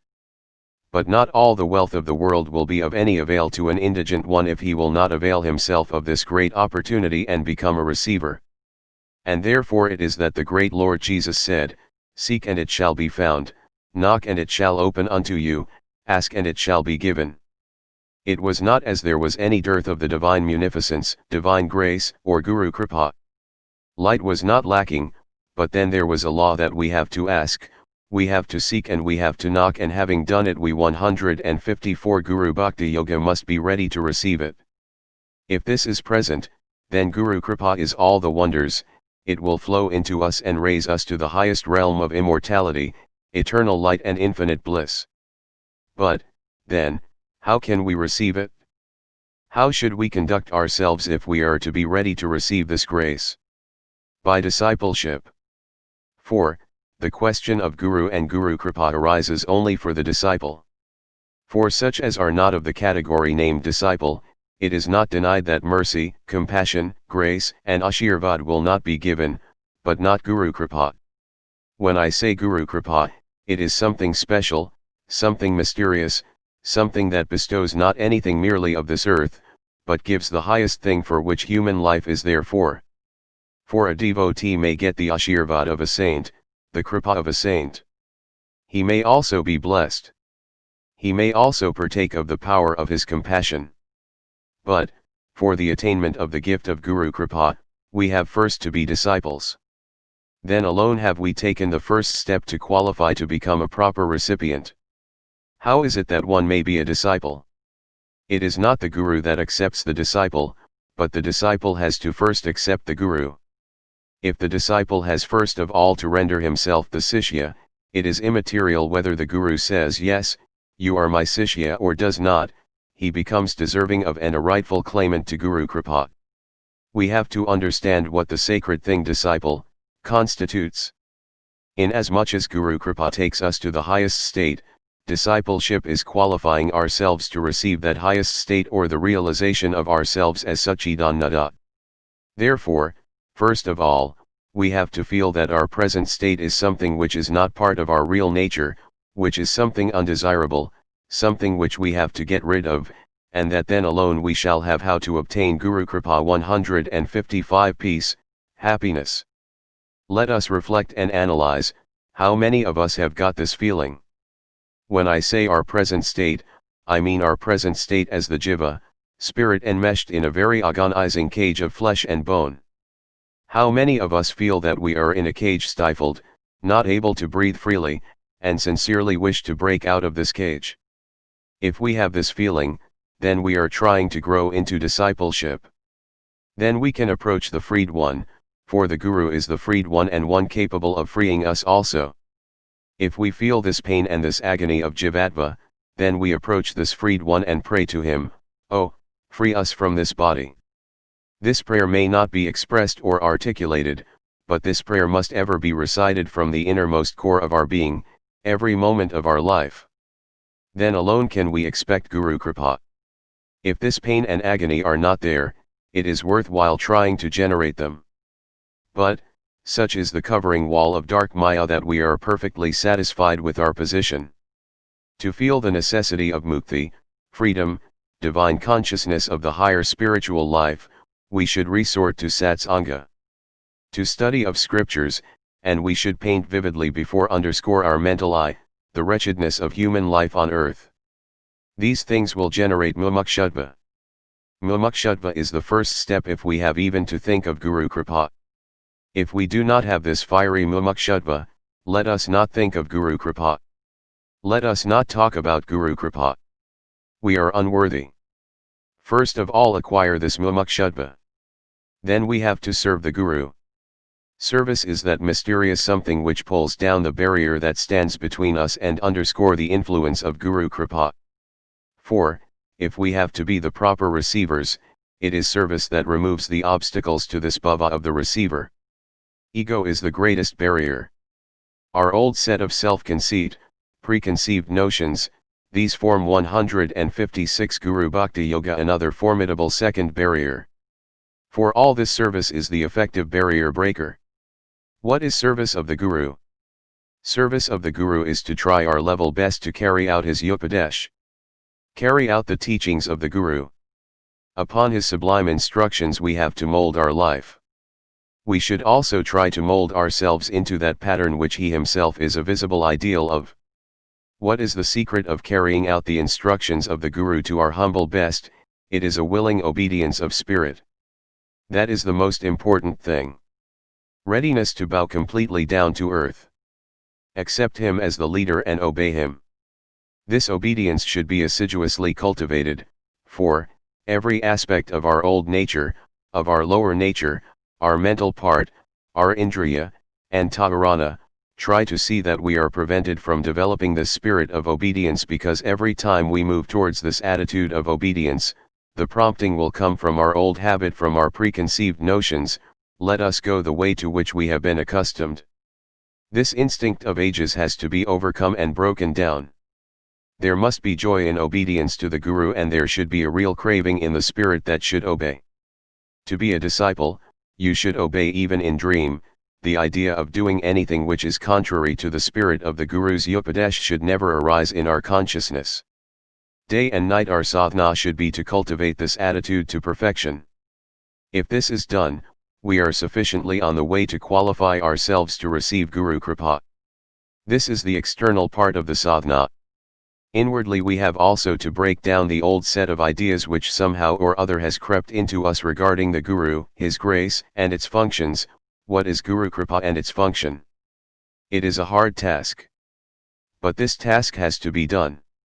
Because, to the disciple, the nature of the Guru is not human. We should be blind completely to the human side of how to obtain Guru Kripa. 157 The Guru, and we should be conscious only of the divinity that he is. Then alone will we be able to partake of this Kripa which will transform us from the lower human into the transcendental divine.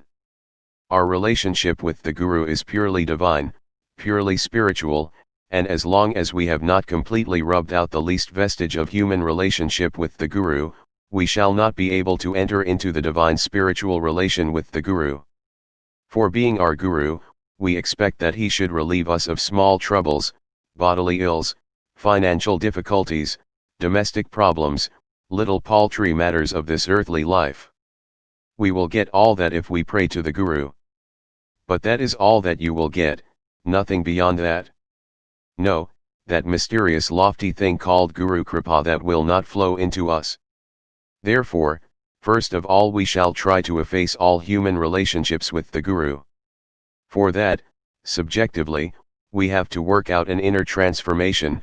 Until that is done, his divine nature will not become fully revealed to us. As long as we consider ourselves to be human beings, earthly beings with all the wants, limitations and weaknesses of earthly beings, we cannot fully enter into the awareness of the Guru in his absolute, divine essence. Therefore, our sadhana should be to generate the divine consciousness and shed off first our human consciousness. If we begin to live here as divine beings with a divine destiny, then gradually the Guru Kripa and the divine aspect of the Guru will begin to manifest, and we shall begin to partake of the Guru Kripa. We have to make the start. Even in this prayer to the Guru will make our task easy. From the very beginning to the very climax, all have to be got from the divine source. Until we make ourselves fit and generate the divine consciousness that we are not the human beings, but we are souls in bondage who only need a little transforming touch. 158 Guru Bhakti Yoga of Guru Kripa, we will not be able to fully make use of the Guru as the divine being.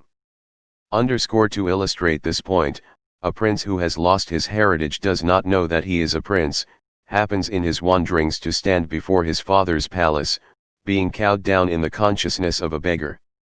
What is the maximum he will ask? He will ask, "Give me shelter for night, give me food for the day." And, that is what he will get. Supposing this very prince is made to realize, "You are the heir to the kingdom," then he will demand the whole kingdom. He will not demand food and shelter. He will go up to the king and say, "O father, make me king. Give me my heritage." Similarly, we have first of all to develop in us the consciousness that we are immortal beings, we are in essence Satchidananda. Then we can demand that Satchidananda consciousness from Guru, and Guru will be able to give. Ultimately, we have to take consideration of one more factor. Even if someone were to tell the prince that he is a prince and he is to go to his father and demand the heritage, perhaps, if he is a minor, the king may say, "All right, give him a palace, and he will become entitled to his heritage, the kingdom, when he attains majority." Even so, there may be certain inner qualifications which are necessary for the full and effective reception of divine grace. Until that is attained by the disciple, he will have to wait. Therefore, even after having seemingly attained all the qualifications of the ideal disciple, we have to wait in humility and in patience. We cannot arrogate to ourselves a perfection which is only visible to the discerning vision of a divine light. Patience and humility in the spiritual realm may have to extend over a period of a decade. We have to wait as a dog at the doorstep of the Guru for a whole lifetime, if need. How to obtain Guru Kripa 159b. There is no loss here. For the goal is immortal life, freedom. If we have become willing servants and willing obedient disciples, then it is the natural law that Guru Kripa will flow into us unasked. But, let us not commit the mistake of dictating to the Guru how his Kripa should flow into us. For, we have within ourselves desires, our own old traits and ambitions, our own ideas of what is good and bad, what is pleasant and unpleasant, desirable and undesirable, and we want Guru Kripa to conveniently adjust and adapt itself to our needs and fancies. Guru Kripa may come in an unpleasant form. It may come in the form of a series of disappointments. We may think that Guru has not bestowed his Kripa upon us, but, that disappointment itself will be his Kripa. Many things may be seemingly good and pleasant, but it may be hurtful to our own spirit, and that the Guru alone can perceive and judge. As a fond careful mother, he may deny us that desire, by subjecting us to seeming cruel disappointments. But it will be the greatest manifestation of Guru Kripa, meant to remove all the obstacles and dangers that are on our path, and to take us nearer and nearer to the consciousness of Satchidananda. We are not fit to judge whether we are ready to receive Guru Kripa or not and what form it would take. The best thing is to humbly leave everything to the Guru. T do not know whether I am even a disciple or not. Therefore, O ocean of mercy and compassion, pray, make me a proper disciple. Generate in me that mumukshutva which makes me a disciple and give me the spirit of willing obedience.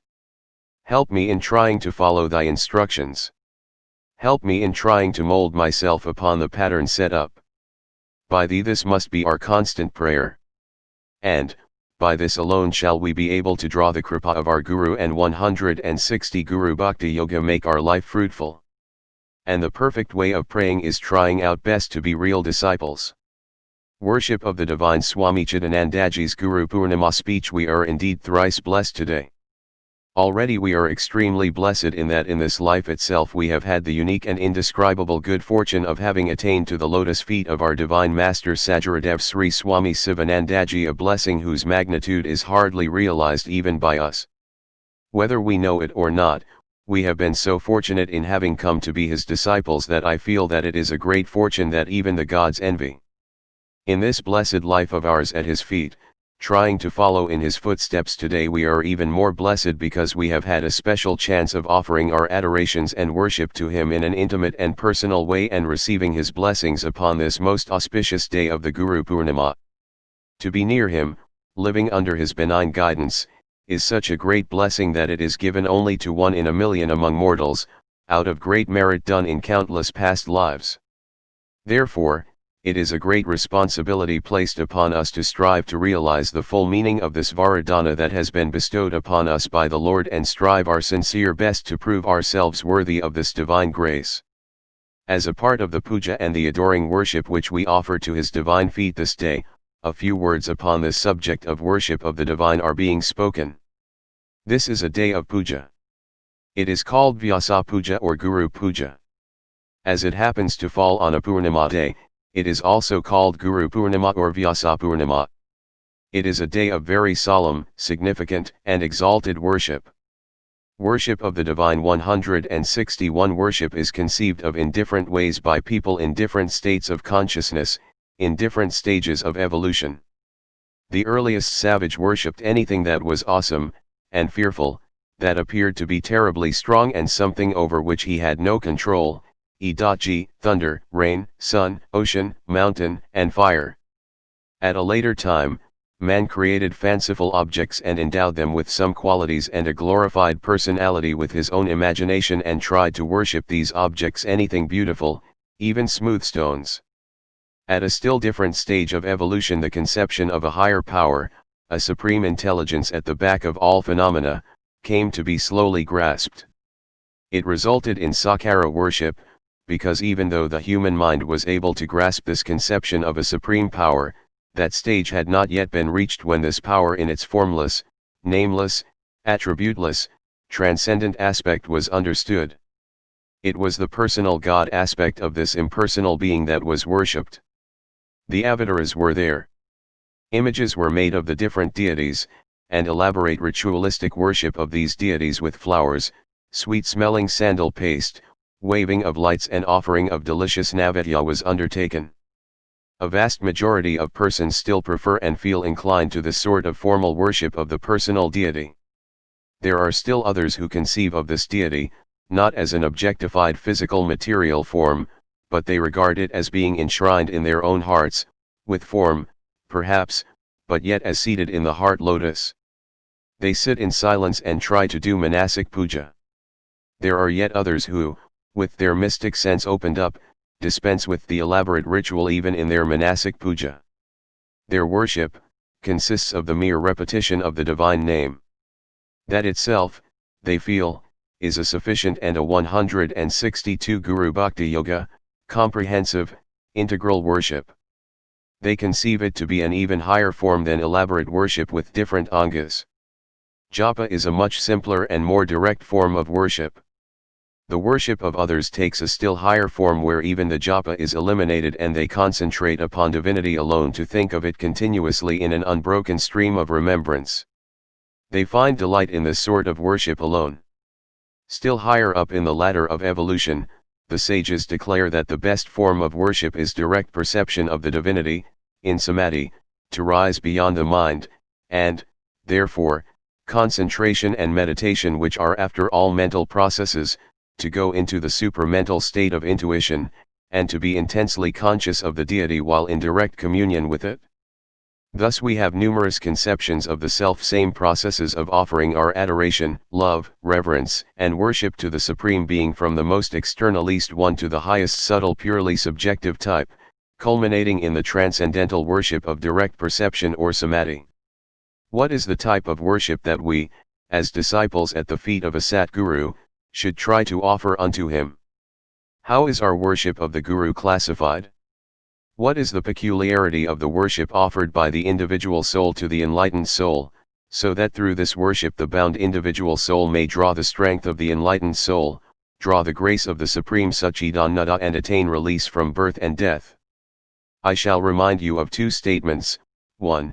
Devo Bhutwadavam Aradhayat, having become God one should worship the deity, having become divine one should worship divinity. 2. Brahmavid Brahmava Bhakti, one who realizes the Supreme Being himself becomes that. If worship of the Divine 163 we are to offer our adoration and worship to the Satguru in the most effective and worthy manner, then we have to consciously, earnestly, and determinedly strive to the best of our ability to make ourselves into the same nature as he is. It is the great duty of every disciple to do all that he can to try his utmost to develop within himself those divine qualities which shine in all their resplendence through the spiritual personality of the Divine Master. This is the highest form of sadhana, the one important and most effective form of sadhana, which the great monk Thomas A. Kempis of Europe has referred to when he speaks about the imitation of Christ. He was a follower of Jesus the Christ, and he has given a memorable work of worshipping and following the teachings of Jesus in the form of the imitation of Christ. It is this endeavor to grow into the likeness of the idealistic personality of the Satguru in all its beautiful aspects which is the first and foremost duty of the disciple sadhaka. To the extent to which we succeed through our sincerity, humility, constant unbroken endeavor in thus gradually transforming ourselves into the Master's divine personality, to that extent will we be worthy of worshipping the Master. Satguru Puja can best be done by our trying to image within ourselves the Satguru Svarupa. All the Divyasatgunas that emanate as the fragrance of the Guru's personality must become a part and parcel of our struggling personality. Then alone will we approach that state when we will be fit to offer our adorations to the Satguru. We should constantly meditate upon his superhuman personality. We should try to emulate his example by devoutly observing his day-to-day activities and his actions. We should try to grow into his likeness by constantly praying to him to reveal to us more and more the glory of 164 Guru Bhakti Yoga, his nature, and to bless us with the ability to approach him closer and closer, by practically living the ideals which he holds before us and by actively carrying out the teachings that he gives us. This is done because of the law that he whom we worship and through such worship realize, that we ourselves become. Even so, one who worships and realizes the true glory of an illumined and emancipated personality such as the divine Satguru is, himself in turn becomes illumined and emancipated.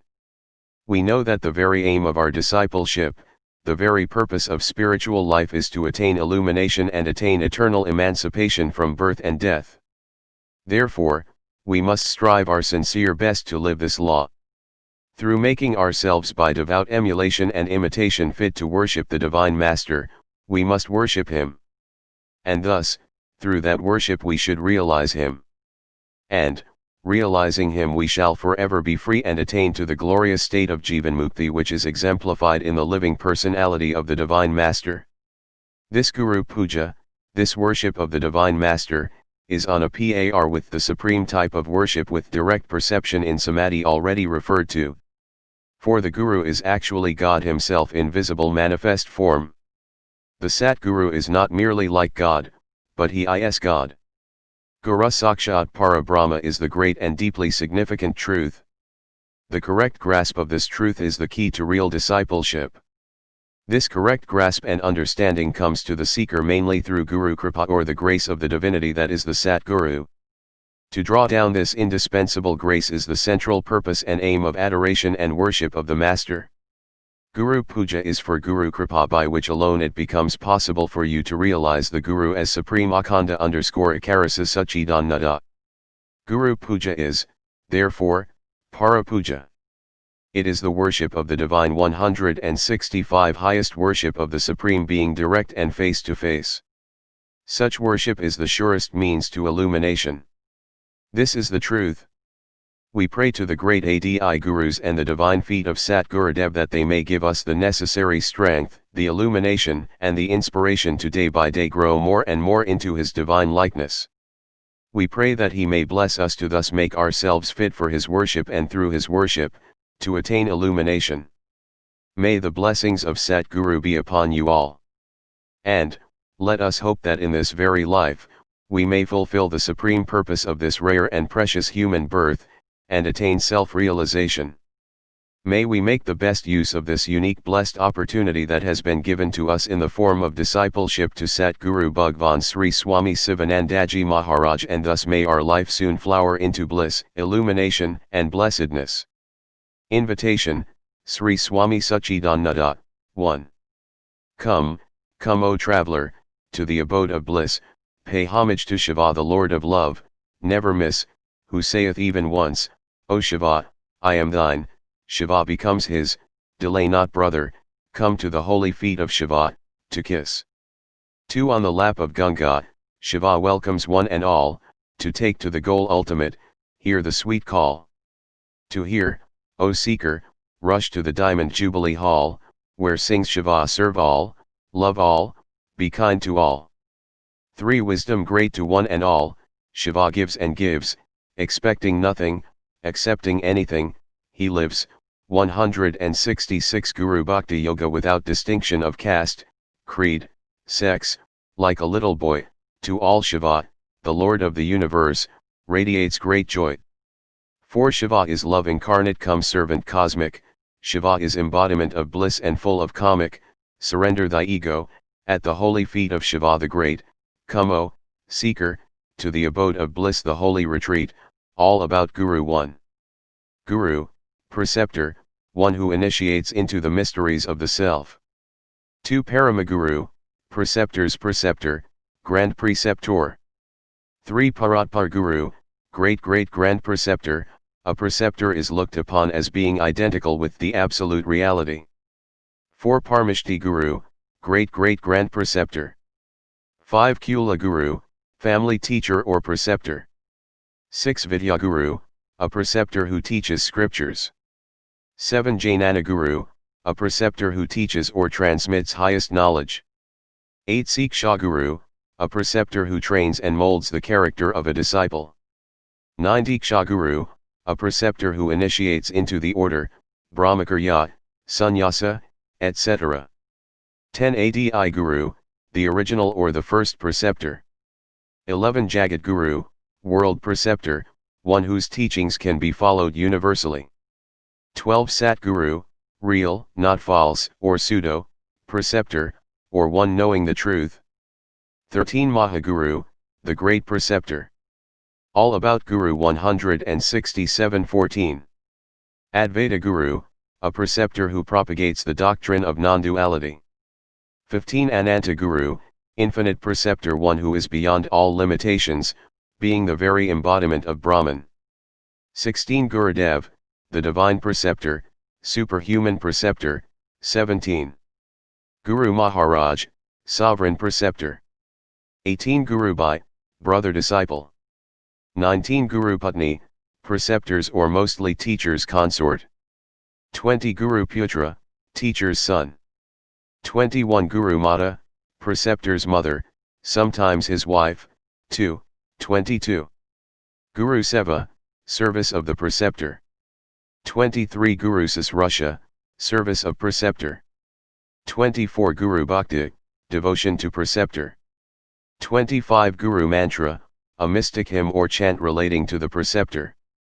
26. Guru Kripa, grace of the preceptor. 27. Guru Vara, the best preceptor, preceptor par excellence. 28. Upa Guru, subsidiary or secondary preceptor. 29. Guru Prarthana, prayer addressed to preceptor. 30. Guru Mantra Japa, the repetition of the mystic formula given by or pertaining to the preceptor. 31. Guru Pada, feet of the preceptor. 32. Guru Prasada, anything, sweets, etc., tangible through which the grace of Guru is transmitted to the disciples. 33 Guru Chintana, reflection or meditation on Guru. 34 Guru Bhajan, singing the glories of the preceptor. 35 Guru Janmotsava, the birthday celebrations, lit feasting, of the preceptor. 168 Guru Bhakti Yoga. 36. Guru Aradhana, worship of the preceptor. 37 Guru Puja, worship of the preceptor. 38.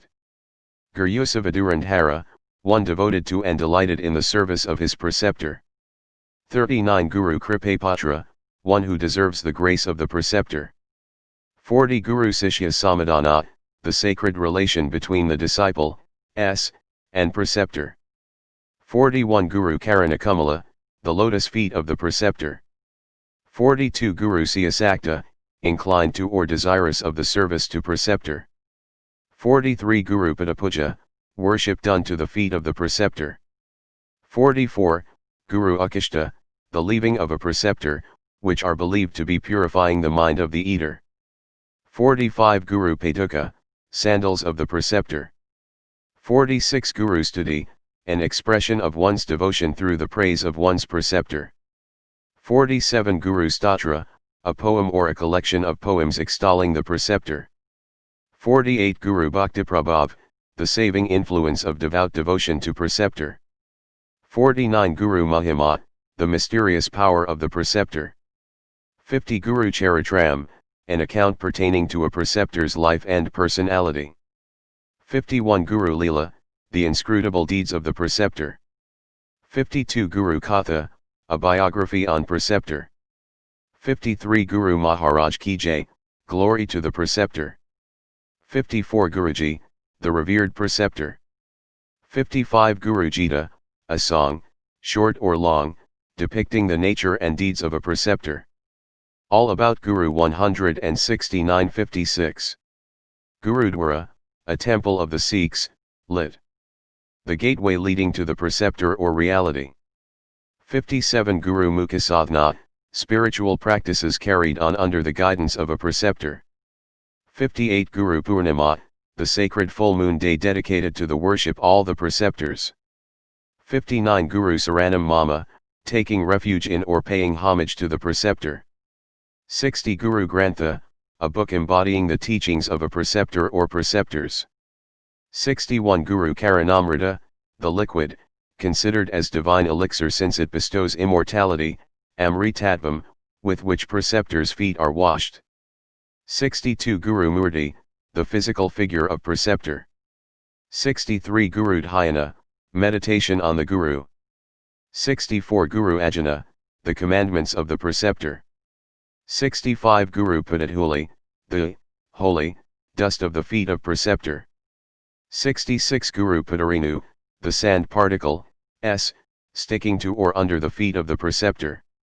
67 Guru Karanadasa, a servant of the feet of the preceptor greatly devoted.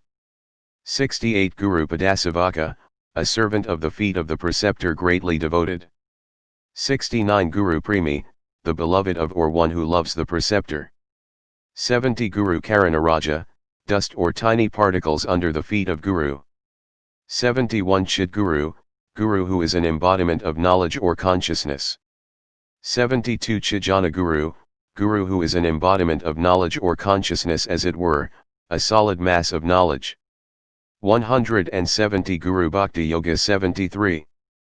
Chinmaya Guru, preceptor who is identical with the Supreme Consciousness.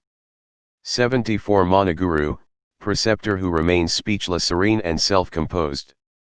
75 Jaya Guru, victory to the preceptor. 76 Guru Gunaguna, a number of noble qualities of a preceptor. 77 Guru Parampara, the infinite succession of gurus. 78 Gururangri, the feet of the preceptor.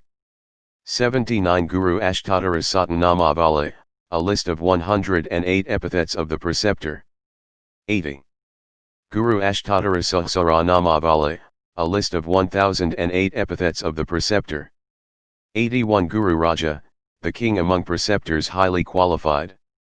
82 Guru Pradakshina, circumambulation of the preceptor. 83 Guru Bhakti Yoga, the unification or identification of the finite soul with the infinite spirit achieved through devotion to the preceptor. 84 Guru Seva Yoga, the unification or identification of the finite soul with the infinite spirit achieved through service to the preceptor. 85 Guru Nivadhana, self-surrender to the preceptor. 86 Guru Natha, Lord Guru Preceptor who is the support or the Lord to his followers. 87 Guru Dakshina, offering of anything, as, fruits, cloths, etc., to the Guru as a token of one's gratitude and love. 88 Guru Upasana, meditation on or the worship of the preceptor. 89 Guru Upasaka, one who meditates on or worship the preceptor. All about Guru 170-190.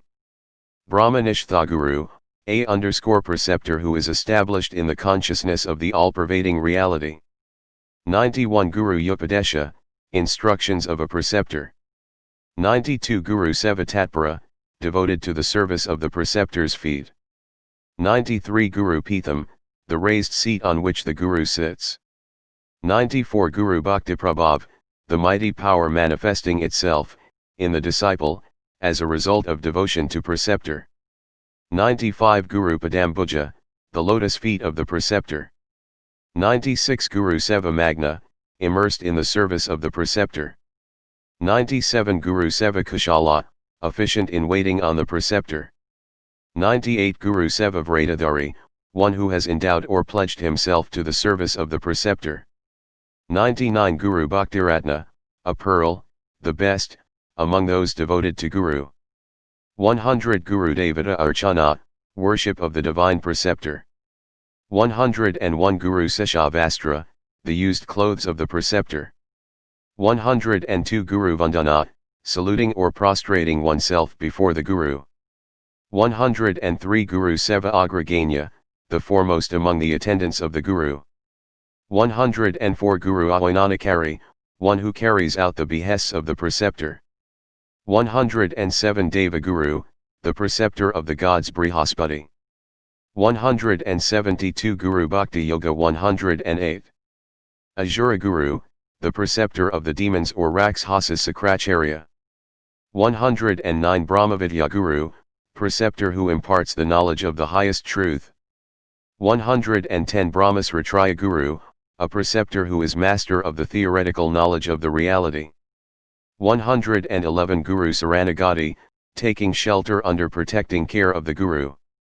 112 Guru Vakaravritti, a mental modification which has taken the form of the preceptor.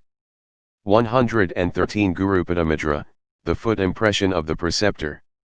114 Guru Namavali, a list containing the epithets of the preceptor. 115 Guru Kataksha, the side glance, compassionate look, of the Guru. 116 Guru Vanugraha, the blessings or grace of the preceptor. 117 Guru Vaisraveda, the blessings or grace of the preceptor. 118 Guru Tattva, the characteristic nature of the Guru, or the entity or the essential principle in Guru.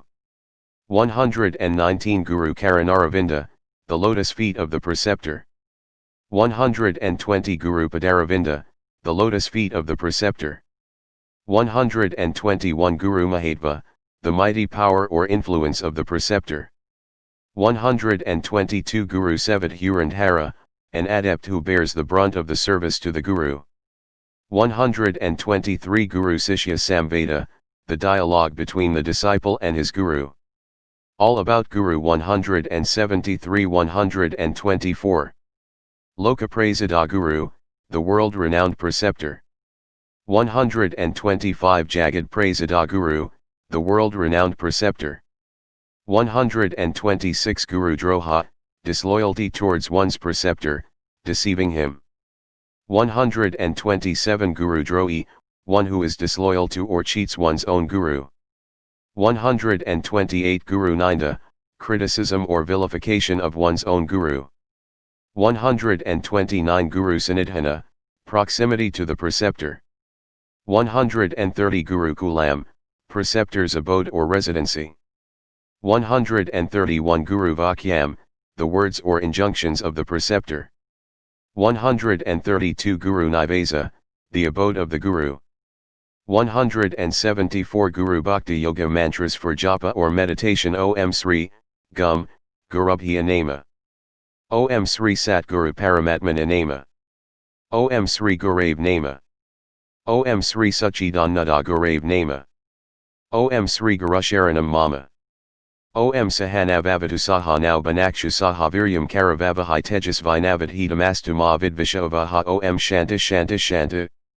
Om Gurar Brahma Gurar Vishnu Gurar Devo Maheshvara Gurasakshat Param Brahma Tasmai I Sri Gurave Nama Karpania Dashapahatis Vabhava Prikamiti Vam Derme Samyuta Kita, Yakriyasyanuskatam Brui Tan Msishyast Ham Sayati Mam T Vam Prapanam. 70 Hot SR mantras for japa or meditation. 175 Sri Swami Sivananda, born on the September 8, 1887, in the illustrious family of Sajapaya Dikshitar and several other renowned saints and savants. Sri Swami Sivananda had a natural flair for a life devoted to the study and practice of Vedanta. Added to this was an inborn eagerness to serve all and an innate feeling of unity with all mankind.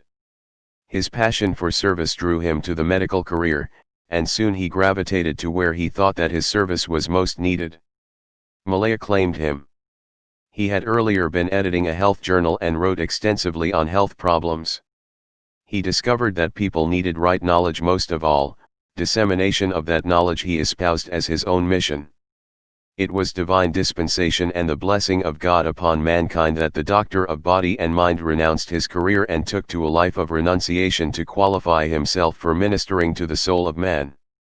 He settled down at Rishikesh in 1924, practiced intense austerities and shone as a great yogi, saint, sage, and Jivanmukta.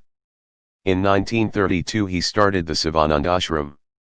In 1936 was born the Divine Life Society. In 1948 the Copyright Yoga Vedanta Forest Academy was organized. Dissemination of spiritual knowledge and training of people in yoga and Vedanta were their aim and object. In 1950 he undertook a lightning tour of India and Ceylon. In 1953 he convened a World Parliament of Religions. He is the author of over 300 volumes and has disciples all over the world, belonging to all nationalities, religions, and creeds. To read his works is to drink at the fountain of wisdom supreme. On July 14, 1963 he entered Mahasamadhi. ISBN 81-7052-168-8 ES 53 Rs. 50/.